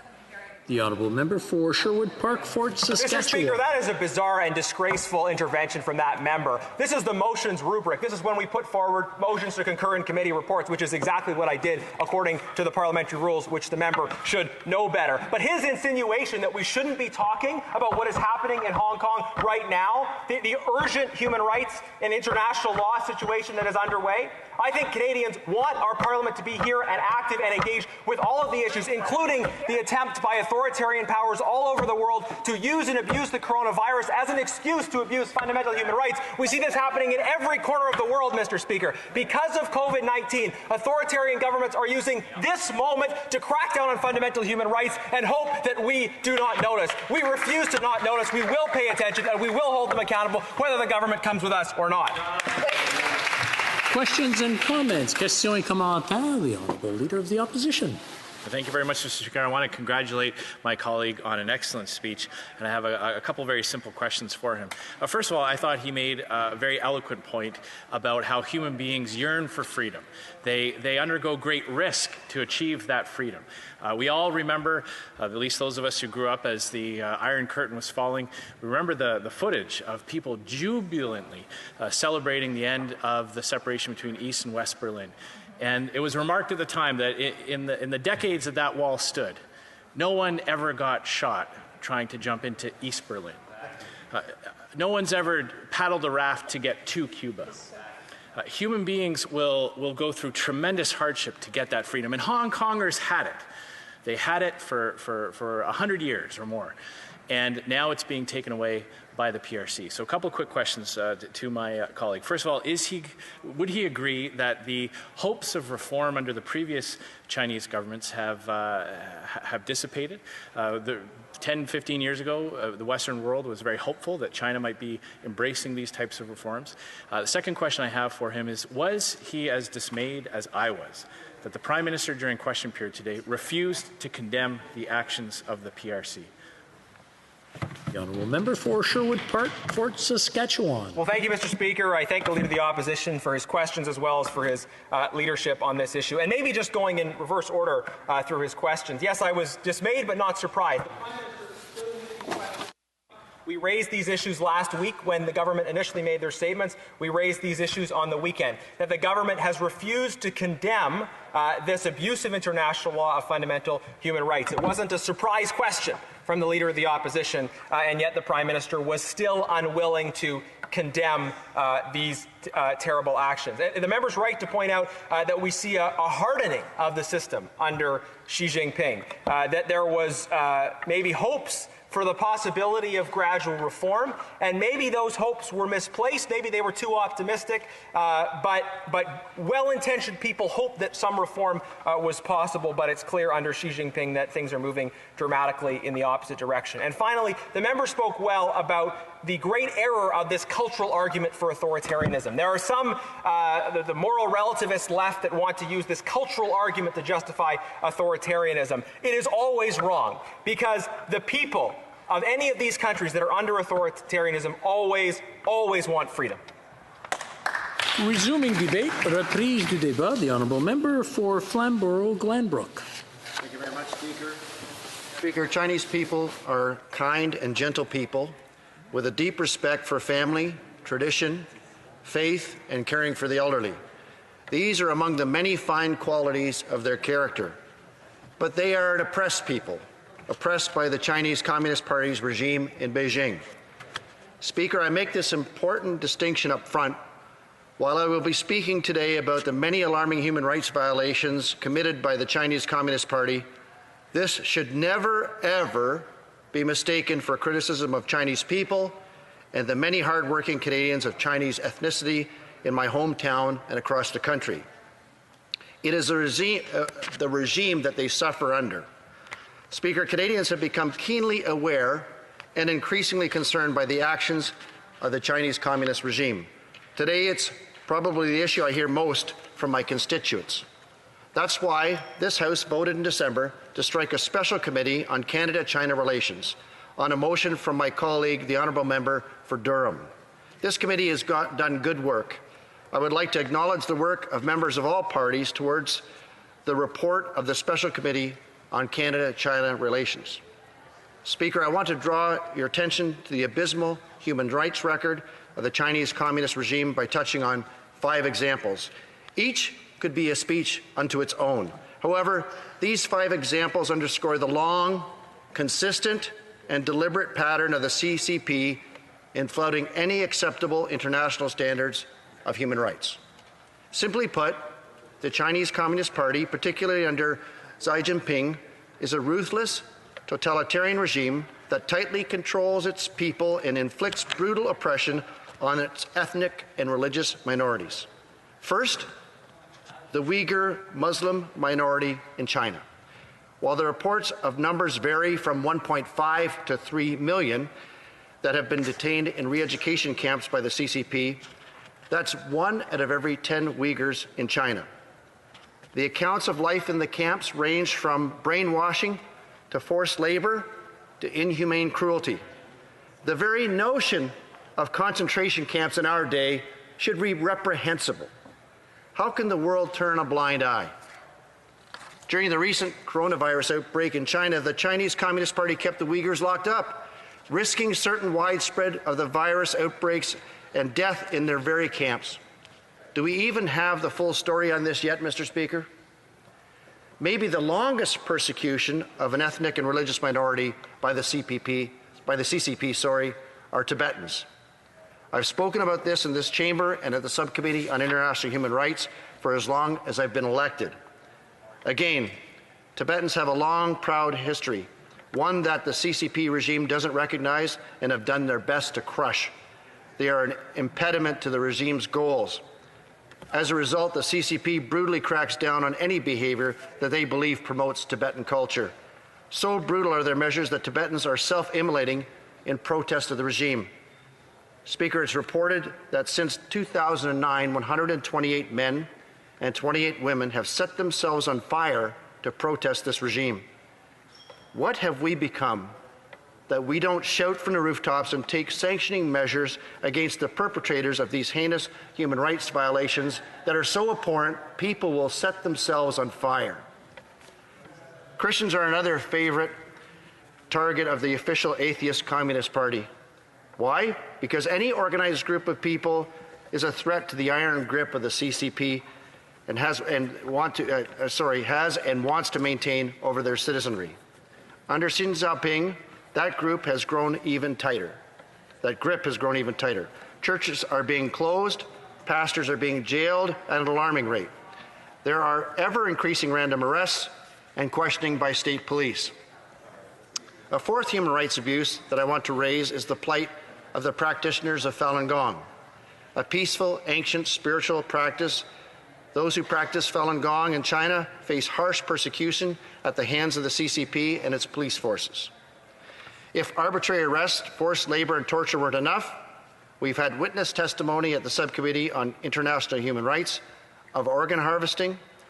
Our former distinguished colleague, the Honourable David Kilgour, as well as well-known human rights lawyer David Matus, have given compelling evidence repeatedly on this practice by the CCP. Think about that. Detaining Falun Gong, imprisoning them arbitrarily, torturing them to death, and then harvesting their organs for sale. The fifth point I'd like to make is about the CCP's treatment of its own people. Even the Han Chinese, the majority of the Chinese people, they live under a totalitarian regime that tightly controls everything: the internet, the content of their conversations, the education system, everything. There is no freedom of the press, there's no freedom of religion, there's no consistent rule of law. All that's needed to be arrested are trumped-up charges. The police answer only to the Chinese Communist Party apparatus. Since Tiananmen Square in 1989, political prisoners have been detained or disappeared at an alarming rate. Xi Jinping has expanded the crackdown on dissidents and he's targeted lawyers, journalists, bloggers, women's advocates, and minority advocates. From house arrest to jail time to those who are detained and then never heard of again. Even in plain sight, the Chinese Communist Party's regime in Beijing cares little for its own people. I was struck by the heart-wrenching story of a father whose disabled son died of starvation while he was in quarantine over the coronavirus. It's but one example of that heartless regime. In addition to these 5 examples of flagrant human rights abuses by the Chinese Communist Party, we have recent and direct cause for concern as Canadians. As has been noted, 2 Canadians, Michael Spavor and Michael Kovrig, have been held in Chinese prisons for more than a year with the lights turned on 24/7. The CCP has consistently weaponized their trade with Canada and other countries. They consistently bully countries in their own hemisphere and manipulate others like the DRC and Burma. Speaker, it's no wonder that I'm hearing more and more from Canadians fed up with how Canada is being treated by the CCP. They have every right to be outraged. All of what I've talked about for the last number of minutes brings me to this point. The Chinese Communist Party has a long history of persecution. They have a long history of cracking down on dissent. That's why the developments in Hong Kong, really, since the one country, two systems agreement was signed, but at a boiling point this week, has to be of major concern to us. My colleague, the Honourable Member for Sherwood Park, Fort Saskatchewan, has already spoken eloquently about this. While the world has been preoccupied by COVID-19, China has been cracking down on Hong Kong, hoping no one will notice. On Friday, the Congress of the Chinese Communist Party unilaterally instituted a national security law on Hong Kong. In response, thousands upon thousands of Hong Kongers took to the streets this weekend in protest. Amid COVID-19 and under the watchful eye of police, they risked everything. Mr. Speaker, we are witnessing the end of the one country, two systems agreement. We are witnessing the end of Hong Kong. The response from the Liberal government has been acquiescence and naivete. Speaker, Canada must do more than just hope for dialogue. We have a duty to 300,000 Canadians in Hong Kong. We have a duty to the 554 fallen Canadians whose blood was spilled in defense of Hong Kong against the Japanese Army in December 1941. They fought against overwhelming odds. 283 Canadians from that battle remain in Saiwan War Cemetery. We have a duty to them. We are a leading democracy in the world. We stand up for human rights, democracy, and freedom. As I said earlier, what have we become? How can Canada just stand by? Speaker, on behalf of 300,000 Canadians, out of respect for the Canadian blood that's been spilt in Hong Kong, for all those who believe in human rights and freedom, having not forgotten how the CCP under Xi Jinping has treated Uyghurs, Tibetans, minority Christians, practitioners of Falun Gong, and others around the world, and for self-respecting democracies around the world, we must act now. I move, seconded by the member from Selkirk, Interlake, Eastman, that the motion be amended by deleting all the words after the word that and substituting the following. The first report of the Special Committee on Canada-China Relations, presented on March 11th, 2020, be not now concurred in, but that they be recommitted to the Special Committee on Canada-China Relations with the instruction, A, to amend the same so as to make recommendations reflecting a broader assessment of the evolving situation facing pro-democracy activists in Hong Kong, and B, to meet within 1 week of the adoption of this order in order to consider this matter, provided that if the House stands adjourned at the time the committee meets, and certain standing committees have been empowered to meet by video or teleconference during the adjournment period, the shared and relevant provisions applying to those standing committees shall also apply to the committee, and during the same time frame, the committee may continue to meet for the same time to time. Thank you, Mr. Speaker. Yeah.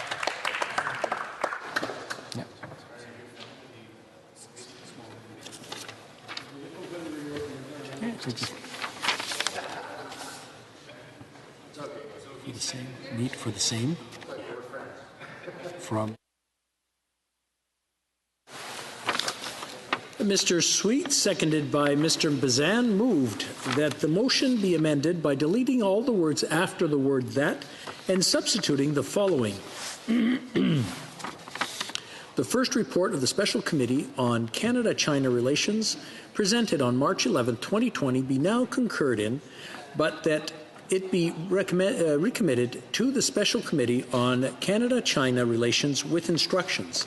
A, to amend the same so as to make the recommendation reflecting a broader assessment of the evolving situation facing pro-democracy activists in Hong Kong, and B, to meet within 1 week of the adoption of this order in order to consider this matter, provided that if the House stands adjourned at the time of the committee meets, and certain standing committees have been empowered to meet by video or teleconference during this adjournment period, the shared and relevant provisions applying to those standing committees shall also apply to the committee, and during the same time frame, the committee may continue to meet for the same from time to time. The amendment is in order. Questions and comments? Opinion of order, the Honourable Member for Sherwood Park. Could you just reread the first line of that amendment, because maybe I heard wrong, or maybe there was in how it was said, that the report be the motion. Okay, the moment. Because I missed it, and I don't want to miss anything really important here, so I thought we could just repeat the whole thing, because the Conservatives seem confused about their own motion, so maybe you could help them and just read it all through again so that the members over there aren't confused. We'll just clarify that sentence. That the motion be amended by deleting all... is everyone paying attention? I just want to make sure everybody's paying attention. We're starting from the beginning. I'm going to go to the first paragraph. That the motion be amended by deleting all the words after the word that and substituting the following. The first report of the Special Committee on Canada-China Relations, presented on March 11th, 2020, be now concurred in, be not now concurred in. Okay, very good. We found the problem. But that it be recommended to the Special Committee on Canada-China Relations with instructions. Can I stop now? Okay, very good. This amendment is in order. Questions and comments? Questions et commentaires. The Honourable Parliamentary Secretary to the Government House Leader. Thank you, Mr. Speaker. As my friend across the way will recall, when Stephen Harper was the Prime Minister, Canadians got to witness the Prime Minister actually travel to China. And when he had come back, I know there was a lot of attention that was given to the fact that he was able to acquire panda bears to be able to come to visit for a while. But he also, at the time, Mr. Speaker, was able to do some trade agreements that were signed off on, from what I understand. And those agreements in themselves, no doubt, took a lot of dialogue. And I'm wondering if my friend from across the way can maybe indicate to the House, and through the House to Canadians, how it is that the former Prime Minister, Stephen Harper, was conveying the type of messaging at that time that the Conservatives are saying today about China. Or would he not agree at times you get very difficult situations and strong leaders will come to the table and they will try to work things through in the best way they can, much like what Stephen Harper did when he was the Prime Minister? The honourable member for Flamborough-Glanbrook. Well, I think the honourable member, in his eloquence, really juxtaposes the profound difference between the two parties and how we should deal with the Chinese Communist Party. We're not dealing with panda bears here, Mr. Speaker. We're dealing with human lives. We're dealing with lives who are persecuted all over China themselves. Now we're dealing with lives in the brink in Hong Kong, where the regime in China is now turning over an agreement that they promised to abide by some decades ago and are now taking over as they do on their own soil as a communist ham-fisted regime and want to take away the freedom and democracy that Hong Kongers have enjoyed. And frankly, the Canadian forces have assured back in 1940s by paying with their own blood for the freedom, human rights, and democracy in Hong Kong. So, Mr. Speaker, I'm not going to ever retract any statement in regards to speaking directly to the issue. I think for too long we've soft-pedaled with the CCP. They've weaponized their trade with us. He was talking about trade agreements. Too often they try to punish us by saying no to our pork, saying no to our canola whenever we don't appease them. Enough's enough. It's time to have a whole new adult conversation about how we deal with this Chinese regime. Questions and comments? Questions et commentaires. L'honorable député de Rosemont. The honourable member for Rosemont-la-Petite-Patrie. Thank you very much. I'd like to thank my colleague for his interesting speech. As supporters of democracy, we support the values of liberty. I'm glad that he mentioned not only the situation in Hong Kong, but also Tibetans and Uyghurs who are currently suffering under the repression from Beijing. However, given this concern for human rights, I would like to hear his thoughts on the rights of the Palestinian people that's been living under military occupation for several decades. What does he think of their right to freedom? Honourable member for Flamborough-Glanbrook. Thank you very much, Mr. Speaker. All the member has to do is check on the record about what I've said in regards to Israelis and Palestinians and the continuing conflict by the regimes of the Palestinians who subjugate their people, it's been proven over and over again that the corruption of the Palestinian Authority. Hamas is a recognized terrorist organization. We hope that for individual Palestinians of goodwill who want freedom, that one day they will see their freedom observed, and of course we continually defend the rights of Israelis for safety and security and their own democracy in Israel. Questions et commentaires. Nous avons. Okay. We have time for about a 30-second question. The honourable member for Sherwood Park, Fort Saskatchewan. Thank you, Mr. Speaker. I do just want to note that during the member's excellent speech, the member is well known as a champion of human rights. In response to the last question, I heard some members heckling about the second coming. And I certainly hope that a member's personal faith wouldn't be used as a basis for insulting heckles during an important debate in a conversation like this. So I expect members of the NDP in particular could do better in terms of decorum and respect. I wonder if the member could just talk about why it's important to get the Canada-China Committee up and running again very soon so that we can delve further into these questions in that format. Glanbrook in 20 seconds or less, please. Thanks, Speaker. First off, the Canada-China Committee needs to be meeting for all the reasons that I articulated in my speech. It's a profoundly necessary, and I'm not really concerned about any heckling. My faith is secure in Jesus Christ, and I'm quite confident in that. Resuming debate, reprise du débat. Oh, excuse, l'honorable député de Montarville. The honourable member for Montarville. Point of order. Mr. Speaker, I'm sorry, is this okay? Yes. I would like to say that I was quite startled by this motion from our friends from the Conservative Party. But with Conservatives, one should never be that startled by anything they do.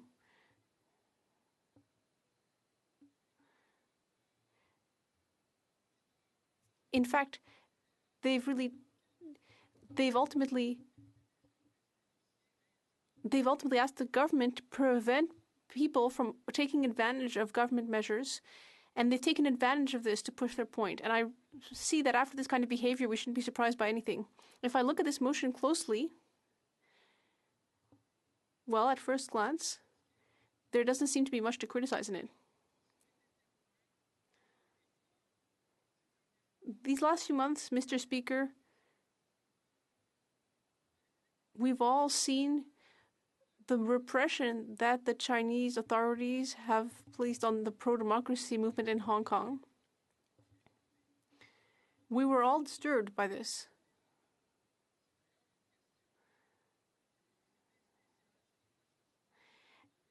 And that was an issue that the Canada-China Relations Committee was supposed to look into later.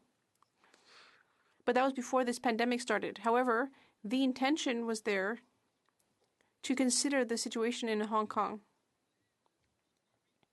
We heard about the situation in Taiwan, in Tibet, and the situation of the Uyghurs. And those were all subjects that the committee was going to study.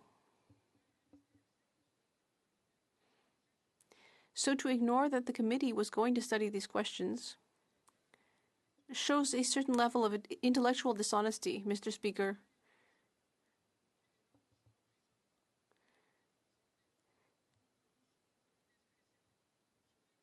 To ask the committee to consider these violations of rights under the pretext of examining the legislation on national security in Hong Kong. Ultimately, I have a lot of questions about this motion. We agree that we need to focus and study the extremely concerning effects of the legislation. The Communist Party legislation that's being brought before the Communist People's Party Congress. And we do need to demand that the Popular Republic of China respect the agreement that lays out one country, two systems. And we need to ask China to respect its commitments to the UK when the UK ceded Hong Kong. We need to require China to respect its commitments. We can't ask any less of the Chinese authorities, given its veiled threats about territorial autonomy. We saw what happened after the repression of the pro-democracy demonstrators. We would have thought that maybe China would have reduced its level of repression, but no. On the contrary, China is taking advantage of the pandemic to increase its level of control. I think that the Minister of Foreign Affairs, and here I agree with our friends from the Conservative Party, I think the minister should make known to the People's Republic of China that Canadian soldiers have shed blood in order to defend Hong Kong. And we do not want to see the rights of the citizens of Hong Kong violated.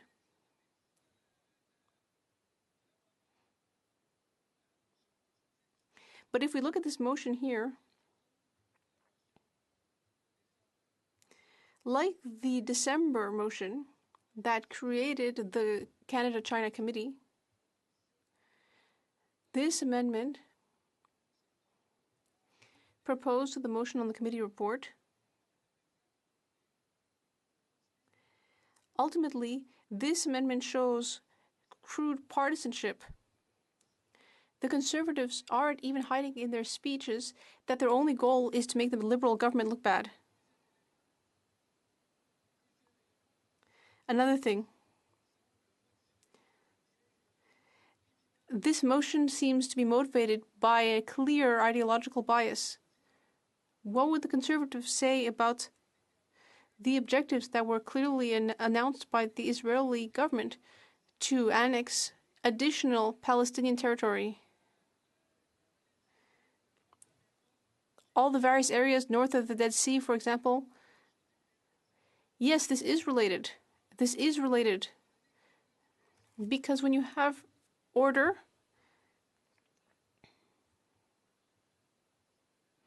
I would just like to remind the member that members that remarks must be addressed through the speaker, not directly, and I would also ask people not to raise their voice while one of the members is speaking.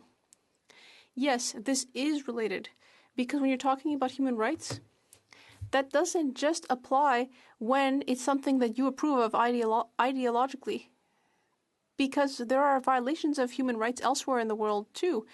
And yet, very oddly, the Conservatives don't mention that that's happening elsewhere when it doesn't accord with their ideological biases. Moreover, the December motion to strike the Canada-China Relations Committee had, according to the Conservatives, the excellent goal of improving relations between China and Canada. And yet, just now, our Conservative colleagues have made incendiary speeches. How will these types of speeches ultimately improve relations between Canada and China?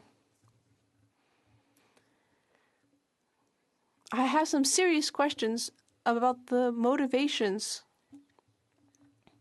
of official opposition members with this surprise motion once again to try to affect the way the committee does its work through a motion adopted in the House.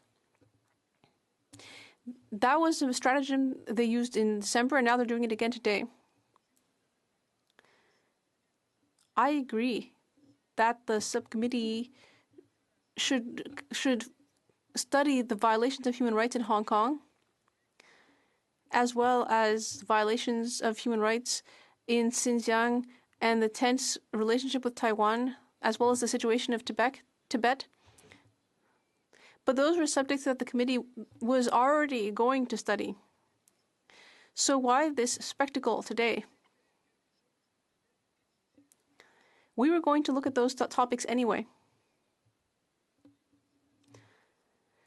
Mr. Speaker, I think that the Conservatives' motives here are murky. They are bizarre and perhaps even malicious. As I said, I don't have an objection per se, because we can all agree that we need to study the issues of human rights violations in China. And I think we all agree that we should reiterate Canada's position, which is about defending human rights in Hong Kong and Hong Kong's territorial autonomy. But why is this motion tabled today, and why this wording? Why? We all agree, and given that that's the case, why this partisan theater? I find this lamentable, and I just wanted to raise that. Time. Questions and comments. The Honourable Member, the Honourable Parliamentary Secretary to the Government House Leader. Thank you, Mr. Speaker, and I appreciate the comments from my friend across the way. And one of the things that's really important to recognize is that as a government and prior as the Liberal Party of Canada, even in opposition, we often talked about the importance of freedoms. I've given many speeches in regards to the Charter and how very proud proud I personally was, and I think Canadians have really adopted the Charter of Rights. We understand how important it is that we have freedoms, and where we can, we should be promoting our Canadian values throughout the world. And there's a time in which we could really be debating that issue more than others, no doubt, inside this House. But today, my thoughts were we were going to be talking about the important issue of the coronavirus and the impact it's having on Canadians, in particular workers and small businesses, and his thoughts on what he thought today was going to be about. L'honorable député de Montarville. The honourable member for Montarville.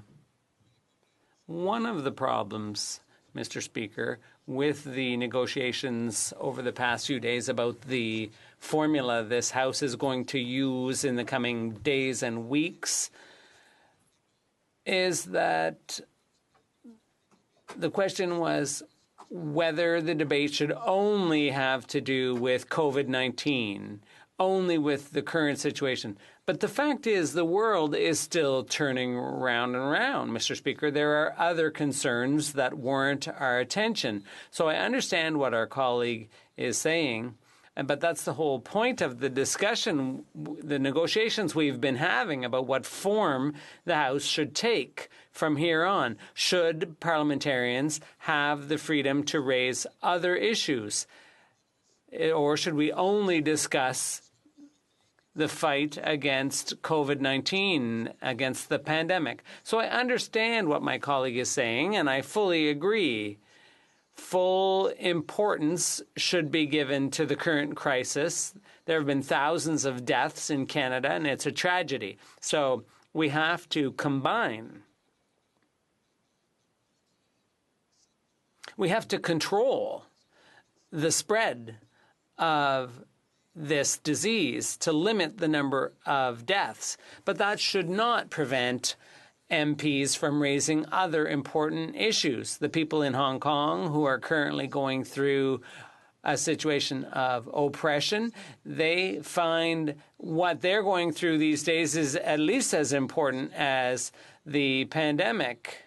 When they see the riot police showing up and supported by the People's Republic of China. Questions and comments? Member for Sherwood Park, Fort Saskatchewan. Well, thank you, Mr. Speaker. I enjoy serving with my friend on the Canada-China Special Committee, and I just want to maybe respond to some of the things he said, and maybe he can then respond to that. He raised the issue, some of the situation in Israel and with the Palestinians, and I think that would be a very interesting subject for an Opposition Day motion from the Bloc if and when they're able to have that opportunity. I think it's an important issue. I won't try and get into my views on that subject because I would like to have at least 5 to 10 minutes to do so. It's an important issue for discussion in perhaps a different context. Now, he's not sure about our motives, and I think my motives are very pure, but at the end of the day, he doesn't have to vote on my motives. He just has to vote on what's in the motion. The critical piece of this amendment that's unique is that it actually allows the committee to meet digitally. Right now, the Canada-China Special Committee might wish to meet, but it cannot meet because it doesn't have the special permission to meet through video conference. So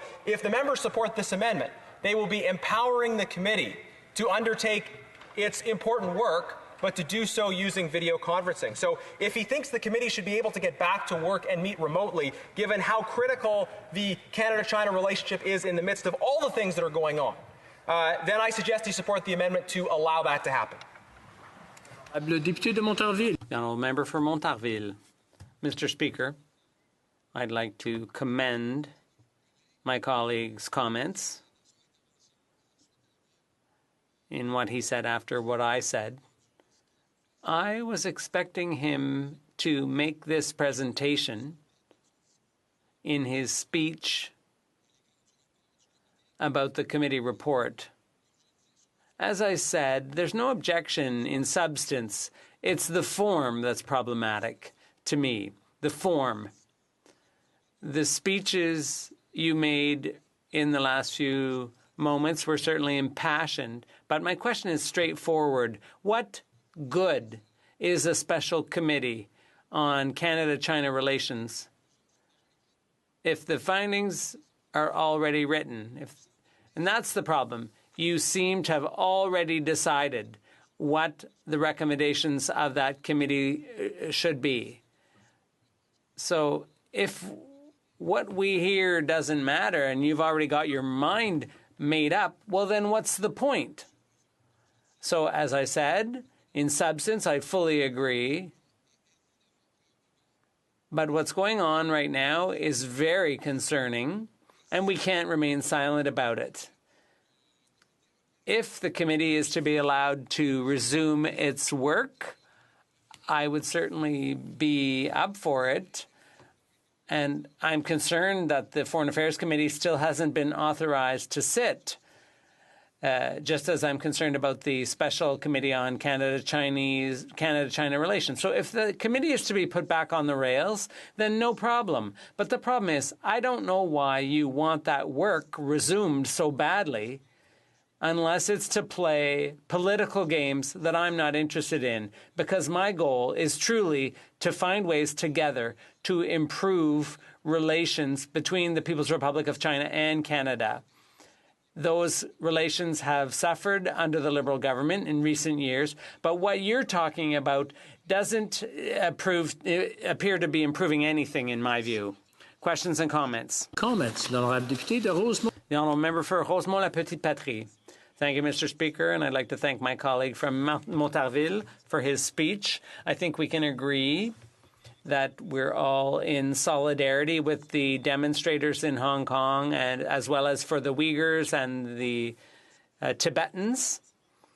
The Conservatives are a bit inconsistent when it comes to human rights. It seems to be ideologically based. Are these rights universal, and what of the Palestinians? The honourable member for Montarville. Mr. Speaker, as I said in my speech, I think we can't raise human rights with an ideological slant. You can't ignore some and promote others. You can't be pro-Hong Kong demonstrators and at the same time deny Palestinians the fundamental rights that are currently being denied them by the State of Israel. And that's very worrisome, because this speech is about a bill that has to do with domestic security in Hong Kong. But there's a direct parallel between what Israel is doing. They have legislation to annex colonies on the West Bank. And my Conservative colleague earlier said that that was a different story. There's human rights violations in both places, and we need to defend human rights wherever they need defending. And I'm being accused of taking an anti-Israel position, but that's not true at all. We fully agree with a solution that would preserve peace and security in the region. But we know if Israel annexes further territories, that will push lasting peace even further off into the future, both for Israelis and Palestinians. So we need to work in a way that will promote peace, and that cannot happen through the annexation of territories that do not belong to Israel. Second question. I'll cut you off at 30 seconds. The honourable member for Sherwood Park, Fort Saskatchewan. Well, thank you, Mr. Speaker. I think my colleague from the Bloc Québécois is just demonstrating the value of having discussions about foreign affairs issues in Parliament and in parliamentary committees. I would love to see the Foreign Affairs Committee back in action. I would love to see the Canada-China Committee back in action. I'd love to see the Bloc, as well as the Conservatives, able to propose opposition days again. And again, we can have these conversations about the Canadian response to events in the Middle East, to human rights issues in Africa, in parts of Europe, and beyond. But we have an opportunity to get the Canada-China Committee. The honourable member for Montarville. 20 seconds or less, please. I'll be brief, Mr. Speaker. Once again, in principle, I would love to see the committee get back to work, because all of these issues about the rights of Uyghurs and people in Hong Kong, Taiwan, and Tibet, all those things have been sidelined by the situation we're going through as parliamentarians since the health crisis struck. If we could get back down to work, we could tackle those issues. But the problem is this anti-PRC speech coming from the Conservatives is hardly going to improve relations. Resuming debate. Is the House ready for the question? The question is as follows. Mr. Jennings, seconded by Ms. Gray, moves that the first report of the Special Committee on the Canada-China relations presented on Wednesday, March 11th, 2020, be concurred in. Mr. Sweet, seconded by Mr. Bazan, moved that the motion be amended by deleting all the words after the word that and be substituted, may I dispense? Thank you.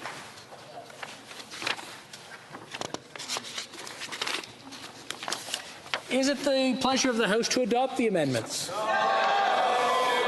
All those in favor, I'm sorry. All those in favor, please say yay. Yay! All those opposed, please say nay. Nay! In my opinion, the nays have it. Okay. Call in the members.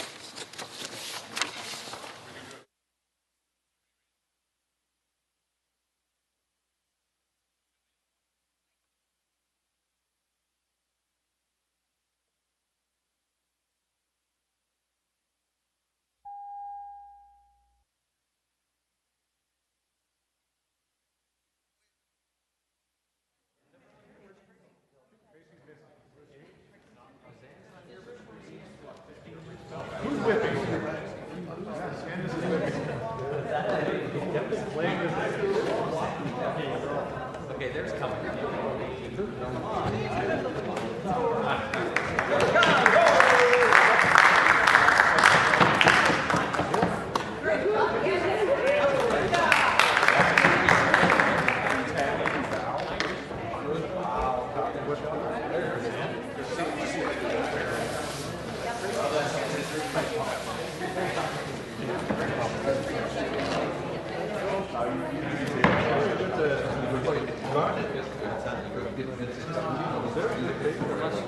Yeah, very good. I like the national law. Where we can get all the art. No, I know. Oh, it's good. Sorry, did you already call? No.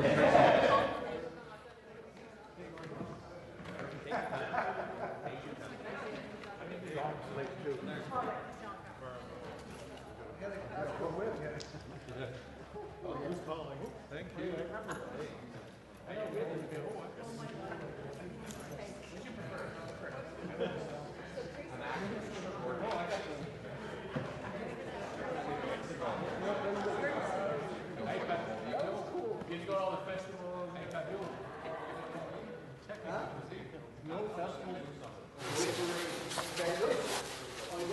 La question est la... The question is the following one. By Ms. Gray, moved that the first report of the Special Committee on the Canada-China relations presented on Wednesday, March 11, 2020, be concurred in. Mr. Sweet, seconded by Mr. Bazan, moved that the motion be amended by deleting all the words after the word that and substituting the following. The first report of the Special Committee on the Canada-China relations presented on March 11, 2020, be not now concurred in, but that it be recommitted to the Special Committee on Canada-China relations with instructions. A, to amend the same so that to make recommendations reflecting a broader assessment of the evolving situation facing pro-democracy activists in Hong Kong. May I dispense? No, I'm going to continue. And B, to meet within 1 week of the adoption of this order in order to consider this matter, provided that if the House stands adjourned at the time the committee meets and certain standing committees have been empowered to meet by video or teleconference, during that adjournment period, the shared and relevant provisions applying to those standing committees shall also apply to the committee, and during the same time frame, the committee may continue to meet for the same from time to time. All those in favor of the amendment will please rise. Mr. Scheer. Mr. Scheer. Mr. Bazan. Mr. Bazan. Monsieur Deltel. Monsieur Deltel. Ms. Bergen. Ms. Bergen. Mr. Barlow. Mr. Barlow. Mr. Schmale. Mr. Schmale. Mr. Sweet. Mr. Sweet. Mr. Jenis. Mr. Jenis. Mrs. Vecchio. Mrs. Vecchio. Mrs. McLeod Kamloops Thompson Caribou. Mrs. McLeod Kamloops Thompson Caribou. Monsieur d'Entremont. Monsieur d'Entremont. Mr. Waugh. Mr. Waugh. Monsieur Blaney, Bellechasse, Sézé-Chemin, Lévis. Monsieur Blaney, Bellechasse, Sézé-Chemin, Lévis. Ms. Harder. Miss Harder. Mrs. Falk, Battleford's Lloydminster. Mrs. Falk, Battleford's Lloydminster. Mr. Cumming. Mr. Cumming. Monsieur Terrien. Monsieur Terrien. Monsieur Bergeron. Monsieur Bergeron. Monsieur Perron. Monsieur Perron. Madame Michaud. Madame Michaud. Monsieur Trudel. Monsieur Trudel.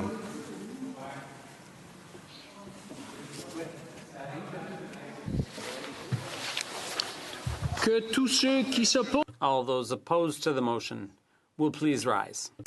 Monsieur Rodriguez. Monsieur Miller. Monsieur Miller. Mr. Hussein. Monsieur Hussein. Mr. Algabra. Mr. Algabra. Ms. Dillon. Miss Dillon. Mr. Scarpellegia. Mr. Scarpellegia. Mr. Amos. Don't do it, Will. Mr. Amos. Mr. Lamoureux. Mr. Lamoureux. Monsieur Iacono. Monsieur Iacono. Ms. Vandenbeld. Ms. Vandenbeld. Mr. Hardy. Mr. Hardy. Mrs. Romanado. Mrs. Romanado. Madame Bibeau. Madame Bibeau. Ms. Ing. Ms. Ing. Monsieur Garneau. Monsieur Garneau. Mrs. McCrimmon. Mrs. McCrimmon. Ms. Anand. Ms. Anand. Monsieur Drouin. Monsieur Drouin. Madame Mendez. Madame Mendez. Ms. Haidu. Ms. Haidu. Monsieur Duclos. Monsieur Duclos. Madame Lalonde. Madame Lalonde. Mr. Holland. Mr. Holland. Madame Bendayan. Madame Bendayan. Ms. Matheson. Ms. Matheson. Mr. Duval. Mr. Duval. Mr. Green.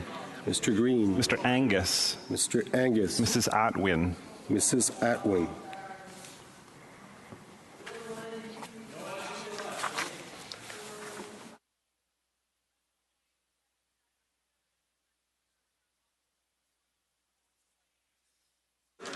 Les pour 21, les contre 29. Je déclare l'amendement. I declare the motion rejected. Resuming debate, reprise du débat. The Honourable Government House Leader did. Oh, no, okay. The next question is on the main motion. La question est la suivante. The question is the following one. Mr. Generous, seconded by Ms. Gray, moved that the first report of the Special Committee on Canada-China relations presented on Wednesday, March 11th, 2020, be concurred in. Plaît-il à la Chambre d'adopter cette... Is it the pleasure of the House to adopt this motion? C'est pas mal unanime? Okay. We're good. We consider it adopted. Perfect. Presenting petitions. Présentation de pétitions.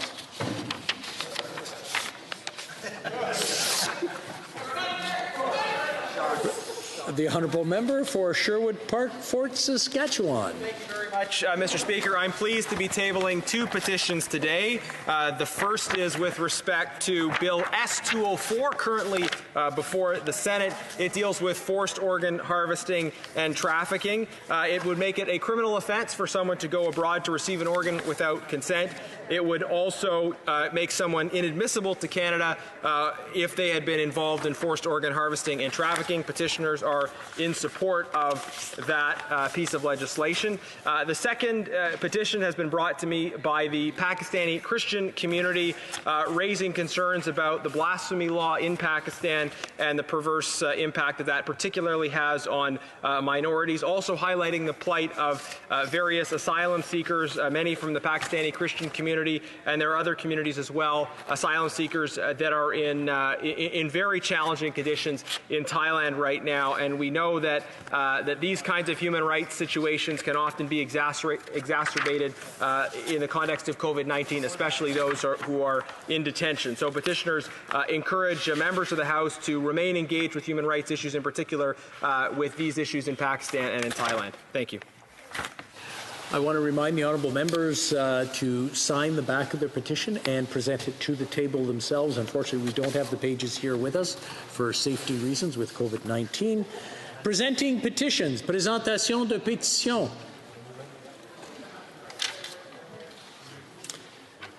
Questions on the order paper. The Honourable Parliamentary Secretary to the Government House Leader. Yes, thank you, Mr. Speaker. If the government's response to question number Q380 to question 424 could be made orders for return, these returns would be tabled immediately.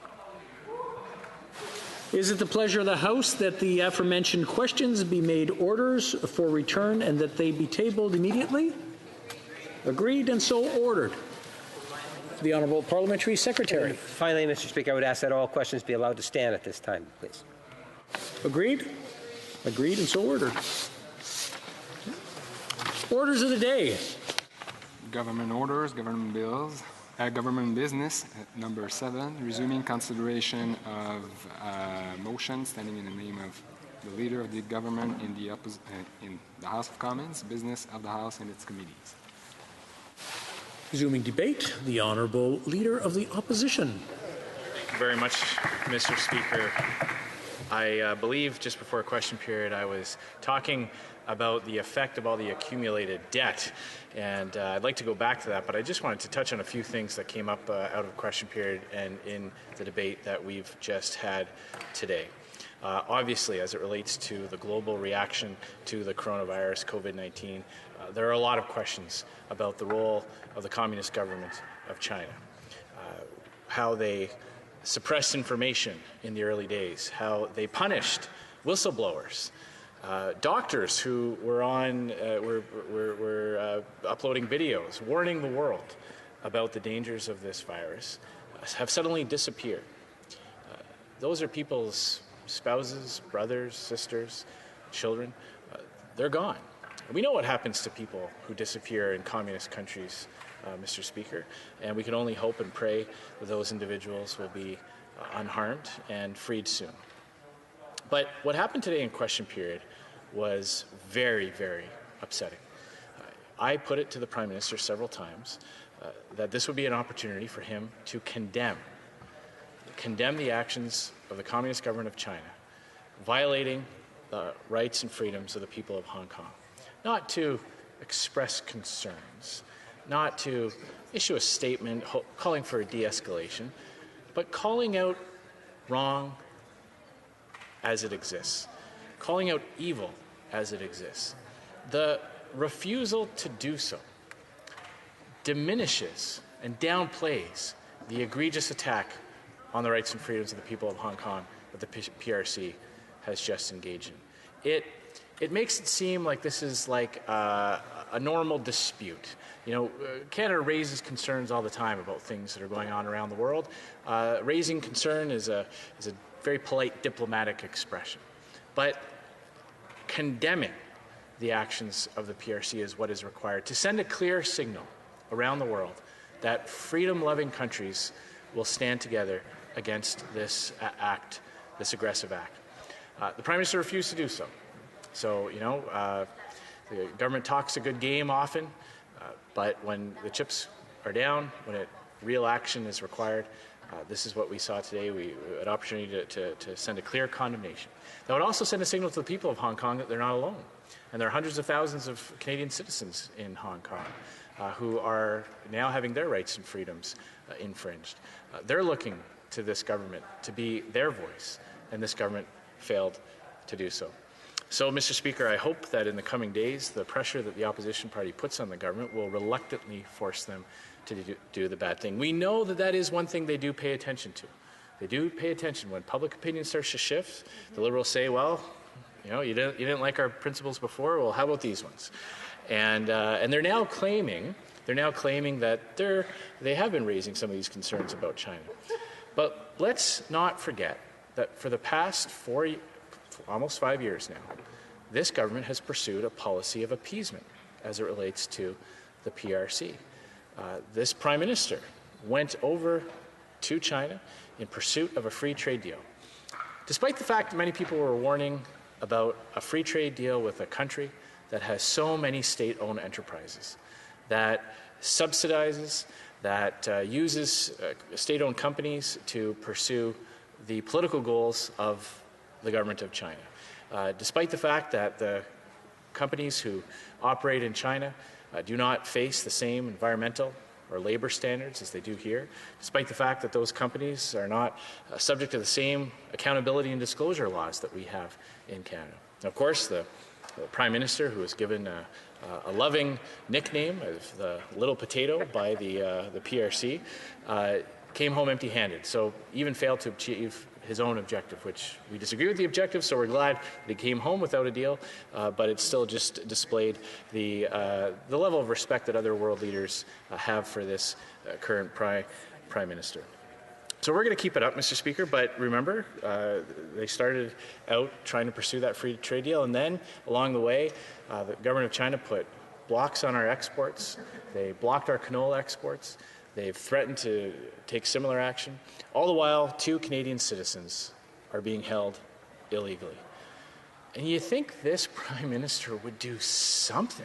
I mean, I wish we were having a debate on whether or not the reaction of the Liberal government was appropriate or not. I wish we could say, well, these are our ideas, they have their ideas, let's have a debate as to whose ideas are better to stand up for Canada, to show the government of China there are consequences for violating international rules of law. But they've done nothing. We can't debate their ideas versus ideas because their idea is to continue to do absolutely nothing. Worse than that, they are continuing to pursue the policy of appeasement, which includes taking over $250 million out of the Canadian economy, out of the pockets of taxpayers here in Canada, to build roads and bridges in other countries, to further the interests of the PRC. The Communist government of China has a Belt and Road policy.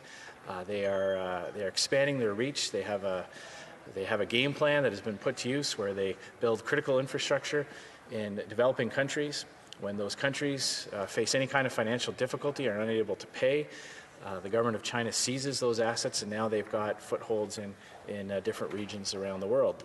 We're very concerned about the string of pearls policy of the government, which is aimed at encircling another democratic country in the region of India.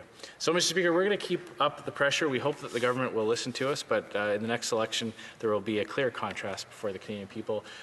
Continued do-nothing approach of the Liberal government, letting Canadians down here in Canada, letting farmers down, letting exporters of canola and other products down, the 2 Canadians who are held illegally, letting them down, and letting down people in this country who want to see Canada to be that champion for human rights and freedoms around the world. So we're going to keep up the pressure on our end, Mr. Speaker. When I was speaking to the motion before, I was talking about the fallacy of the Liberal government's usage of the debt to GDP ratio as a way of assuring Canadians not to worry. And I believe just before a question period, I was talking about how the federal government debt is just but a small part of that debt to GDP ratio. The federal government debt is just one saddle on that horse, the engine of our economy, the economy that has to pull everything along. In addition to federal government debt, we've got provincial debt and we've got corporate debt. We also have individual debt. So at the very least, we should stop saddling the horse with more debt. We should stop putting more and more weight on it. In the meantime, when we're thinking about how we emerge out of this downturn, we need to be thinking about how we can supercharge the economy, how we can really tap in to the entrepreneurship, the hard work of Canadians, freeing them to do what they do best, what they have done best throughout history. And that's where we really get into a debate over the role of government. And I think that is fundamentally the biggest difference between Conservatives and Liberals. Whatever we call ourselves at any particular moment in time. In Canada, it's Liberals and Conservatives. In other countries, the political parties have different names. But all throughout human history, this has been the essential question, the role of government. And the problem is there are so many people who confuse society and government. They blend them both together. They think that if society should do something, or if we want society to behave to be a certain way or to do a certain thing, that it's the government's job to do that. They blend the two together. In reality, the two couldn't be more different. Not only are they different in substance and nature, but their origins are different. Where society comes from is diametrically opposed to where government comes from. Society comes from the positive elements of human nature, the good aspects of human nature. Society is built around human beings interacting in a positive way. A buyer and a seller, a friend getting together, a group of people with common interests, creating a club or a society to enjoy music, literature, the arts. That's what society is. Society is people coming together in a positive way. Government comes out of our fallen nature. Because we are fallen beings, Mr. Speaker, government is created to address that aspect of human nature. It's there to protect people from the negative aspects of human nature. So we have a police, we have courts, we have institutions to make sure that nobody falls through the cracks. If individuals themselves are not able or willing to be generous to look after those who can't help themselves, then government steps in to provide for those gaps in society. But by definition, it is a creature of our fallen state. And so therefore, we should not put all our faith in that government, Mr. Speaker, in any government, because the nature of government is so much different than society. A colleague of mine, I was walking down the steps here and I saw a book that I read a few years ago. It's a fantastic book. I wish more people in government offices read the book. It's called Economics in One Lesson.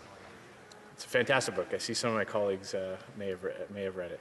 And I'll go into that in a moment, Mr. Speaker, but I wanted to make a further point about the role of government. You see, we know that perfection is not for this side of eternity. We know that because of human nature, we're never going to create a perfect society here. We can always try to do better. We can always try to improve upon ourselves, challenge ourselves individually and collectively to do that. But I often get asked to participate in the National Prayer Breakfast.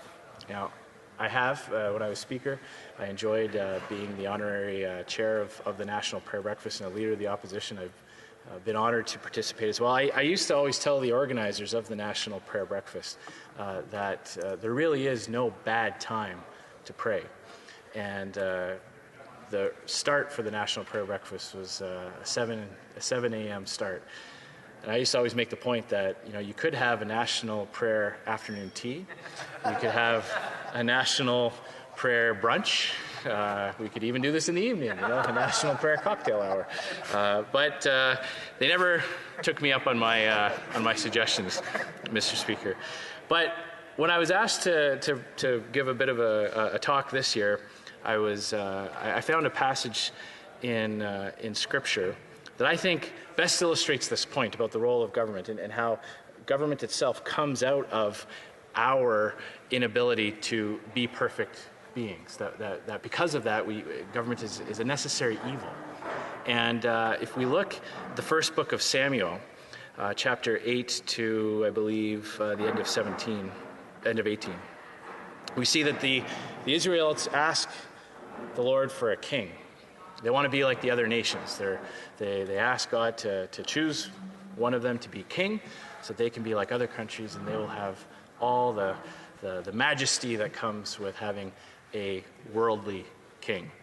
And so Samuel goes and tells this to God, and this is what happens next.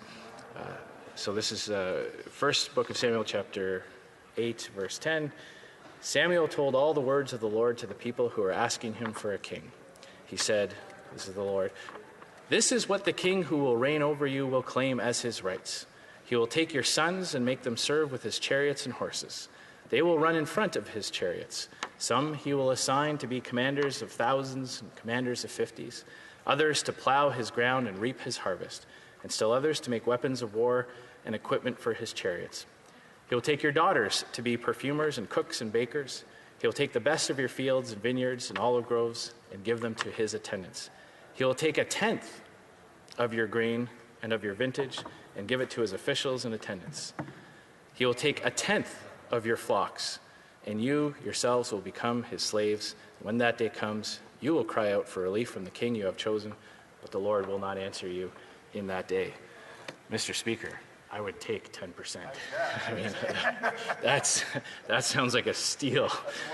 That's a bargain compared to what this government has imposed upon Canadians. So, in conclusion, Mr. Speaker, I know that probably brings a lot of joy to those on the opposite side who don't love freedom as much as we do. You know, I heard something. I heard a member for the NDP say something a few minutes ago, talking about being on the side of the people, being on the side of people, and I think he misses it. He misses a massive point here. The NDP and the left, the Liberals, they always say Margaret Thatcher summed this up perfectly. They always say their slogan is "power to the people." What they really mean is power to the state. They really mean power to the government. They don't actually mean to empower people. Because to empower people is to give them freedom, to give them choices, to give them options. That's what real power to the people means. It means getting the government out of the way. And if someone has a better widget or a better mousetrap, letting them innovate and expand and excel and take their ideas, combine it with their industry, combine it with the capital that they may have raised from their friends and family or the public. That is what creates wealth and prosperity. That is what true freedom is. And let's never forget, the free markets are just as much a democratic institution as other aspects of our society. When I was Speaker of the House of Commons, I met President Sarkozy in France, in Paris, at the height of the financial crisis. And he was talking about the irony that before the financial collapse of 2008, he didn't have a lot of big corporate executives trying to come see him. And but in the downturn, in the aftermath of the downturn, he said there was a path beaten in the lawn from their offices to his office. And he said to them, he was saying to them that they would, if they wanted to have support from the government, that they had to recognize that the government was there on behalf of the people. And I remember saying to him that free markets itself is an expression of intent, and it is an expression of what the people want.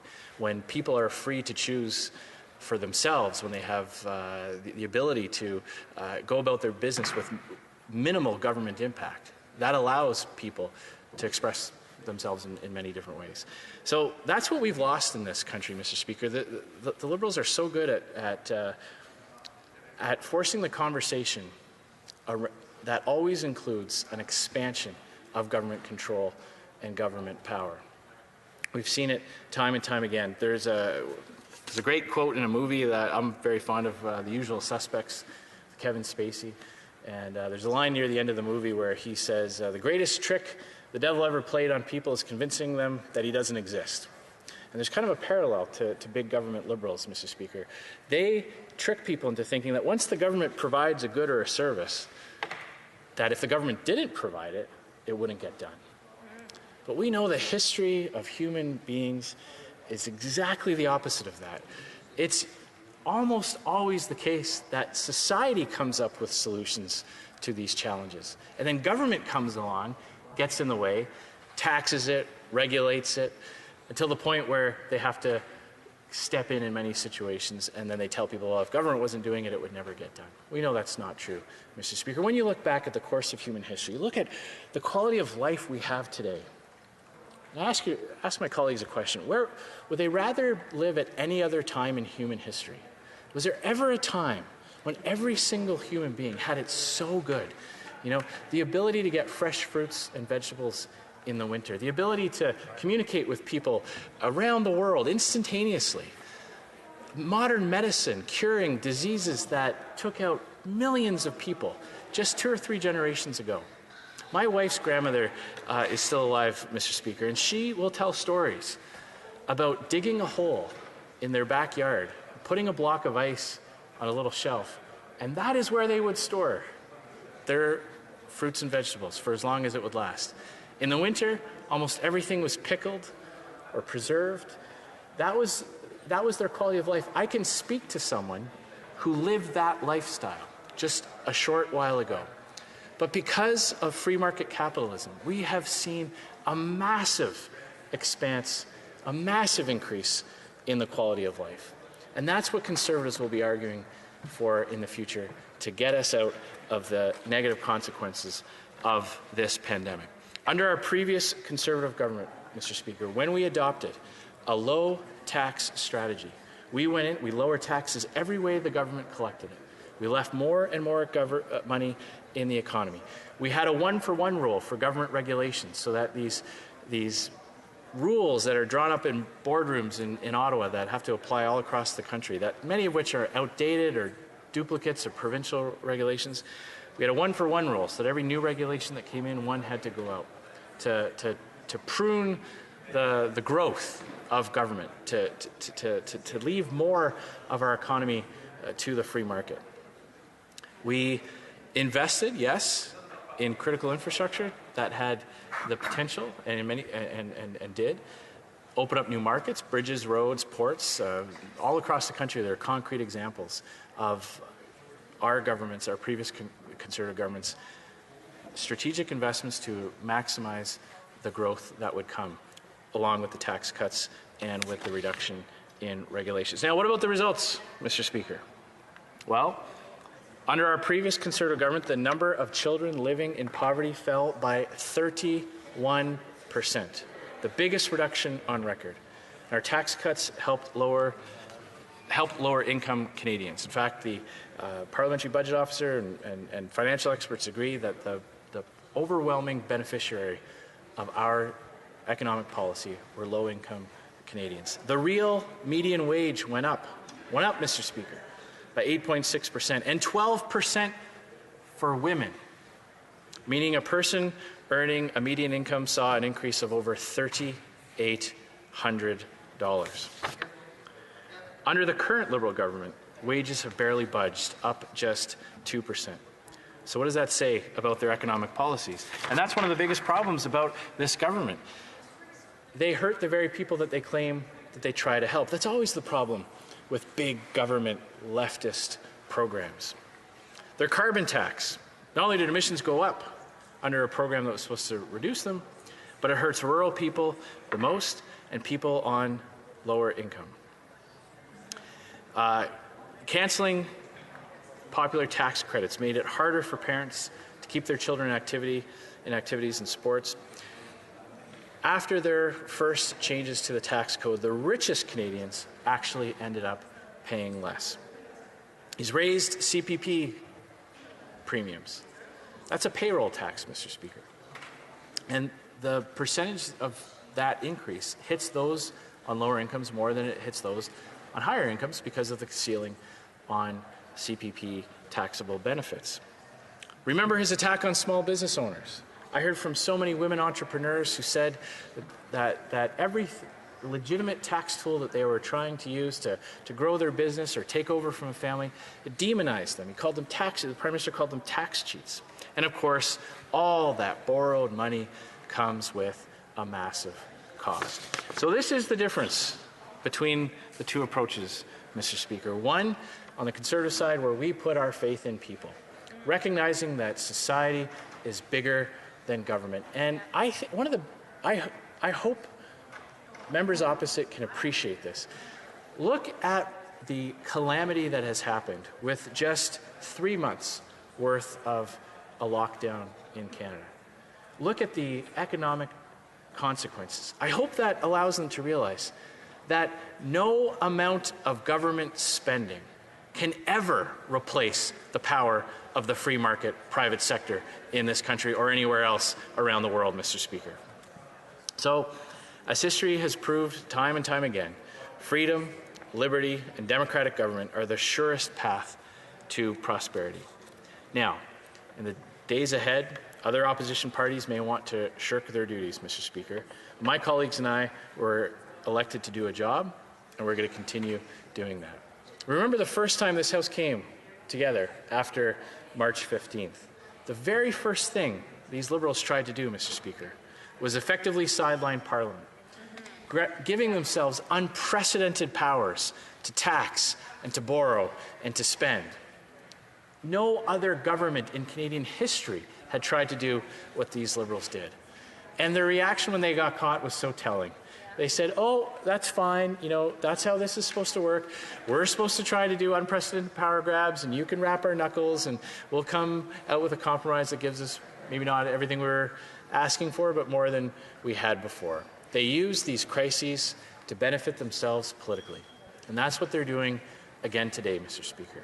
This is a similar move to sideline Parliament, to reduce the effectiveness of elected representatives during a time when we need more oversight and more accountability. Because every single time the House has got together, Conservatives have improved government programs. We have improved their legislation, we have identified gaps and weaknesses, and we have gotten better results for Canadian people. And that ultimately is what this exercise is about. So while it may not be in this House, Mr. Speaker, should they get their way, Conservatives will continue opposing this government's destructive taxes, reckless spending, and dangerous borrowing. We will continue to stand up for the most vulnerable among us. We will continue to fight for a strong, united Canada that is a force for good in the world. And we will respect the sacred trust and this institution.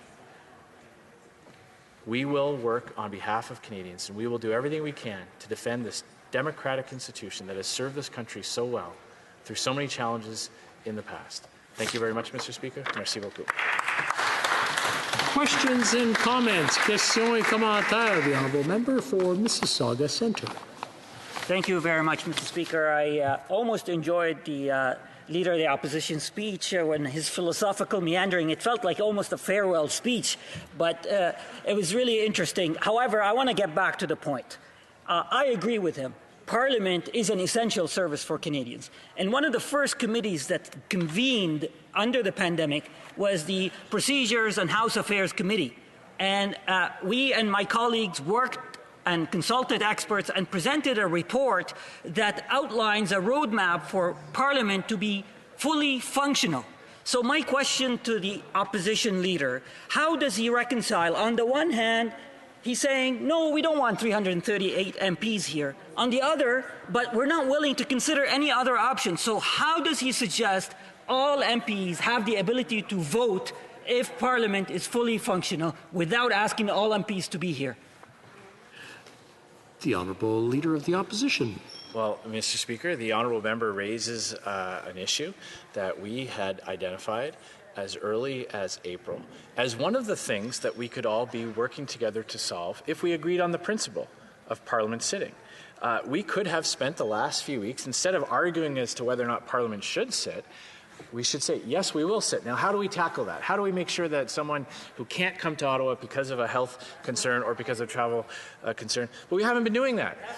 No. What the member forgets is that they drew a line in the sand the last time we were trying to get parliamentary sittings, and they found a complicit party in the Bloc and the NDP, and they were able to sideline Parliament, so they didn't need to tackle these types of issues. There are a number of options that we could look at to satisfy that, but we don't believe that the solution should be no parliamentary sittings, Mr. Speaker. Questions and comments. Questions et commentaires. Honorable député de Longueuil-Saint-Hubert. The Honourable Member for Longueuil-Saint-Hubert. Thank you very much. I'm just going to take off my mask. I'd like to thank my dear colleague for his excellent speech. It's very interesting to hear the Bible quoted in this House and the discussion of the most vulnerable among us. And speaking of the most vulnerable, there are some interesting numbers in Quebec. We learned recently that 300,000 people in Quebec in the last 2 months had to use food banks for the first time in their lives. In April in Quebec, 150,000 households in April in Quebec were not able to pay their rent. And that's after having received CERB. In May, 10% of Quebecers weren't able to pay their rent and 15% in Montreal. Those are some of the most vulnerable people in our society, those who are left behind in this pandemic. But unfortunately, I'm not seeing these people in the list of the most vulnerable groups, either for the Liberals or the Conservatives. And yet, we've heard that both the Liberal and Conservatives have taken advantage of the wage subsidy. Do they really think they need it?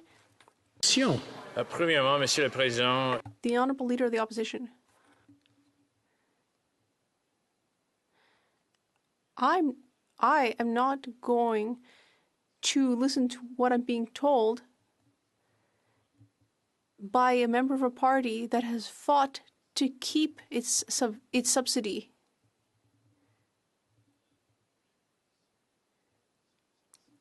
Now, regarding the program for the wage subsidy, we are looking at ways to reduce obstacles for certain businesses, because some business owners can't access this program because there's unnecessary red tape. So we have proposed specific measures. Measures to ensure that even more workers and businesses can create jobs, and we will continue to work to improve this government's programs. Questions and comments? The Honourable Member for Kamloops, Thompson, Caribou. Thank you, Mr. Speaker, and I very much appreciated the official Leader of the Opposition's comments today in his speech. And I think as I listen to the Liberals, what they keep saying is you can ask all these questions. So I think it's important for us to again clarify what is the difference between committee and what is the power of Parliament that we are asking for that is so much needed. And if we can sit for 4 days as a committee in this House, modified, why Parliament cannot sit and why we really should be sitting. So I'd really appreciate some clarification for people that might be wondering what is happening today. The Honourable Leader of the Opposition. Well, that's a very pertinent question. I thank my colleague for it. Quite simply, what we have been using this chamber for in virtual sittings over the past few weeks is not Parliament. It's a special committee. It's a special committee with very specific constraints. You know, you yourself, Mr. Speaker, ruled a question out of order because it wasn't related to the subject matter of that special order. We respect your decision, but it's the problem is in the constraints that the special committee puts on you and on other members here. The inability for the opposition to raise important issues, using our opposition day motions to identify the gaps in their programs. We have told the government that a very small technicality in their wage subsidy program prevents companies who have acquired another company to access the wage subsidy. I have an example in my riding. We've been calling on them for weeks to fix this. There are multiple cases, similar cases around the country. Opposition parties in the past have used their opposition days to force government to take action.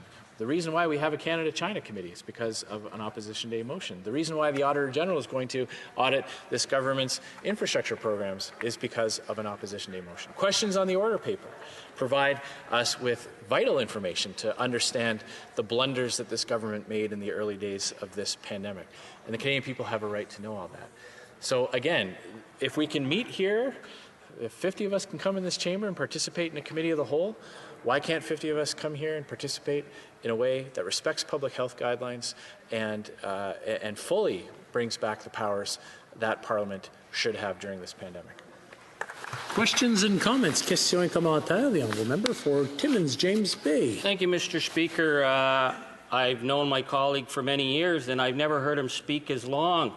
And so I actually thought that maybe, you know, it would all start to make sense, you know, this bizarre cacophony that we're seeing from the Conservatives. We heard him tell us about the beauty of the free market, about the magical, mystical, hidden hand that fixes everything. when we've been talking about the fact that there was no PPE in Canada and our frontline health workers had to crowdsource, but no. The magical, mystical market's going to make it better. And he told us how we get government out of everybody's way at a time when millions of Canadians couldn't pay their rent and have looked to this House to get them support. But he's telling us that if we get government out of the way, it'll be great. And why is it going to be great? Well, let's see. He gave us the fall of the Soviet Union. We were back in the 70s. He had to, of course, start off with Winston Churchill. You know, whenever they start off with Winston Churchill, the Conservatives, it's like, and so then we were back in the 40s. Then, of course, he had to talk about China again and again and again and the evil communist regime. And their human rights abuses are certainly serious.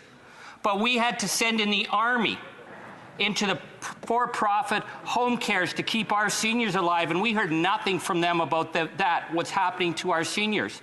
But we heard about everything else. So, you know, Madam Speaker, then he tried to tell us that the environment or the economy was a horse, which I've heard a lot of crazy economic theories, almost as crazy as the magical, mystical ham, but I never heard that the economy was a horse. So my suggestion is that we are in the biggest economic crisis in our history. And what we've heard from this member is a hodgepodge of right-wing gobbledygook that I'm suggesting that this member isn't the man for the time. He's not even yesterday's man. He's the decades-old man.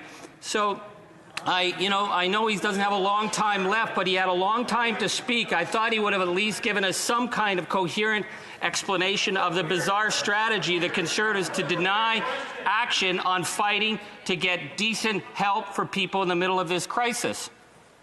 The Honourable Leader of the Opposition.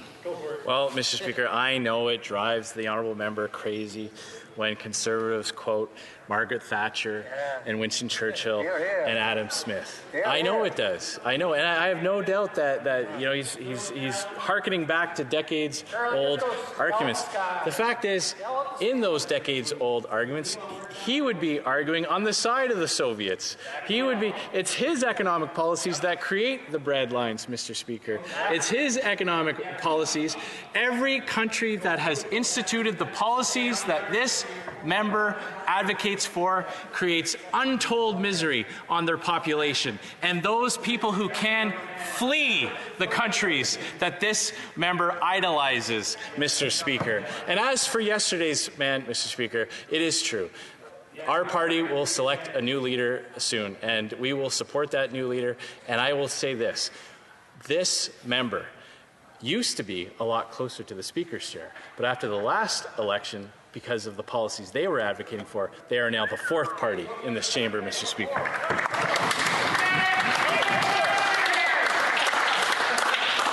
Order. Order. It's my duty, pursuant to Standing Order 38, to inform the House that the questions of the House to be raised tonight at the time of adjournment are as follows. The Honourable Member for Sherwood Park, Fort Saskatchewan, Foreign Affairs. The Honourable Member for Renfrew, Nipissing, Pembroke, National Defence. L'Honourable Député de Bellechasse-les-Échemins. The Honourable Member for Bellechasse-les-Échemins-Lévis, Public Safety. The Honourable Member for Canada, Carleton. Thank you very much, Mr. Speaker. Today I'll be sharing my time with the member for York South-Weston. Mr. Speaker, it is an honour to take part in this debate today on how we can keep Parliament functioning in a reasonable and responsible way. There is no doubt that COVID-19 pandemic has tested Canadians right across this country. Physical distancing has kept us apart from loved ones and from getting together in our favourite restaurants and festivals. It has tested businesses who rely on direct contact with their customers, causing lost revenue and lost income for workers. But if there is something that this pandemic has reminded us of, it is that Canadians are a resilient people. We can and are adapting to this difficult situation. Canadians are creatively using video conferencing from everything from birthday parties to live streaming concerts and for doctor's appointments and job interviews. Small retailers are opening up web stores for the first time, and many restaurants are adapting their menus for takeout. Many organizations are showing that their employees can work from home where it is safe while continuing to collaborate with colleagues virtually. Parliament must also adapt, and parliamentarians must lead by example by continuing to fulfill our duties while respecting public health advice on how to stop the transmission of COVID-19. Canadians deserve a functioning House of Commons where their elected representatives can ask their questions and ensure that their concerns are heard. They want members on all sides of the House to work together to find solutions to this exceptional situation that we are all in together. The government has put forward a motion that is reasonable, it ensures accountability and transparency, and respects public health advice. The motion proposes that the Special Committee on COVID-19 will meet 4 days a week from Monday to Thursday. This is an increase from the previous 3 days a week. The committee would meet in a hybrid format with some members present in this chamber and others participating by video conference. This will ensure that everyone can participate no matter where they live and what travel restrictions and quarantine restrictions exist. Members will be able to question the government on any matter they wish, not just matters related to COVID-19. Through the special committee, all members can continue to perform one of their core functions, which is to hold the government accountable. In fact, this motion will provide more hours for members to question the government than what is provided during regular sitting weeks. There will be more than 6 hours of questioning compared to the 3.75 hours question period takes up during a regular week. Mr. Speaker, the Special Committee on COVID-19 has already proven to be an effective forum where rigorous parliamentary debate occurs while respecting physical distancing and other public health advice. From its first meeting on April 28th to May 21st, the committee has met for a total of 30.5 hours. 200 members spoke during this 3-week period, most on multiple occasions. This includes the leader of each opposition party represented in the House.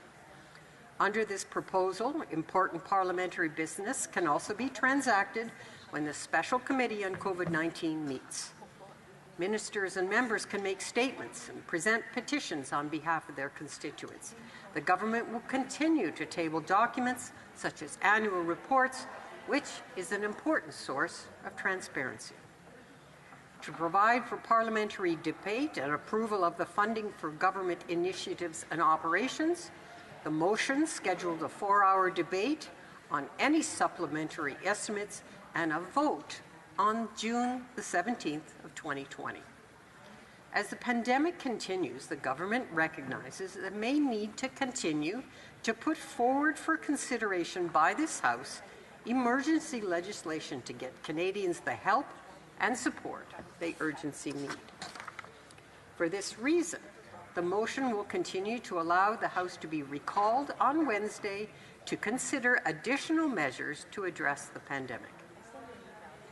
Mr. Speaker, I think all members of this House are united in hoping that the spread of COVID-19 is significantly reduced, if not eliminated quickly. But our medical experts cannot predict with certainty how long this pandemic will last.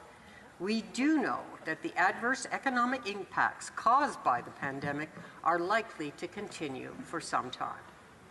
For this reason, the motion schedules 4 sittings of the House during the summer to discuss the pandemic and measures taken by the government on July 8th and 22nd and on August 22nd and 26th.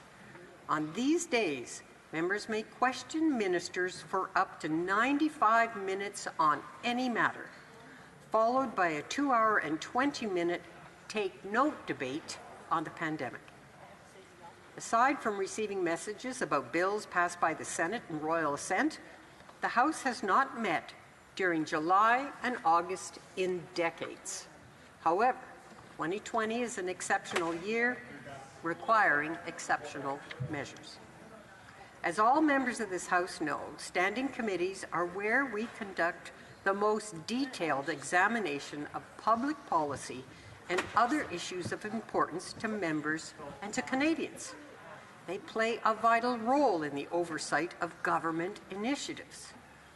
Since the House adjourned its regular proceedings on March 12th because of the pandemic, 74 committee meetings have been held for a total of approximately 195 hours of deliberations.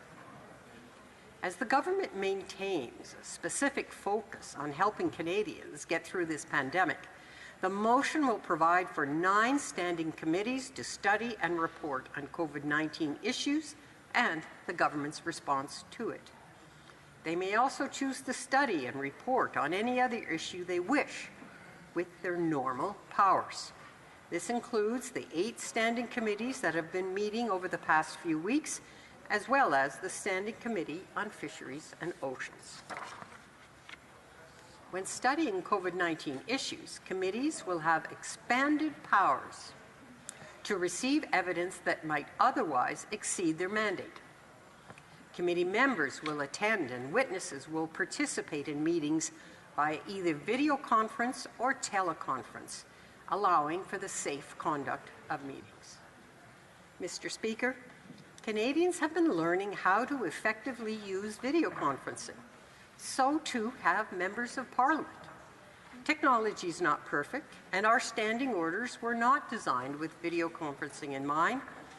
And for this reason, the motion provides that, and I quote, "The Standing Committee on Procedure and House Affairs be instructed to review and make recommendations on how to modify the standing orders for the duration of the COVID-19 pandemic as part of an incremental approach, beginning with hybrid sittings of the House as outlined by the report provided to the committee by the Speaker on Monday, May 11th, 2020, including how to enact remote voting."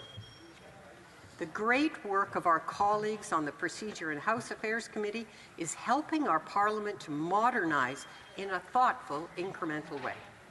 It will also leave it better prepared for future crises. This is what Canadians expect. Mr. Speaker, Parliament is essential to our democracy, but even essential services like hospitals and grocery stores and gas stations have changed the way they operate because of the pandemic. Parliament's no different. We must also change the way we operate, and we believe the motion strikes the right balance between assuring that the members can hold the government to account while protecting the health and safety of everyone who works here during this pandemic. It's vital that Canadians have faith in our public institutions, especially during this challenging time. Acting responsibly and caring for the health and well-being of each other is a point of pride for Canadians. Canadians are enterprising, innovative, and flexible in adjusting to new realities. Mr. Speaker, Parliament should be too. Thank you. Questions and comments? The Honourable Member for Selkirk, Interlake, Eastman. Well, thank you, Mr. Speaker, and I want to thank my colleague for her intervention today. And she and I both work on the Defence Committee. She's the chair of the Defence. I'm vice chair. And the Standing Committee on National Defence hasn't met, I don't think, since the week of March the 9th. And so even though she was talking about how much extra time we have in this special COVID committee to ask questions, it's so much better than what was offered through question period, would she admit that there is much more to work of the House of Commons than occurs than just in question period? That, as we witnessed today, that we're having a full day of debate, and we have this opportunity to present ideas and question each other's presentations in this House on the various motions that we're dealing with. And would she admit that with some of our committees not reconstituted, like National Defence, that we're missing out on great opportunities to not only talk about the number of troops that have become infected in Operation Laser in their service in long-term care facilities, but also the other operations that have been changed because of the impact of COVID-19 and the global pandemic. So, Mr. Speaker, as much as the Liberals want Canadians to believe that this special committee that we're going to do in virtual or a hybrid system is still a better way to do accountability, will she admit that there is just so much more that is involved in Parliament than one special committee? Well, member for Connecticut Carleton. I'd like to thank the honourable member for his question, and we have worked together on many issues in the past. And all things being equal, if we were not in the middle of a global pandemic, if Canadians were not afraid, if we did not have the significant public health dictates in place, I could agree. But we have to set the example for Canadians. And if all other Canadians are adapting, if they're being flexible in order to protect each other's health and well-being, I believe we can do it effectively here in Parliament as well. Thank you. Questions and comments? Questions et commentaires. L'honorable député de Berthier. The honourable member for Berthier-Masquinongé. Thank you, Mr. Speaker, and I'd like to thank my colleague for her speech. I'd like an answer, a clear answer, because we asked a question today and never got an answer. I never got a clear answer. At this point in time, we're in a crisis. Significant amounts of government money have been spent. And we have the two richest parties here in the House of Commons that will benefit from wage subsidies that we implemented with a view to saving companies, small and medium-sized businesses, which are the drivers of our economy. It wasn't to support partisan purposes. I'd like to know how my colleague can live with this, and can they reverse their steps and realize that this is a bad idea, that money should be left for companies that truly need it. The honourable member for Canada. Member for his question, and we have tried to find a balanced approach. We need to both support businesses and the employers, but we also need to support employees. And each of our political parties, we do have employees. That's true. So should they not be eligible for support? Should we not include them in our calculations? I think it's something we need to make sure we do correctly. I agree. But I think that all employees, who make contributions to this country, should be eligible for the kind of support programs that the government is currently putting in place. Thank you. Questions and comments? We have time for a 30-second question, a 30-second answer. The honourable member for Timmins, James Bay. Thank you, Mr. Speaker. I've been in the House 16 years, and I've fought every government and on every issue. But we are in a crisis that has been unprecedented. And I think that the move to go to Committee of the Whole was an extraordinary decision to make for this Parliament, and I'm actually shocked the government agreed to it, because it does allow members the opportunity to really drill down on questions that need answering, and we need answering these questions in a much more detailed and clear way than what we get in the normal House. So the normal work of Parliament is important, and it must return.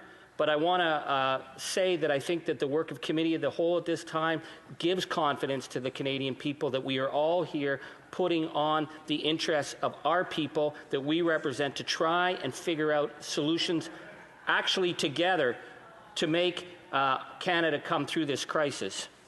The honourable member for Connecticut Carleton in 20 seconds or less, please. I just wanted to say to the honourable member, I think he's right. I think we can find a way to work together and actually come up with solutions that best serve Canadians. And we can do it virtually. Canadians are smart people. They're talented. They're innovative. We can do it, Mr. Speaker. I'm confident. Resuming debate, reprise du débat, the Honourable Minister of Families, Children and Social Development. Thank you so much, Mr. Speaker, and I'm pleased to join my colleagues today to participate in this important debate on how we can do business as the elected representatives of Canadians in the context of the COVID-19 pandemic. As we know, Canadians are experiencing unprecedented disruptions in ordinary life. Across the country, people have lost their jobs or have had to temporarily step away to take care of a loved one, and they face an uncertain future. How we work together as parliamentarians during this time of crisis will not only shape our present, but our future. It is thanks to the spirit of joint work that we've been able to put in place so many emergency measures so quickly and help support Canadians during this crisis. In 2 short months, we managed to pass legislation and publish interim orders. We also implemented measures to support temporary foreign workers and other vulnerable Canadians, such as students and persons with disabilities. I'd like to spend my time today talking about these laws and measures, and I'd like to begin with the Canada Emergency Response Benefit. Through the Canada Emergency Response Benefit Act, our government is providing direct support to workers who have stopped working for reasons related to COVID-19 and is helping stabilize the economy. For eligible workers, the benefit provides, the CERB provides a temporary income support of $500 a week for up to 16 weeks, and the CERB is available from March 15, 2020 to October 3, 2020. The sole purpose of this legislation is to benefit Canadians. The CERB was created directly in response to this immediate and extraordinary public health situation. The reality is that our EI system was simply not created to handle the effects of a global pandemic. It was not designed to cover all of the various situations that Canadian workers faced. So Service Canada and the Canada Revenue Agency joined forces, and in just a few weeks, we developed a fast and simple service delivery approach. The result is that we're getting urgent help out to Canadians and adjusting our policies as we identify gaps. For example, after we launched the CERB on April the 6th, we quickly recognized that some people were not getting the help that they needed the most. We listened to Canadians. Before going on, I'd like to quickly share the latest CERB numbers. As of May the 22nd, we have received applications from 8.1 million people, and dedicated public servants have processed over 99.7% of those applications. And we're already considering next steps, with the initial CERB period coming to an end in early July. The pandemic continues to create uncertainty in our economy, and we understand that many Canadians may still be out of work at that time. A word now about students and youth. We recognized very quickly that students and youth were facing unique challenges, and that many were not eligible for the CERB. That is why we announced comprehensive support for post-secondary students and recent graduates, representing an investment of approximately $9 billion. An act respecting Canada Emergency Student Benefits has enabled the 4-month the Canada Emergency Student Benefit. Students who are not eligible for the CERB can receive $1,250 per month between May and August. Students with disabilities and those with dependents can receive an additional $750 a month.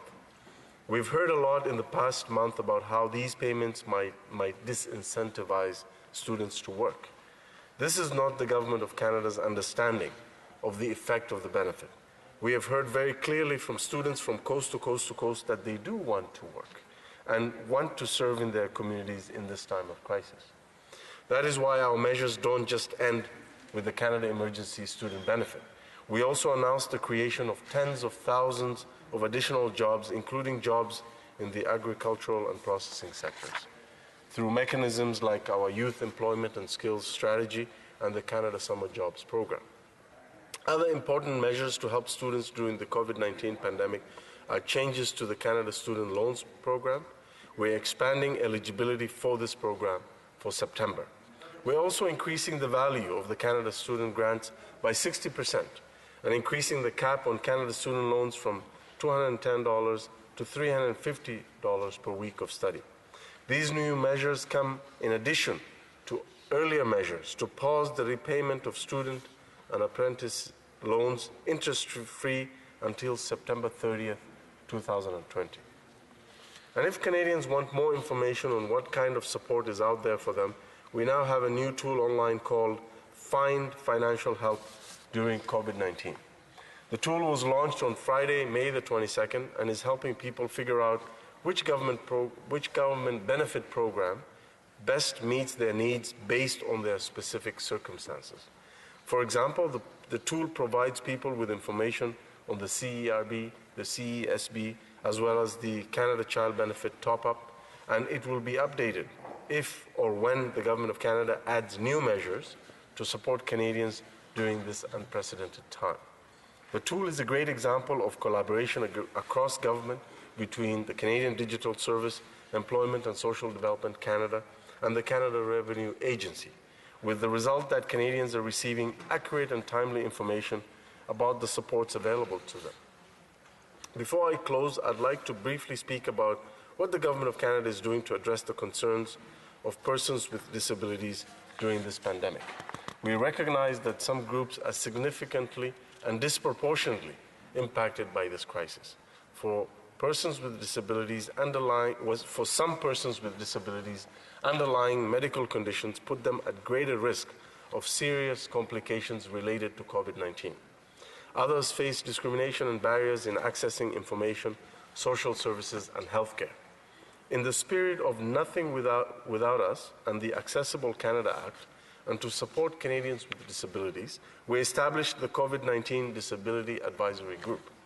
This group is currently offering advice to the government on the real-time lived experiences of persons with disabilities during this crisis. As the Prime Minister has said, our government is committed to supporting Canadians with disabilities, and we will have more to say about further steps we are taking to support them shortly. Mr. Speaker, we undertook the noted measures and legislation collectively as a Parliament with the sole aim of helping Canadians and supporting the economy. And as the situation evolves, we are ready to take further action as needed. Canada's elected representatives are up to the task. Thank you, Madam Speaker.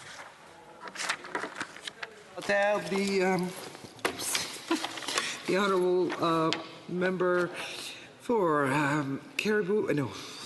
Kamloops, Thompson, Caribou. Thank you, Madam Speaker, and I appreciated many of the comments by the Minister, and of course he articulated many of the things that the government has done in response to the COVID crisis.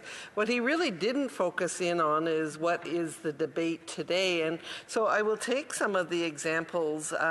He might acknowledge that we had to rush through legislation because we've only had a couple of sittings to deal with emergency legislation where there wasn't proper review of the legislation, and then there was flaws in the legislation that had to be corrected later. If you recall, we came for a 10% worker subsidy, and of course got called back because they found out that it really had to be larger, 75%. It was because they didn't have parliamentary process.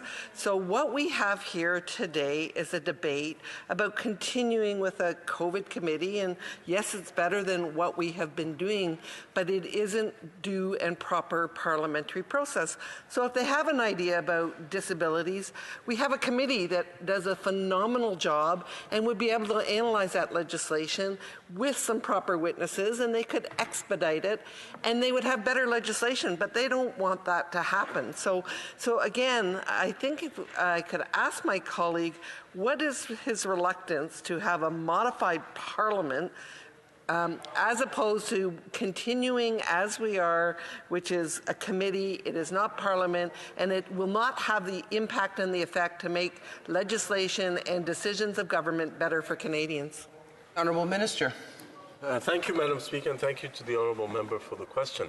The fact of the matter is we have to do two things, and we have to keep two things in mind about the return of the House during this extraordinary environment of the COVID-19 pandemic. We need Parliament to fulfill its role, and we also need to follow the advice of our world-class public health officials. We need a plan that respects both, and that is exactly what we've been doing. Reports from both the Procedure and House Affairs Committee and the Speaker of the House of Commons are very clear. Virtual Parliament works. Canadians are finding new ways to adapt to this pandemic, and so should we, and parliamentarians should set an example for Canadians, as has been mentioned by my parliamentary colleague. We now have an action plan for the House that both increases parliamentary accountability and respects the advice that we have been given by our public health officials. And I would urge my colleague opposite to follow that advice from our public health officials. Questions, comments? L'honorable député de... The honourable member for Longueuil-Saint-Hubert. Thank you, Madam Speaker, and I'd like to thank my colleague for listing all the steps the government has taken since 2 months ago. I think those were targeted measures to help seniors, children with disabilities, workers, and that's all well and good. But for 2 months now, they've announced between $250 and $300 billion in measures, and that's fine. But there are 150,000 households in Quebec that haven't been able to pay their rent despite the CERB. In April in Quebec, 10% of renters didn't pay their rent. 15% of Montrealers couldn't afford their rent. In just a few days, this government managed to concoct legislation worth $73 billion to go to workers, and that's great. But for 3 years, they haven't managed to spend the $1.4 billion that would help Quebec deal with the housing crisis. There are 10 major cities in Quebec that have been calling on the federal government for years to spend $1.4 billion, and that was needed now. There were co-ops and not-for-profit organizations. There were renters. There were urban planners who have been calling out in unison for the $1.4 billion for housing well before this pandemic to help the most vulnerable get through this crisis. The Honourable Minister. Merci, Madame. Thank you, Madam Speaker. We want Quebecers to get their fair share of our historic investments in housing. We hope to enter into a bilateral agreement with the Government of Quebec, as with other provinces and territories. We undertook to enter into an agreement with Quebec, a bilateral agreement based on the principles of partnership, cooperation, consensus, and accountability. Member for Hamilton Mountain. Thank you, Madam Speaker, and I want to thank my honourable friend. Very short. 4 weeks ago, it was told and was agreed to by all the parties that the government would implement without delay some financial help for people with disabilities. The people with disabilities, a lot of them are suffering. They have limited income. Their prices have gone up just like our seniors have. So my question is to the Minister, through you, Madam Chair, is when is this financial help coming, and why have they been left out? Honourable Minister, very short answer. Madam Speaker, I disagree with the honourable member. Canadians with disabilities have certainly not been left out. There's more to come, but we have already responded partially through the $350 million Emergency Community Support Fund to support vulnerable Canadians, and that certainly includes Canadians with disabilities, Madam Speaker. Resuming debate. The honourable member.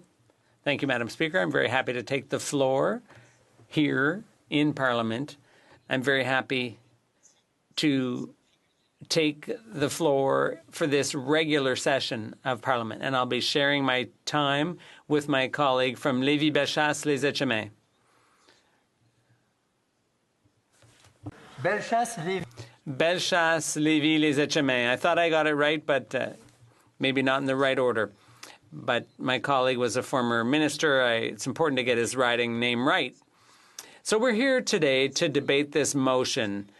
And the motion is about whether we continue to sit like we are today, or do we start tomorrow with a new form of parliament, a hybrid chamber with some people physically present here in the House and some back in their ridings taking part in the debate through the magic of internet, which will allow people to stay home and participate in the debate. So those are the two options we have.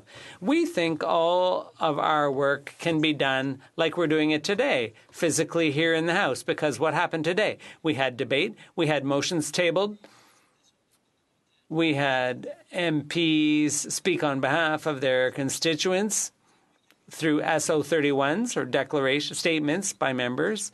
We had some impassioned debate, and that's precisely what the House is all about, so that each and every member can express a point of view, which you may agree with or oppose, but that's democracy, and that's our work as parliamentarians. So today, we have demonstrated that, yes, Parliament can meet. Let's recall, Madam Speaker, that in the early days, the idea was to have 31 members here out of 338. That really wasn't very many. It's basically 1 in 10. The National Assembly, which I had the honor of sitting in the past, because I was elected 3 times, and I'm still thankful to my constituents, they have 125 members, and some 30 members, or 1 in 4, were able to participate. But here it was only 1 in 10. I have to admit, Madam Speaker, that we're much more than 31 members here today, here in the chamber. So we can see that it is possible. While respecting the health guidance, we are able to meet here with much more than 31, many more than 31 members. And I want to remind everyone, Madam Speaker, that contrary to what people said, including the Prime Minister, unfortunately, never, never, never would we Conservatives want all 338 members to meet here in the House under the current circumstances. We have always respected social or physical distancing measures. So we've been able to have a regular sitting today, and it works. There are votes, there are debates, and it can be done, Madam Speaker. And I think it's unfortunate, Madam Speaker, that the government doesn't want to keep working this way, because tomorrow we're going to have to discover a whole new way of doing things again, yet again, with the hybrid chamber, as it's called, some people attending by internet. They did this in the UK, and they concluded over the weekend that it wasn't a good idea. So they've gone back to their traditional ways of doing things. And I think I hardly need point out that the chamber in London has a long history of sitting as a chamber. War II, when London was under fierce attack from the Nazi and the Luftwaffe especially. And even then, when we have seen London destroyed by the German airplane, even the House of Commons was attacked by those planes. But even that, those people stay in the House of Commons. This is a clear demonstration, Madam Speaker, that yes, the House of Commons, if the English people have done that 80 years ago, we can have our House of Commons here in Ottawa in 2020. C'est important, Madame la Présidente, de rappeler qu'en Angleterre, s'il y a un endroit qui peut nous inspirer, c'est bien là, la Chambre des communes, malgré l'orage, les outrages. Despite everything that we've heard, despite everything that happened during World War II, the House of Commons still sits there and continues to be witness to the wonderful speeches that serve as an inspiration for all humanity. So, Madam Speaker, we have tried the virtual approach, and I would just like to say right away, I'd like to congratulate and thank all of the staff who, in a very short time, managed to create an incredible, or overcome an incredible challenge and perform an exploit by allowing us to sit virtually. That's incredible. But, Madam Speaker, we have to admit that it's not quite the same. It doesn't have the same dynamic as a physically present House of Commons sitting. Yesterday in an interview I was saying there's nothing better than an in-house debate where your opponent is right in front of you and you can ask a question directly to someone who's in front of you and you can feel their reaction instead of speaking to your computer. It's just not the same. What's really wonderful is to have a real parliamentary debate, and that's what we want. And, Madam Speaker, these debates also need to bear fruit. When there's question period, I know that it's question period, not answer period, but it is nice to get answers. Period that we had today, I asked 2 clear and simple questions to the government. What will be the deficit in this year? And they were not able to give clear answer. And I want to pay all my respect to the President of the Treasury Board. Is that the right way to say that in English? Thank you, thank you. My colleague from Winnipeg North. So I pay a lot of respect to this gentleman. He's my neighbor in Quebec City. I appreciate him a lot. But you know, Madam Speaker, if the President of the Treasury Board cannot answer a clear question, what will be the deficit? Who can? This is a real, this could be a real economic tragedy for this country if we continue to spend without any control. And the guy who is responsible to be sure that we control the spending is the President of the Treasury Board. And he was not able to answer this simple question. Parce que, Madame la Présidente, il y a bientôt un mois. Madam Speaker, nearly a month ago, on the 30th of April, the Parliamentary Budget Officer stated in a document that Canada will have a $250 billion deficit. That was true 25 days ago. And today, we have the same question, but it's been 25 days and we know there's been a lot of spending going on. And the President of the Treasury Board has not been able to tell us what the amount is. So it's all very well to ask questions. Yes, the Liberals are saying, well, we'll get so many more questions and there'll be more time. But it's about the quality, not the amount of time. Quality of debate. This is what the House of Commons is all about. We have a different point of view. We have a strong exchange. That's democracy. That's parliamentarian. This is why we have been elected. Alors nous voulons que l'on... We want that discussion to be able to take place properly, and we want answers. And there's another thing. The matter of committees, parliamentary committees. We know that parliamentary committees can sit virtually. Yes, that's been done, but we want more committees to sit. We know of the tragedy, the death of Ms. Lévesque, and that's raised a lot of public safety issues regarding parole. And as my colleague for Charlebourg-Haute-Saint-Charles said in an interview this weekend, the House of Commons Public Safety Committee needs to meet to discuss this point. And unfortunately, under this current motion, we wouldn't be able to have that committee meet, but it's important. We also need to debate legislation. Earlier, my colleague for Bellechasse-les-Échemins-Lévis, sorry, it's hard to say the writing name, told us that we would have an opportunity to debate things, but ultimately, democracy doesn't happen through press conferences and orders. You can't shut up democracy for too long. We need to be able to have real debate in this chamber. We need to be able to ask the government question and hold it to account. We don't always need to be in agreement. That's democracy, but we need to be able to debate properly. So, Madam Speaker, that's why we hope the government will agree to review its proposal.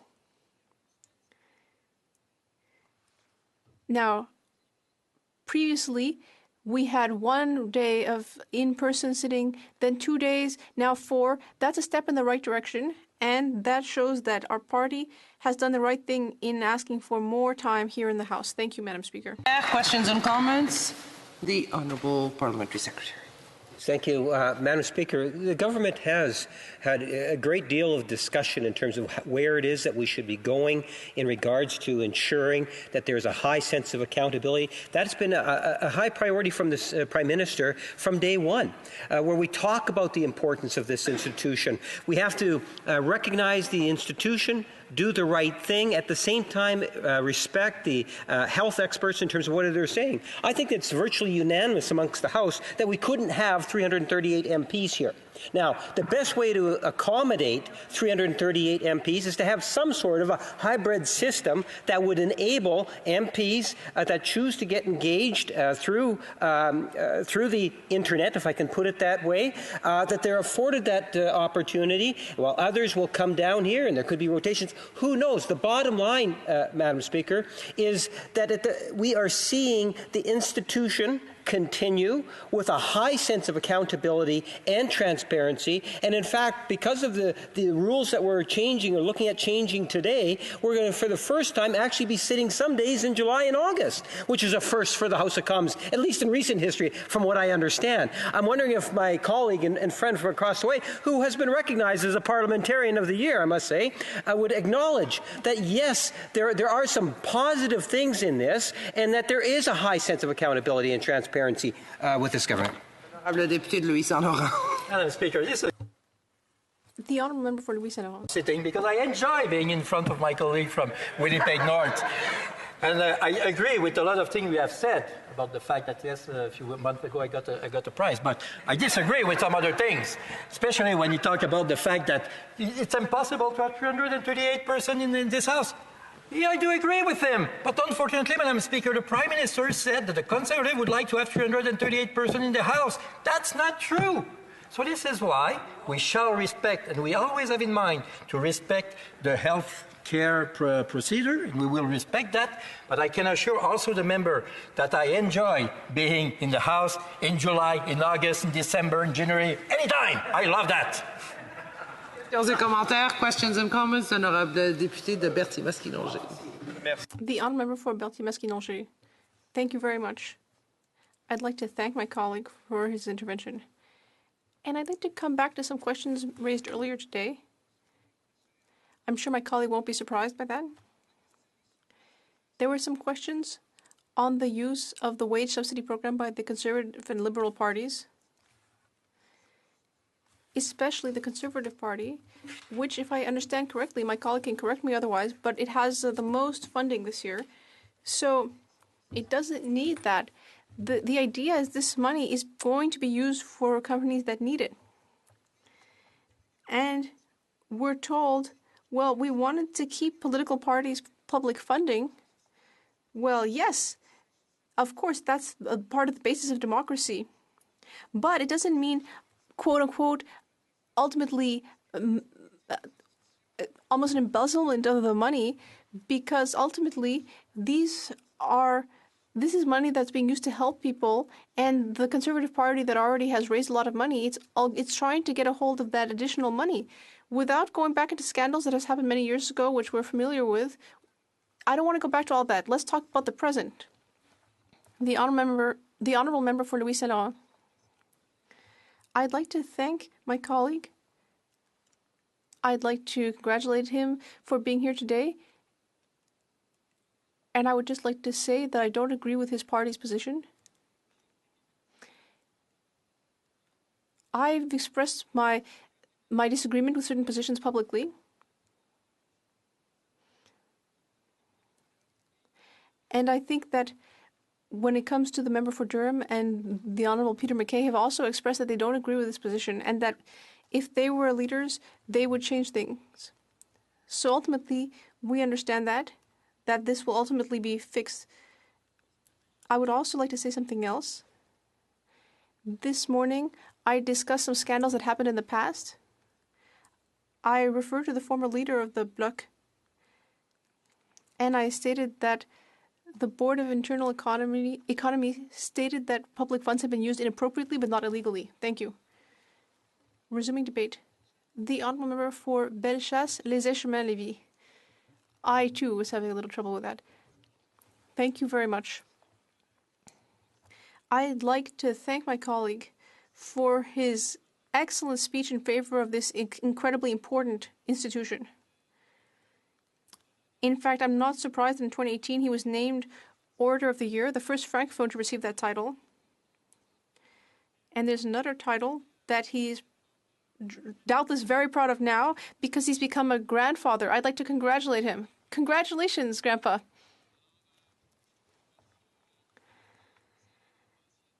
My colleague mentioned that Parliament is extremely important, and what we're debating today, Madam Speaker, well, we're discussing a motion of the government to debate 4 times a week with the question period within a committee. And I would say that that's a step in the right direction, but it's not enough, because the Committee of the Whole is one of many tools in Parliament's toolkit, Parliament plays a crucial role in our democracy. And there are three pillars of democracy: the executive, the government, the legislative body, the House of Commons, and the judiciary. And we know that a democracy works when there's a healthy balance of power. Checks and balances, as they say in English. Now, currently, for obvious reasons, Parliament has not been sitting. But now we're in a deconfinement period and things are starting up again. So what is Parliament's role? Well, like I was saying, we have a legislative role. We need to review legislation proposed by the government. As the official opposition, we decided that we should urge the government to act quickly during a crisis. But the problem is that sometimes when you act quickly, you can't always do things well. But we've done our best. And we know that Canadians were going through a very difficult period. And that's why we've continued to collaborate with the government. But as my colleague for Louis Saint-Laurent was saying, is that we need to remember that when the PM comes down the steps and announces that millions of dollars are going to be invested here and there, we need to remember that that's not his own money. It's Canadians' money. And as we know, it's unfortunately borrowed money. So it's all the more reason to ensure that this money, which is raining down right and left, is invested judiciously. And that it has the desired effects to support the economy during the pandemic, but also to allow us to have a recovery after. So that's why we feel that Parliament should play its full role. We've shown that we can do that with a restricted group of parliamentarians while respecting public health guidelines. Now, the Liberals like to claim that we've said we should all be packed into the House like a bunch of sardines. That's not true.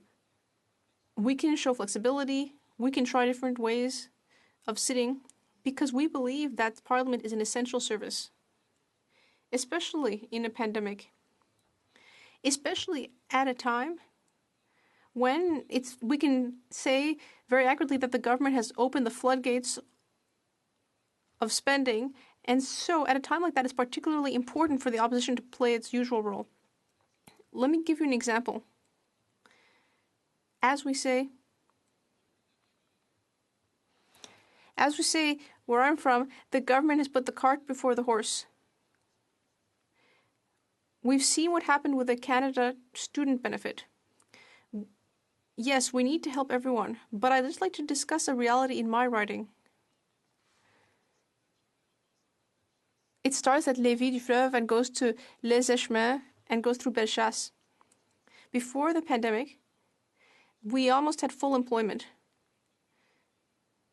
We need people there, even though unemployment has gone up.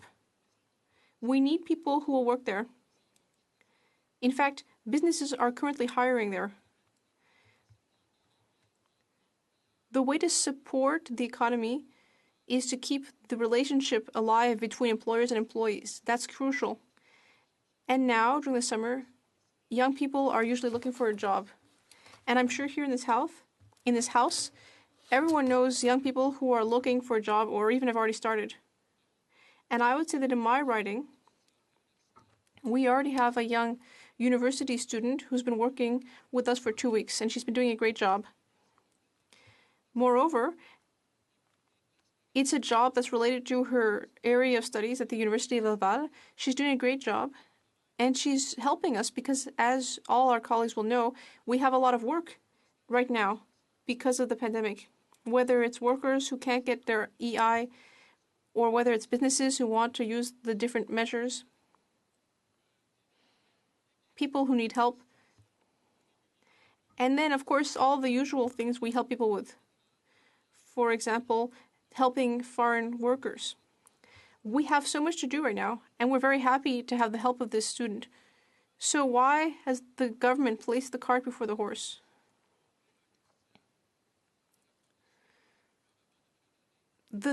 what the government should do to help students is to support businesses who want to hire a student. There are businesses in my riding who want to hire students. For example, summer camps. We know that with public health guidelines, summer camps will have to hire more monitors than usual. And they're going to need to take special steps to clean their equipment. They're going to need to adapt, and they're going to need more space, more monitors, more space, more young people to help with disinfection and cleaning. There won't necessarily be more kids there because we know that there's going to be a higher monitor-child ratio. These camps need help. They need help from a program that the government created a long time ago, the Summer Jobs Program. That's a great program, which works well. Right now, in my riding, we can barely respond to half of requests. We only have a budget for 150, but we have received more than 300. And so ultimately, because of the changes to the criteria, we can't fill as many of these positions. But think about it. This is a pandemic. Our businesses need to hire people. The government has a program that can help businesses hire young people. But instead of putting more money into that program, instead it's been modified so that fewer young people can work. That's a really bad problem. And the principal problem, in addition,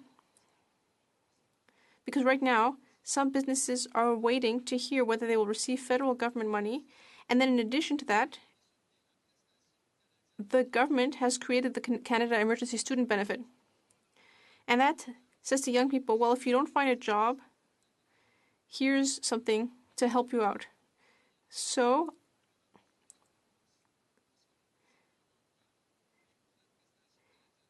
in some cases, people can't apply for jobs because instead of getting incentives to encourage our youth to work, this is a disincentive.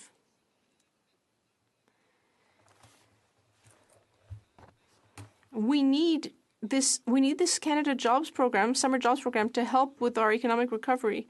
These businesses need help because their clientele might not return immediately, or they might have taken out additional loans to adapt to the new reality.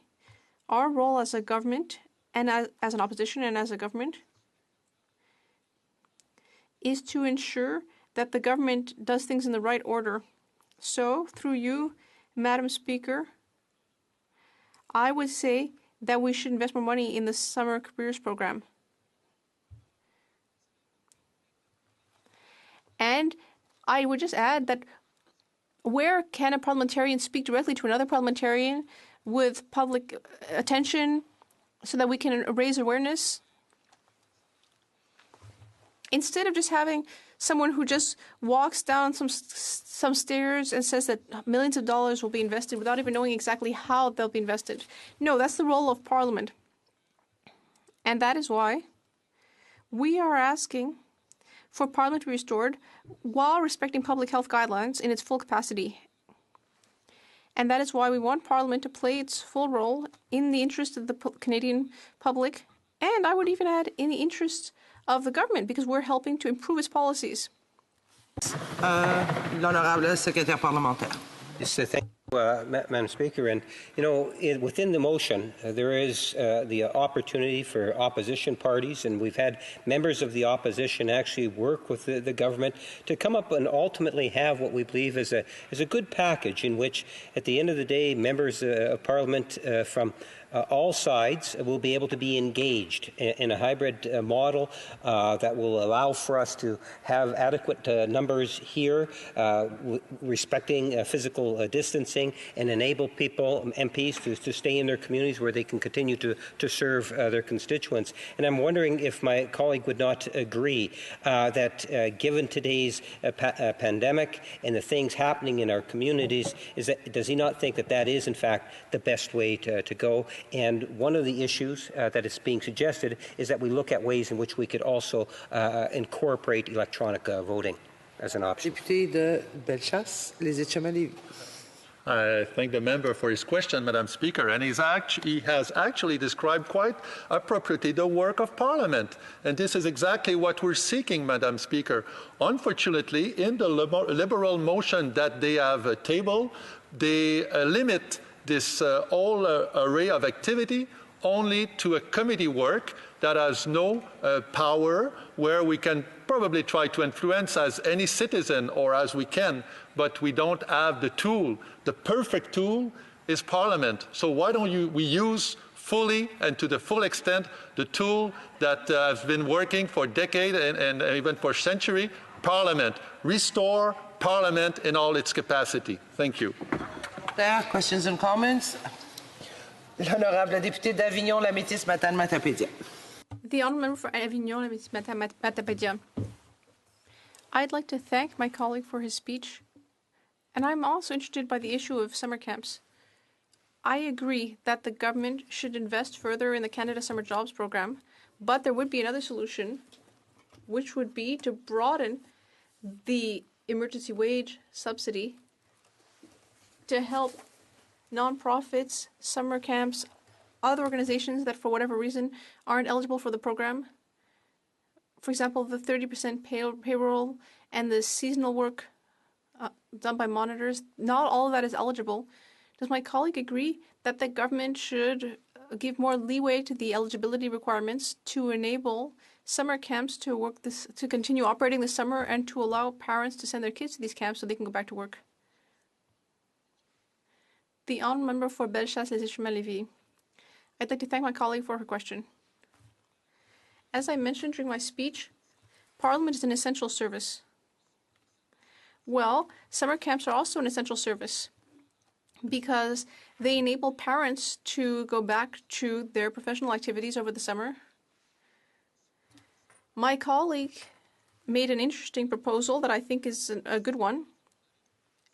And if over the last couple of months, if Parliament had been sitting, she just suggested a way to improve such a program. There are ways to improve these government measures to make them even more beneficial.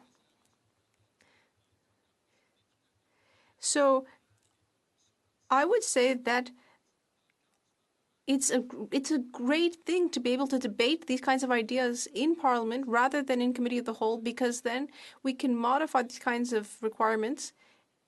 And as we've done as efficiently as possible over the last few months, we can try to make sure that the government spent by the government is spent in an effective manner.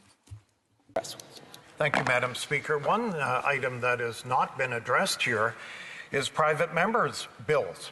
And this is all about Parliament. This is, for a number of us, the most important thing that we have for our constituents is a private members' bill. And this government has shut us down. When we left on March 13th, we had a number of first readings of private members' bill, including mine. I won the lottery at number 7. But now I can't come forward. This is Committee of the Whole. This is not democracy. The private members' bill is one of the most important privileges that we have as members of Parliament, and it's been taken away by this government. So I wonder if the honourable member from Quebec would like to comment on that. A number of us that won the lottery have been shut out. Réponse très rapide, honorable député. A very quick answer, please. Member for Bellechasse-les-Échemins-Lévis. This bill, I thank my member for his question, and I'm awaiting to have a real debate on Parliament for a private member's bill that would impact farmers and business owners in my riding that will be able to transfer their own business to their kids without an extra fees. That's an example of how a private member's bill can change Canadians' life for the better, and for this we need Parliament. Thank you. Ministre du débat, l'honorable député de Ottawa, d'Orléans. The honourable member for Orléans. Thank you very much, Madam Speaker. And I would like to greet my colleagues and also mention that I'm going to share my time with my colleague for Ottawa West Nepean. Join today's debate on the motion that sets out how Parliament will once again adapt to the unparalleled circumstances that we have faced today with the COVID-19 pandemic. This motion will help ensure that important work of parliamentary democracy is maintained and carried out in a way that is both responsible, and safe. I would like to use my time today to focus on 3 of the motions that we have previously adopted that progressively change how Parliament would operate during the pandemic. The first was on March 13, the second on April 11th, and the third one that I will speak to was adopted on April 20th. I think that by looking at the steps that these motions took, it clearly demonstrates how today's motion marks a logical evolutionary step forward, restoring the daily activities of this place, while still ensuring the safety of all of the people that makes this place work, and demonstrating leadership to Canadians who have had to make sacrifices and adapt their lives as well. On March 13, as some of you might have recalled, and we were here, the final day of regular sittings, all parties unanimously adopted a motion based on significant discussion and negotiation, which adjourned the House until April 20th. It was clear at this time that having 338 parliamentarians and their staff working in close proximity and traveling between Ottawa and their constituencies would be dangerous and irresponsible, given what we knew about the disease, which was quickly spreading throughout the world. We were asking Canadians to stay home, to cancel their travel plans, and to physically distance themselves from one another. We had to take a leadership role in demonstrating the seriousness of dangers that COVID-19 posed, as governments around the world were being faced with similar decisions. Parliament agreed that our government should be laser-focused on the task of getting help for Canadians who were facing job losses, change to their way of life, as well as dealing with the psychological impact of social physical distancing and isolation. The motion that we adopted while adjourning the House also required that any recall of this place would have to be for the purposes of considering measures to address the economic impact of COVID-19 and the impact of the lives of Canadians. So with this in mind, we all left and returned to support our constituents from back in our riding, hoping, albeit with a certain measures of uncertainty, that by the time Parliament was set to resume on April 20th, we may be in a position to resume normal sittings. Well, Madam Speaker, we were able to use the processes put in place by this initial motion to recall Parliament twice during this period to urgently pass 2 COVID-19 Emergency Response Act, which provided important financial supports to Canadians in their time of need, including the creation of the Canadian Emergency Response Benefit, CERB. This is thanks to the cooperative and collegial support of all members of Parliament to be flexible and adjust the regular parliamentary rules as we needed to allow this to happen.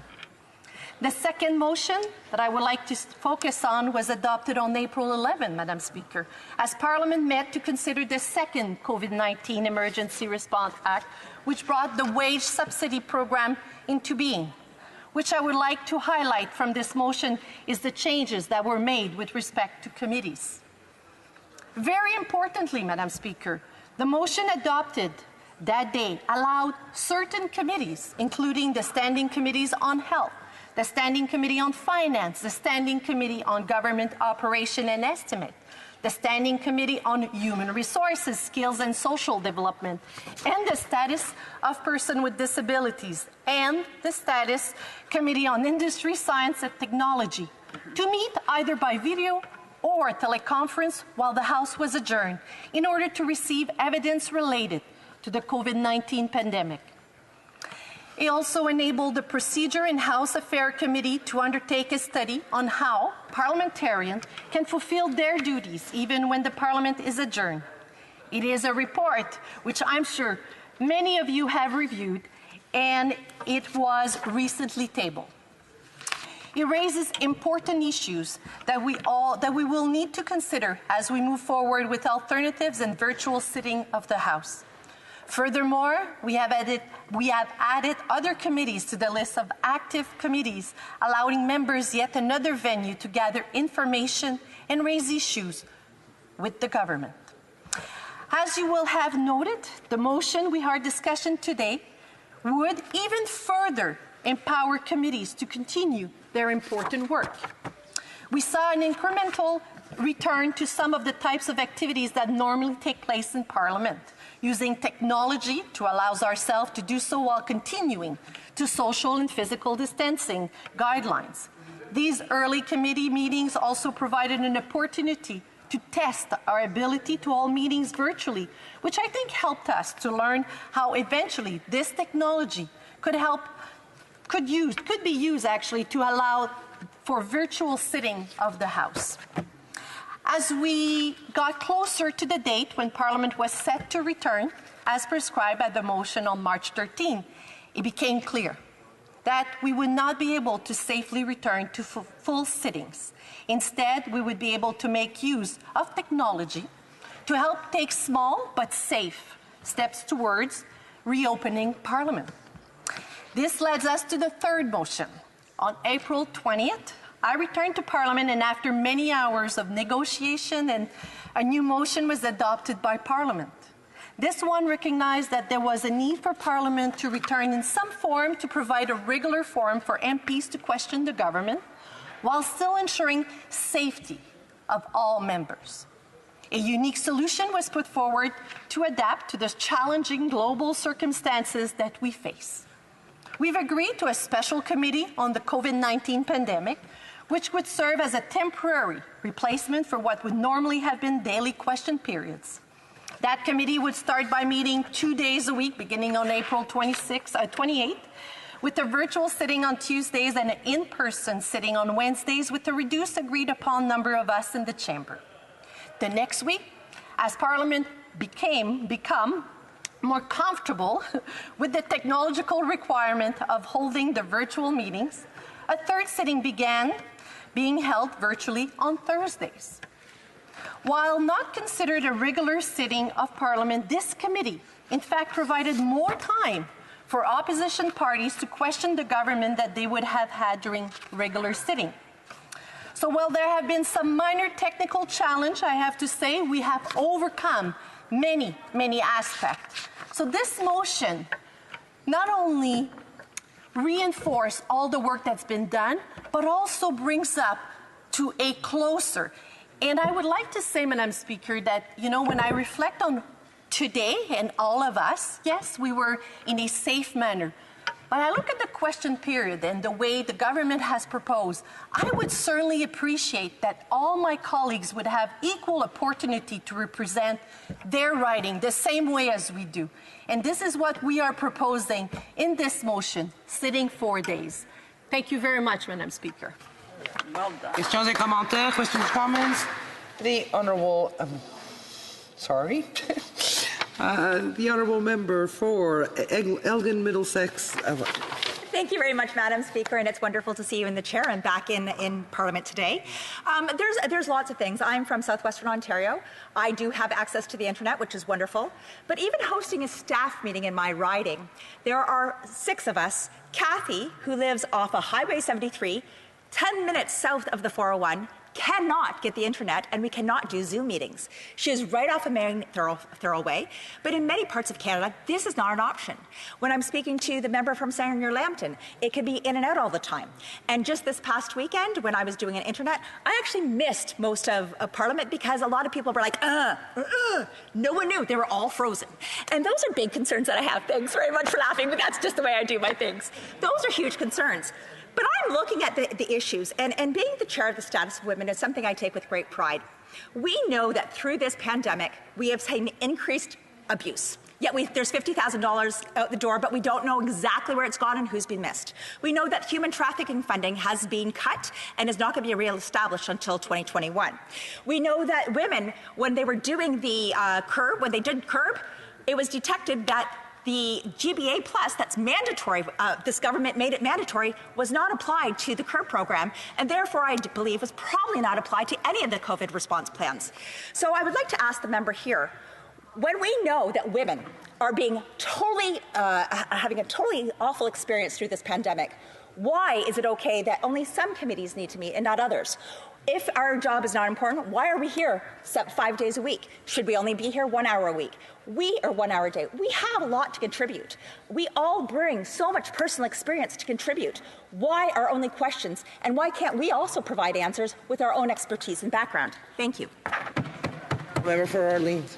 Well, I say thank you very much for the member and certainly appreciate the gesture as a Francophone person and how she interact with all of us.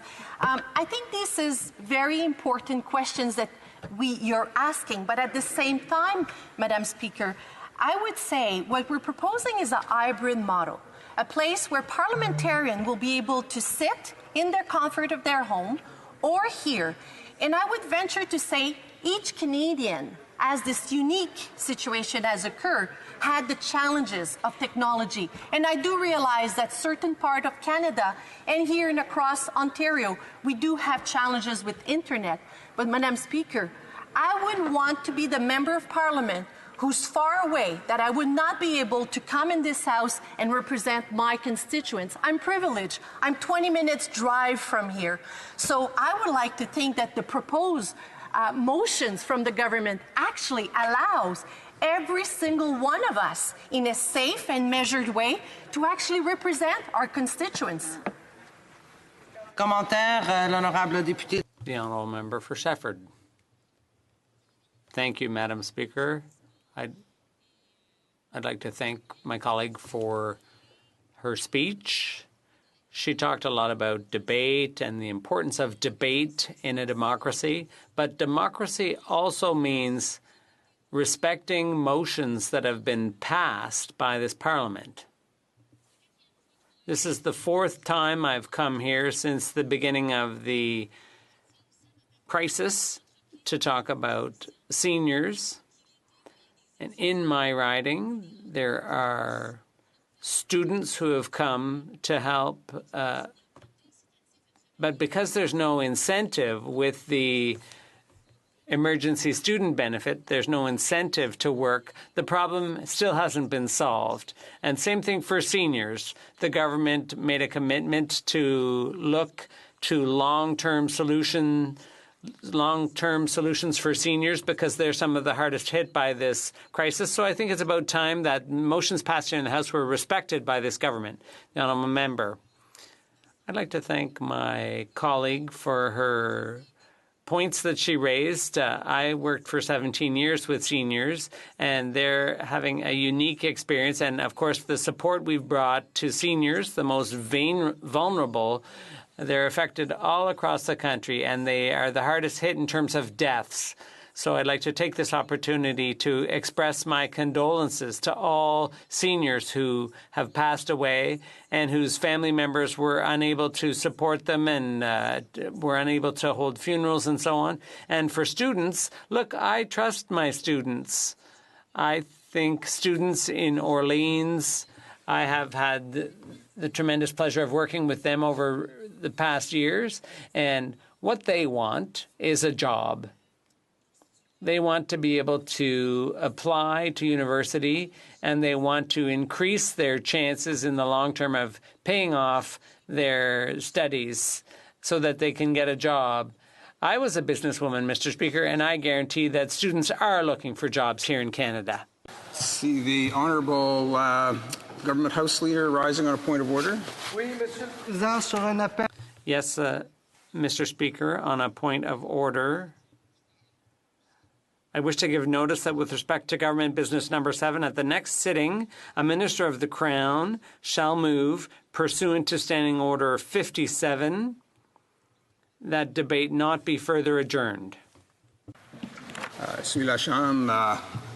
The House has appreciated the notice.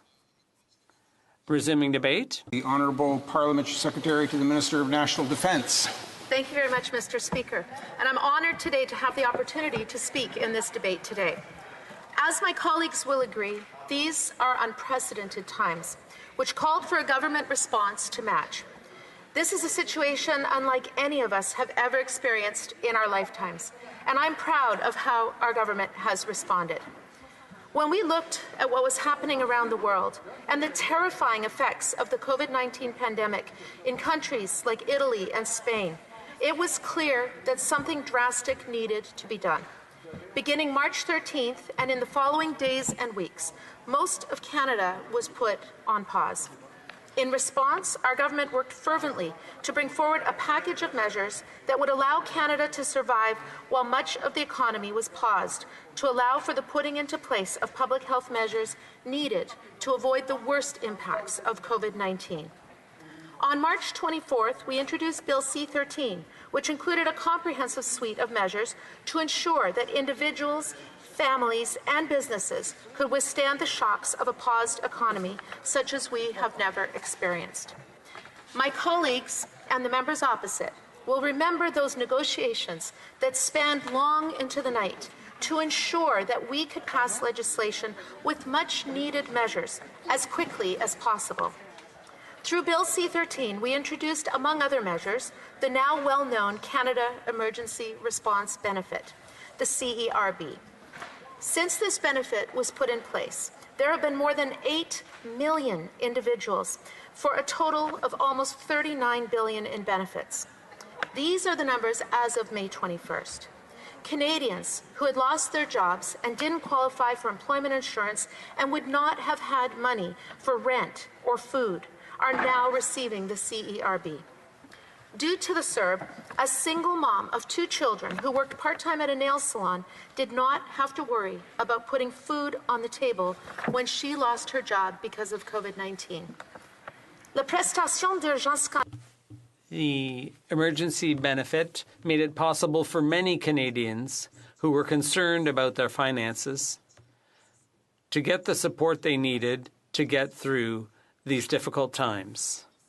We also implemented measures for the most vulnerable people among us.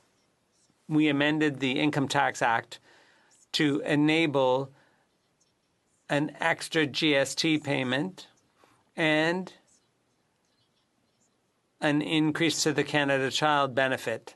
Thanks to those measures, a couple with one daughter, for example, will get increased funding through the child benefit of $300 plus the GST credit of $733, the maximum benefit for the lowest income. Markets were being impacted by the pandemic.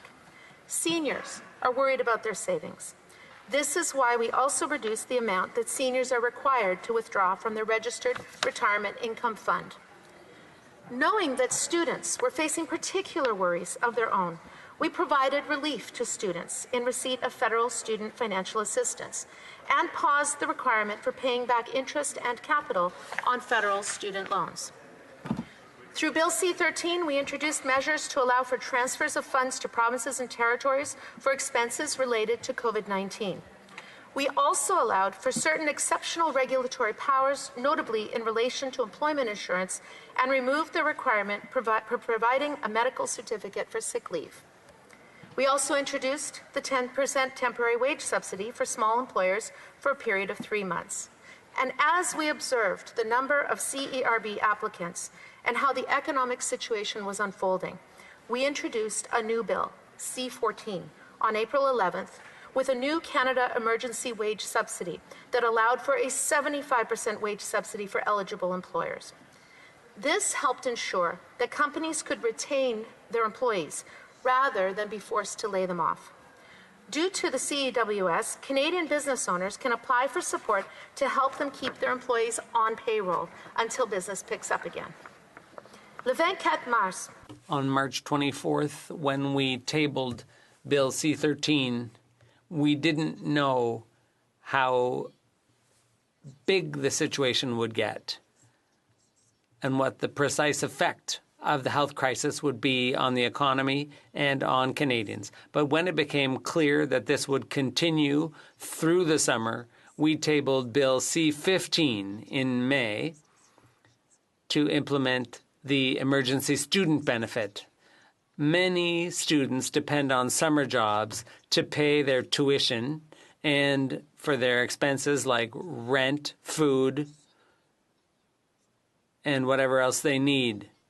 And it became clear that many students would no longer have job opportunities this summer. And finally, on May 15th, we tabled Bill C-16 to support our dairy producers. Our government introduced 4 bills in response to the COVID-19 public health emergency in Canada. These bills contained unprecedented measures, several of which I mentioned earlier. These were all developed in exceptional timeframes, with public servants working all hours to make this possible. And I would like to thank those hardworking public servants, many of them my constituents, for working around the clock to serve Canadians. Our government has been quick to act and has made adjustments where necessary, modifying or introducing new measures as the situation evolved. We have based our decisions on available evidence, looking for ways to get money to those who needed it as soon as possible. And we worked collaboratively with the members opposite. I recall being on the phone calls every single day with officials, hearing how hard members from all parties were advocating for our constituents. We negotiated the content of the bills prior to their introduction. Monsieur le Président. Mr. Speaker, it's hard to foresee all the effects of the pandemic on the economy and on Canadians. Some flexibility is required in order to be able to respond swiftly. Given the circumstances, the government is continuing to see to it that we are able to respond quickly and adequately. Many of the steps implemented will come to an end in by October. But meanwhile, we will continue to take all necessary steps to support Canadians and to respond to those who are facing similar problems all around the world. Every country's situation is different. There are regional issues, specific problems. We have our own unique population, and a one-size solution, one-size-fits-all, will not work in this situation. We have to develop our own solutions, and that is what we've done. I think it would be difficult for someone to disagree with the fact that what the government has done through Bills C-13, C-14, C-15, and C-16 has never before been achieved in the span of 3 months. During that time, we have introduced and passed 4 distinct pieces of legislation. We have increased existing benefits. We have developed new benefits. We've given individuals financial breaks. Because of the measures the government initiated, our constituents are supported during these times of great uncertainty. Mr. Speaker, I believe that our government has acted quickly and purposefully, with the best interests of Canadians and Canadian businesses being central to the measures we've advanced. We have demonstrated that Canadians can rely on the government to be there in times of need, in times of crisis. As the effects of the pandemic continue to unfold, we will ensure that the measures that are put in place meet the needs of Canadians. And if new gaps or problems emerge, we will do as we have done thus far. We will listen to all parliamentarians, to all Canadians, and bring forward the measures that are needed. Thank you very much, Mr. Speaker. Questions and comments. Commentaire. The honourable member for Hamilton Mountain. Thank you, Mr. Speaker, and I want to thank the member for her speech. Mr. Speaker, she mentioned all the good things that the government's been doing, and I would say yes, I agree that there's some good things that they've been doing, especially when it came down to the CERB. But however, if I was an auto worker, a steel worker, a building tradesperson, and I was laid off on March the 15th, I am now being forced to go onto a system where I can actually lose money at $72 a week, and I'm being denied my collective right to collect my supplementary unemployment benefit from that company, which is about $150 a week. Mr. Speaker, it totals out to about $900. We brought this to the government's attention, and I'm hoping it was an honest mistake. So I'm asking the member Okay, will they correct this to make sure that people get their maximum benefit that they're entitled to, that they worked all their lives for, instead of being denied it, that the government has taken away that negotiated right? All Parliament Secretary to the Minister of National Defence. Yes, thank you, Mr. Speaker, and I thank my honourable colleague opposite for that very important question. First of all, the programs that we've put in place, the wage subsidy, is because we actually want employers to keep their employees on the payroll through the wage subsidy rather than to lay them off. So that is the preferred method. We have had to, by necessity, put very, very quickly a measure in that would help the most people the most quickly, because we are seeing unprecedented unemployment in this country. And obviously, one of the things that I talked about in my speech was that I have been on those phone calls every single day at 4:30 with members like the members opposite, raising where there are gaps, where there are things that haven't been addressed, because we're the ones that are on the front line hearing from our constituents every day all across the country. And I think that that has actually been working very effectively, because we have been able to address those gaps, and I actually thank my honourable colleague for doing so today. Comments. The honourable member for Selkirk Interlake Eastman. Thank you, Mr. Speaker, and I want to thank the Parliamentary Secretary for her intervention. And she talked again that this new system, this hybrid system that we're bringing in, is enough to deal with the issues at hand. Now, as the Parliamentary Secretary of National Defence, she knows that there's been a number of tragedies recently in the Canadian Armed Forces. And of course, with the recent snowbird crash, the crash of the Cyclone maritime helicopter in the Mediterranean off the coast of Greece, we haven't had a chance as parliamentarians to discuss this. And one of the things that's missing in this motion is that a number of standing committees are still not in operation, including the Standing Committee on National Defence. How would she think the best way for parliamentarians to deal with this when we can't call witnesses before standing committees to actually have these discussions and find out what's in the best interest of the Canadian Armed Forces? Honourable Parliament Secretary. Yes, thank you very much to my colleague opposite.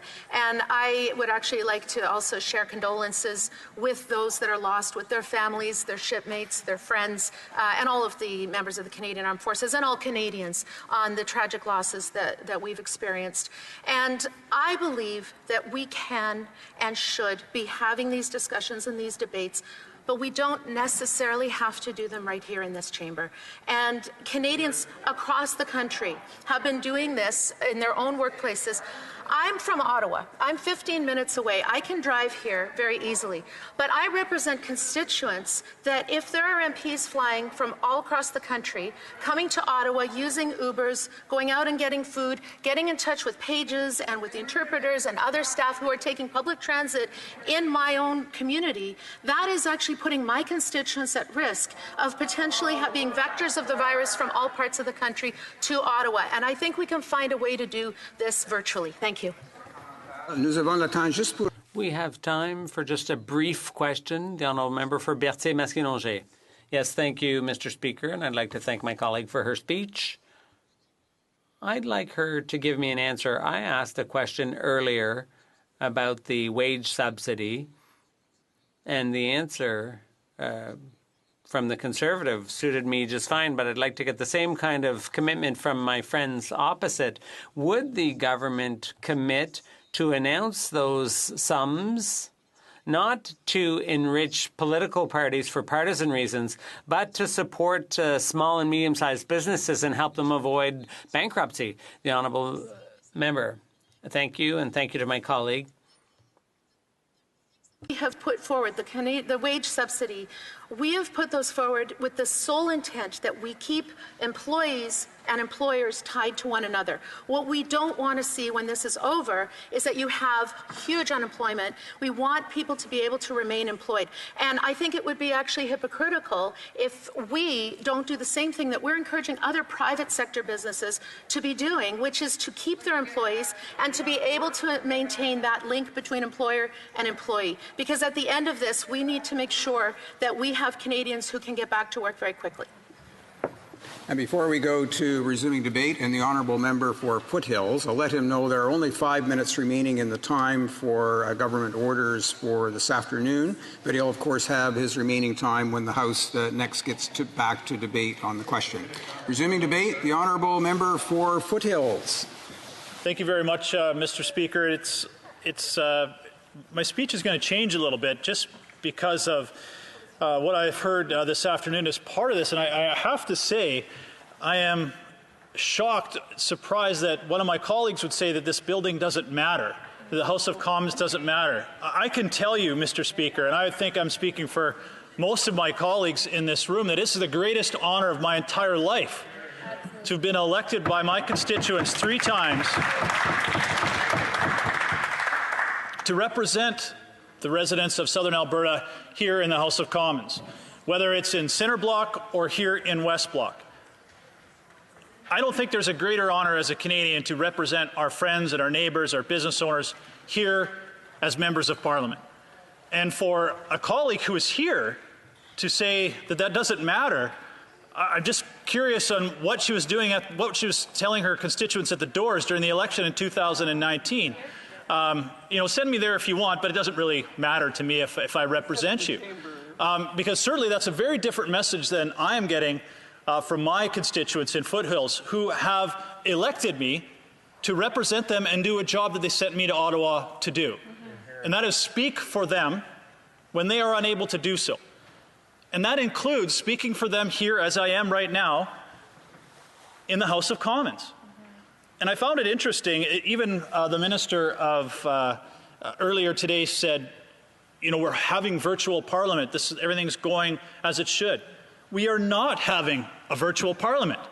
We are having a committee meeting. It is not virtual Parliament. It has nothing to do with Parliament. They are misleading Canadians by saying we're going to have 4 days of virtual Parliament. No, we're not. We're going to have 4 days of committee meetings of committee as a whole. That is not the same as Parliament. My constituents have sent me here to do a very specific and important job in my mind. And the Liberal government, with the assistance of other opposition parties, are allowing democracy to be circumnavigated. We are having leadership or democracy or government by press conference rather than democracy by elected officials representing 338 constituents ridings across this country. And I would agree with the government. When the pandemic first started, having a group of parliamentarians here in Ottawa is probably not the safest thing to do. But again, the same member of Parliament said we're asking Canadians to go back to work. We want to do the same things we're asking other Canadians to do. Absolutely right. I am going to the grocery store in my riding and there's 15-year-old kids in there working. And yet for some reason they don't feel it's appropriate that myself come here to work and represent my constituents, as we are right now, safely with 50 or 60 members of Parliament in here doing the job that we were elected to do. So I see my time is running out, Mr. Speaker. I'm looking forward to carrying this on tomorrow. The honourable member for Foothills will have 16.5 minutes remaining in his time when the House next resumes debate on the question, and then, of course, the usual 10 minutes for questions and comments. And now, pursuant to Rule 38, a motion to adjourn the House is deemed to have been presented and passed. The question is the following: that the House do now adjourn. For Sherwood Park, Fort Saskatchewan. Well, Mr. Speaker, we're back to talk about the Canada-China relationship, something we saw earlier today that this government has no interest in discussing in this chamber. Shamefully, after giving no speeches during our special debate on the situation in Hong Kong, no speeches from Liberal members, no speeches from NDP members, both of those parties voted unanimously to not allow the Special Committee on Canada-China relations to meet and do its work. They voted against allowing the Committee on Canada-China Relations to meet and do its important work during this time. That is shameful, Mr. Speaker. It is a disgrace that Liberals and the NDP refused to be involved in that conversation and work together to shut down that possibility from happening. And I know their constituents will hold them accountable for that shameful disregard for what is happening in Hong Kong, that disregard for the terrible human rights record of the Chinese government. The parliamentary secretary to the government House leader said, we're not supposed to be talking about this issue, we should be talking instead about COVID-19. Well, let me say a couple things about that. The parliamentary secretary should know that various authoritarian countries around the world, in particular the government of China, are using precisely these circumstances to crack down on fundamental human rights and violate international law. If we ignore the vital need to stand up for the international rules-based order during this time, then things are going to be a heck of a lot worse after this crisis is over. If we put our heads in the sand and pretend things aren't happening, then things are going to be a lot worse when this is over. Secondly, the government needs to understand that the reason we have a global pandemic is precisely because of the suppression of information that took place in Wuhan and in China more broadly as a result of the authoritarian politics of that system. In a democratic country, if this had happened, there would have immediately been discussion, debate, questions, openly. But the Chinese government intentionally suppressed information and discussion about the outbreak of COVID-19. And that is what allowed the global pandemic to unroll in the way that it has. So it is vitally important at a time when information is coming out about the suppression of information related to COVID-19, at a time when there are important questions to be asked about the World Health Organization and about the way in which they are beholden to the government of China. It is vitally important that we ask questions about the actions of the government of China. But this government doesn't want those questions asked because every time the opportunity comes up, they give a weak statement. They refuse to condemn the violation of fundamental human rights that is happening in Hong Kong. They refuse to support an investigation into the actions of the World Health Organization that includes meaningful investigation into what's going on, including investigation into what's happening on the ground in China. And in fact, Ambassador Dominic Barton praised at committee the Chinese government response to COVID-19. My question that I asked earlier to the government on this issue was about whether they have confidence in Ambassador Barton. Ambassador Barton, having praised the Chinese government's response to COVID-19, having led a corporate retreat in Kashgar 4 miles from a Uyghur concentration camp, and while leading McKinsey worked to improve the image of pro-Kremlin Ukrainian presidential candidate Viktor Yanukovych. These are important questions about Ambassador Barton. In particular, these are questions that the government does not want to answer because after giving no speeches, they voted to not allow the Parliamentary Committee on Canada-China Relations to meet digitally and investigate these questions. Why is the government refusing to answer questions and refusing to allow debates at committee on the Canada-China relationship? Parliamentary Secretary to the Government House Leader. Yes, thank you, Mr. Speaker. And I was here earlier for the vote, and it's just not the government. There's opposition members from 2 other political parties that had agreed with what it is that the government was actually saying on the issue. Mr. Speaker, it's interesting in terms of how we've seen the issue evolve over the last number of years. Stephen Harper, when he was the Prime Minister, made reference to China on a number of different occasions. In fact, he actually flew to China and came back to China, talked about how wonderful things actually were, gotten a commitment from China to bring over a couple of panda bears. That's when I had bought my panda bear tie. I can recall it quite vividly, Mr. Speaker. And there was a trade agreements of sorts that were kind of signed off that were never debated here inside the House, an agreement between the Harper Conservative government and China.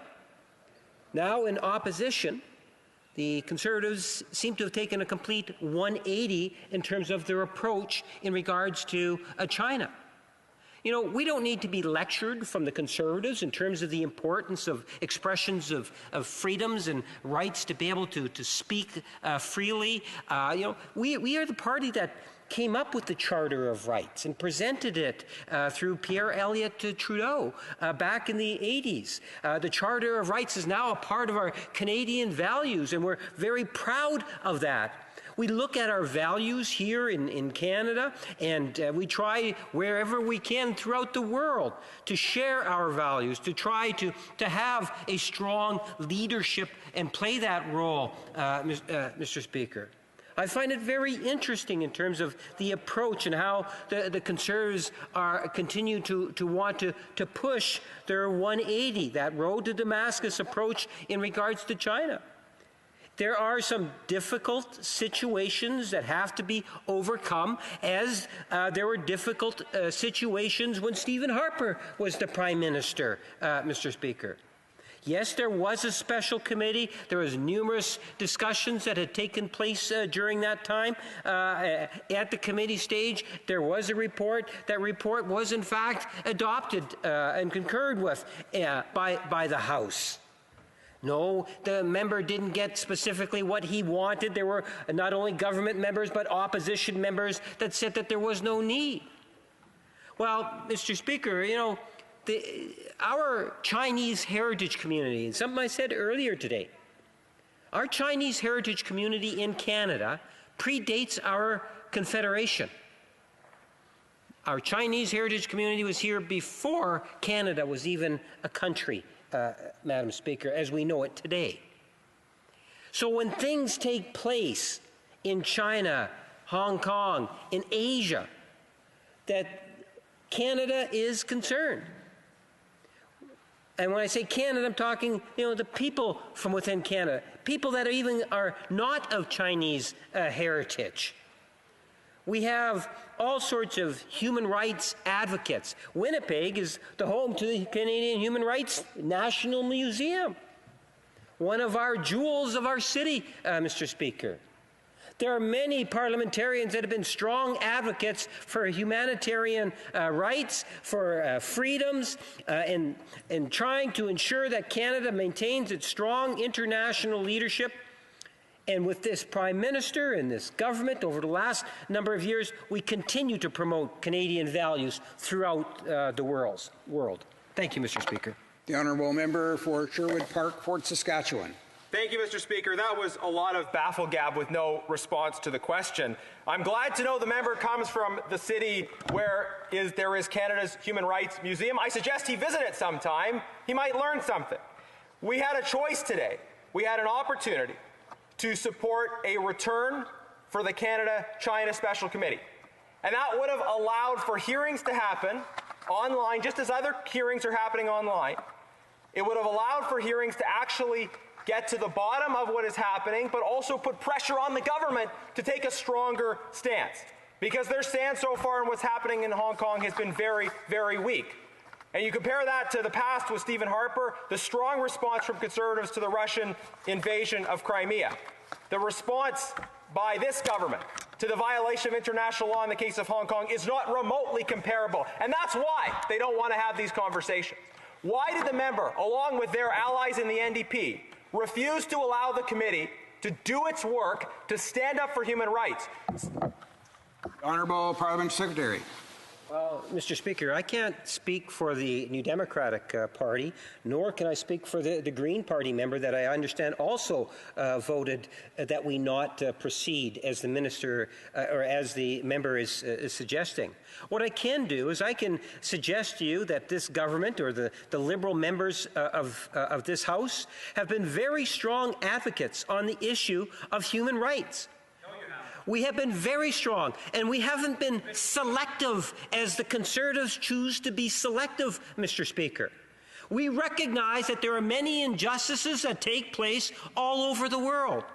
And even at a time in which Canadians focus, as they should, as this government is focused on helping Canadians with respect to the coronavirus, it hasn't been lost to us in regards to this particular issue or other human rights violations. We have a caucus that is diverse and that is caring and wanting to ensure that the values we have in Canada are shared amongst the world, and we will continue to advocate for that. Thank you, Mr. Speaker. Resuming debate, the honourable member for Renfrew, Nipissing, Pembroke. Thank you, Mr. Speaker. And I speak as the Member of Parliament for the riding of Renfrew, Nipissing, Pembroke, home to Garrison Petawawa, training ground of the Warriors, Canada's largest army base. I'm honored to rise in this place on behalf of the women and men who serve in uniform in the Canadian Armed Forces. I appreciate the trust I've earned from our women and men in the forces.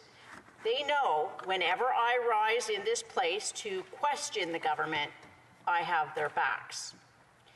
During question period on March 9th, 2 days before the pandemic was declared, I asked the Minister of Defense when the military hospital at Garrison Petawawa would finally be operational.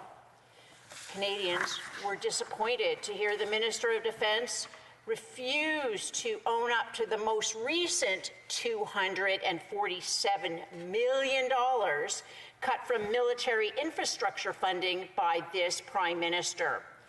In the case of health services, the health and safety of our troops is at risk at the worst possible time. So I ask again, what is the minister doing about the unfinished military hospital at a time when we need it most? I'm pleased to recognize the nearly 1,700 soldiers, including those from one Canadian field hospital stationed at Garrison Petawawa, who are deployed on Operation Laser. To meet the unprecedented challenge caused by the pandemic, members of the Canadian Armed Forces have been supporting a request from civilian authorities in Quebec since April 20th and Ontario since April 28th. In Operation Laser, Canadian soldiers have been deployed to long-term care facilities to maintain staffing and help with infection control and infection prevention. They are at 25 long-term care facilities in Quebec and 5 homes in Ontario. Those numbers of deployed soldiers fluctuate as circumstances dictate. Canadians expect our soldiers to be equipped with the latest in protective gear, with the proper training, and with what Canadians expect is medical-grade protective equipment. It would appear that training and equipment has not prevented 28 soldiers serving on the front lines of the pandemic from contracting the respiratory illness. Our prayers are with each and every soldier to fully recover. The women and men of the Canadian Armed Forces put their lives on the lines to protect us every day. And at the time I asked my question, before Canada was placed in lockdown, I warned the Minister of Defense our soldiers would be getting at a heightened risk of getting sick. I warned the Prime Minister. Our soldiers need to know we have their backs with the proper resources, like a full operational hospital. In the case of the construction on the hospital in Garrison Petawawa, it's been behind 2 years. The Prime Minister is such a big fan of China. China built 2 hospitals in less than 2 weeks. Canadians have learned that 28 Canadian Armed Forces members have tested positive for the coronavirus after being deployed to long-term care homes, with 12 positives in Ontario and 16 in Quebec. That is a jump in soldiers testing positive for the virus from 5 days last week to 28 days this week. How many more years will it take the Liberal government to build just one hospital? The Honourable Parliament Secretary to the Minister of National Defence. Thank you very much, Mr. Speaker, and I thank my honourable colleague. In times of crisis, the Canadian Armed Forces have always been there for Canadians. At this time, Canadians and members of the forces are mourning the tragic losses of the Cyclone helicopter and the Snowbirds accidents. While these losses are painful, those who serve are continuing to step up for Canadians during the COVID-19 pandemic. Our government continues to make the necessary investments to ensure that the women and men of the Canadian Armed Forces are well supported. Et nous savons qu'aucun danger. And we know that no danger is more present to Canadians right now than COVID-19. Were critical in repatriating about 650 Canadians from China and Japan when COVID-19 first began to spread. La santé et la protection de... The health and safety of all Canadians is one of the main priorities during this pandemic for the Canadian Armed Forces. And that is why they're supporting the health infrastructure in First Nations communities and are assisting vulnerable populations, Indigenous, remote, and northern populations from coast to coast. Forces are also assisting the Public Health Agency of Canada with warehouse management of personal protective equipment and with contact tracing.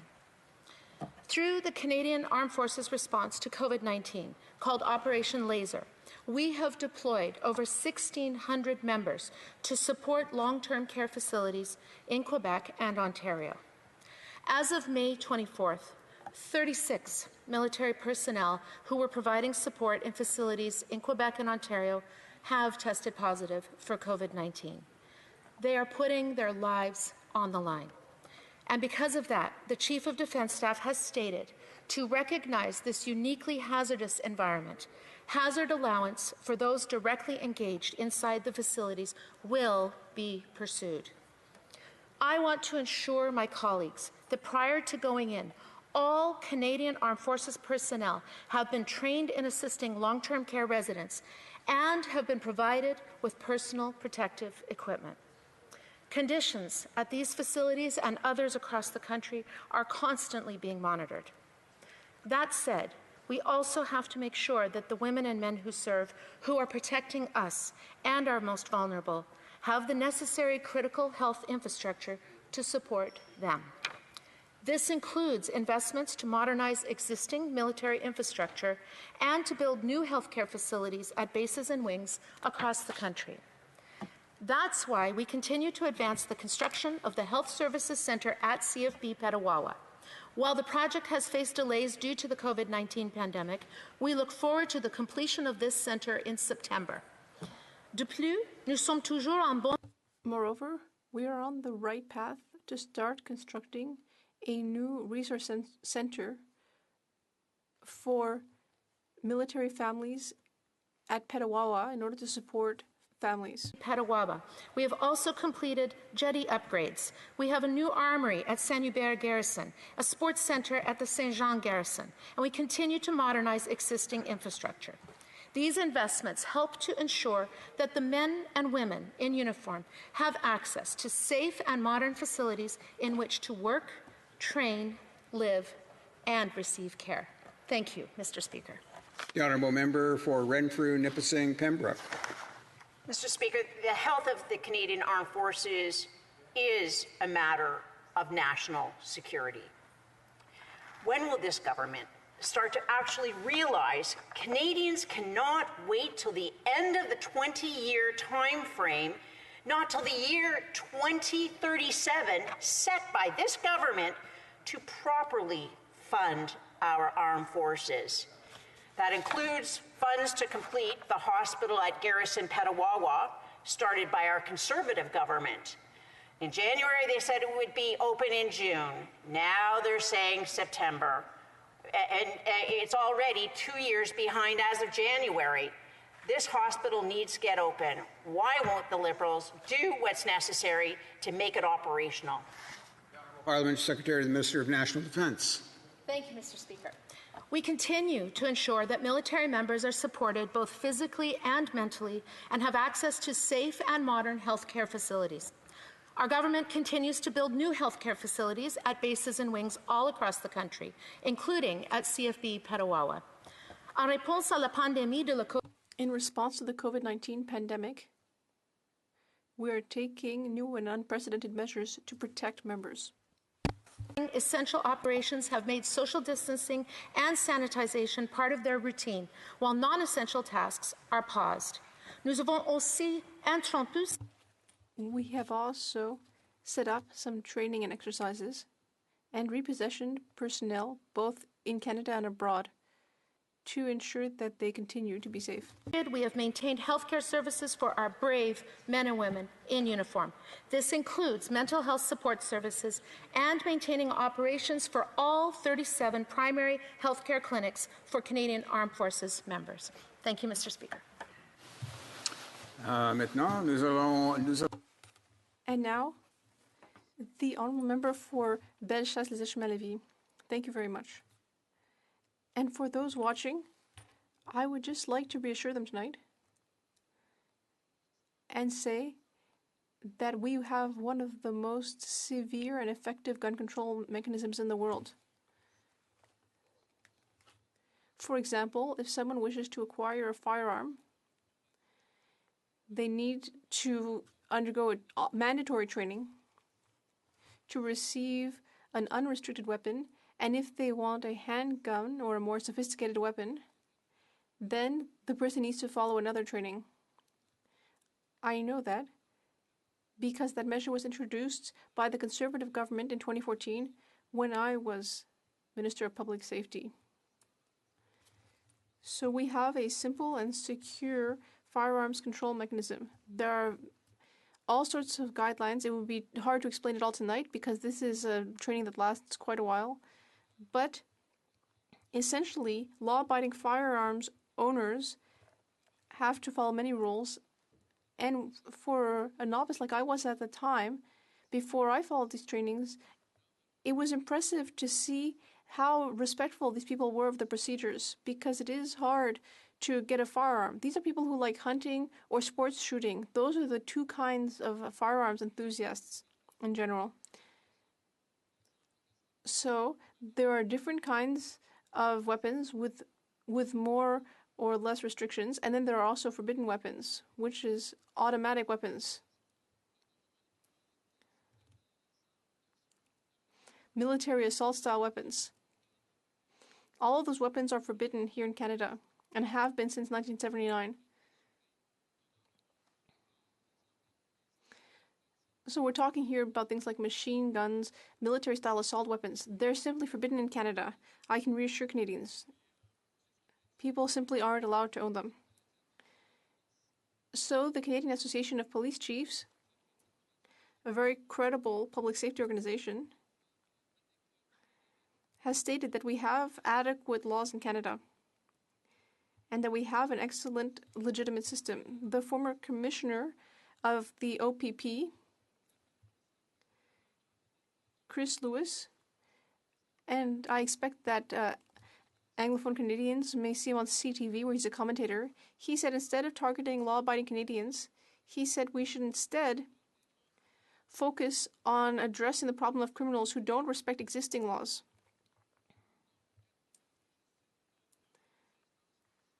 And why am I quoting two police authorities? Well, because the current public safety minister is a former policeman. And I wonder why he doesn't follow his former colleague's advice. Because ultimately he arbitrarily classified 1,600 weapons very suggestively last week. As I was saying, you can't take a Honda Civic and kit it out with a few new features and make it into a Formula One car. But that's what's happening here. Aesthetic and subjective measures are being used to classify these weapons. That penalizes many law-abiding citizens. They're ultimately being penalized. They have to spend money, and it's penalizing a legitimate industry, the recreational and touristry industry. Why not follow police officers' advice? Why not instead target gangs and criminals instead of targeting law-abiding citizens? In fact, generally, that population is even more secure than the population at large. There's my question. L'Honorable Secretary Parlementaire. The Honourable Parliamentary Secretary to the Government Leader. Thank you. Were you finished? Yeah. Okay. Thank you, Mr. Speaker. The whole issue of firearms has been one that has been fairly hotly debated for many years inside the House of Commons. I can reflect back into the early 90s when I was just a member of the Manitoba Legislative Assembly, and Ottawa was debating the issue of firearms. And it seems to me that they always, from the Conservative approach, they always talk about the law-abiding firearm owner. as if, the government of Canada or Liberals, New Democrats, and Green Party members, and I'm not 100% sure in terms of the positioning of the bloc, but I'm going to assume, and I guess I shouldn't assume, so I won't put their position on, but that anything that deals with any form of controls or red flags that government does is an attack on those law-abiding firearms owners. And I think it's somewhat unfortunate. In the sense that, Mr. Speaker, I've had the opportunity over the years to have many different types of discussions with individuals that are, in fact, law-abiding firearms owners. And I don't believe that the government and what the government is advocating for is irresponsible in any fashion. I think that we've demonstrated a willingness to be able to work with other jurisdictions, and in particular municipalities. We're in having discussions even at different levels of government, listening to the different stakeholders. And for a majority of the political entities inside the House of Commons, I think that at least we are moving forward on a very important issue. Whereas the Conservative Party seems to want to, take that hard right approach by saying any change is bad. I was really quite pleased when the member made reference to the fact while he was minister that they did bring in some legislation. And that's something in which Conservative MPs don't talk very much about on that side of the House. So I was pleased that the member made a reference to the legislation, because those mandatory training programs are critically important. You will find that those quote-unquote law-abiding firearms owners, a good number of them actually support having progressive actions taken on the issue of firearms. It was interesting. I had a talk with a gentleman who was a law enforcement officer a number of years ago, Mr. Speaker, and he was talking about toy guns, and some of these toy guns that even look like assault type of guns, Mr. Speaker, and what they do is they have the orange is paint or has an orange cap in identifying it as a toy. And the one officer was saying, well, you know how much it costs to get a little can of black paint and spray paint it, or get some nail polish and just put it to black, and it looks very convincing. The actions that we are taking as a government isn't something on the whim. This is working and listening to what it is that Canadians want the government to do, and they want to see some action on this important file. It is about safety. It is about making our communities a better place. It is about working with others. And I would invite the Conservative Party to get on board and be a part of the broader coalition that's looking towards making our communities a better place and still respect law-abiding firearms owners. The honourable member for Bellechasse-les-Etchemins-Lévis. I agree with my colleague on the point of making our communities safer. And I also agree that owners of firearms, whether sports shooters or hunters, do respect legislation. So why harass them and bother them with costly and ineffective measures? And do all this while ignoring the real problem: criminal street gangs. We should take action against these groups. We even have suggestions like strengthening the CBSA or creating a better system for information to be passed between various police. We have various constructive proposals. But ultimately, the Liberals are simply trying to do partisan and electioneering legislation and make firearms owners second-class citizens. We are here to defend those people. Thank you, Mr. Speaker. The Honourable Parliamentary Secretary. Government recognizes that the vast majority of firearm owners are conscientious and law-abiding, and we have tremendous respect for them. But when guns get into the hands of criminals with violent intent, the results can be tragic. Mr. Speaker, we also intend to take further action to prevent firearms from falling into the wrong hands by strengthening safe storage laws and continuing to build a national system that will allow for the monitoring of bulk firearm purchases. The issue of gun and gang violence is complex and consistently evolving.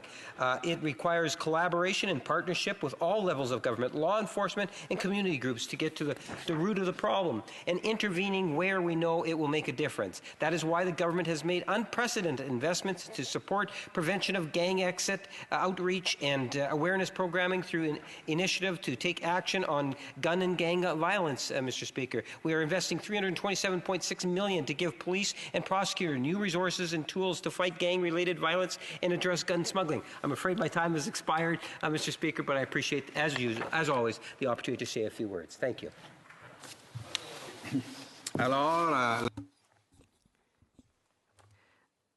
Accordingly, the motion to adjourn the House is now deemed to have been adopted.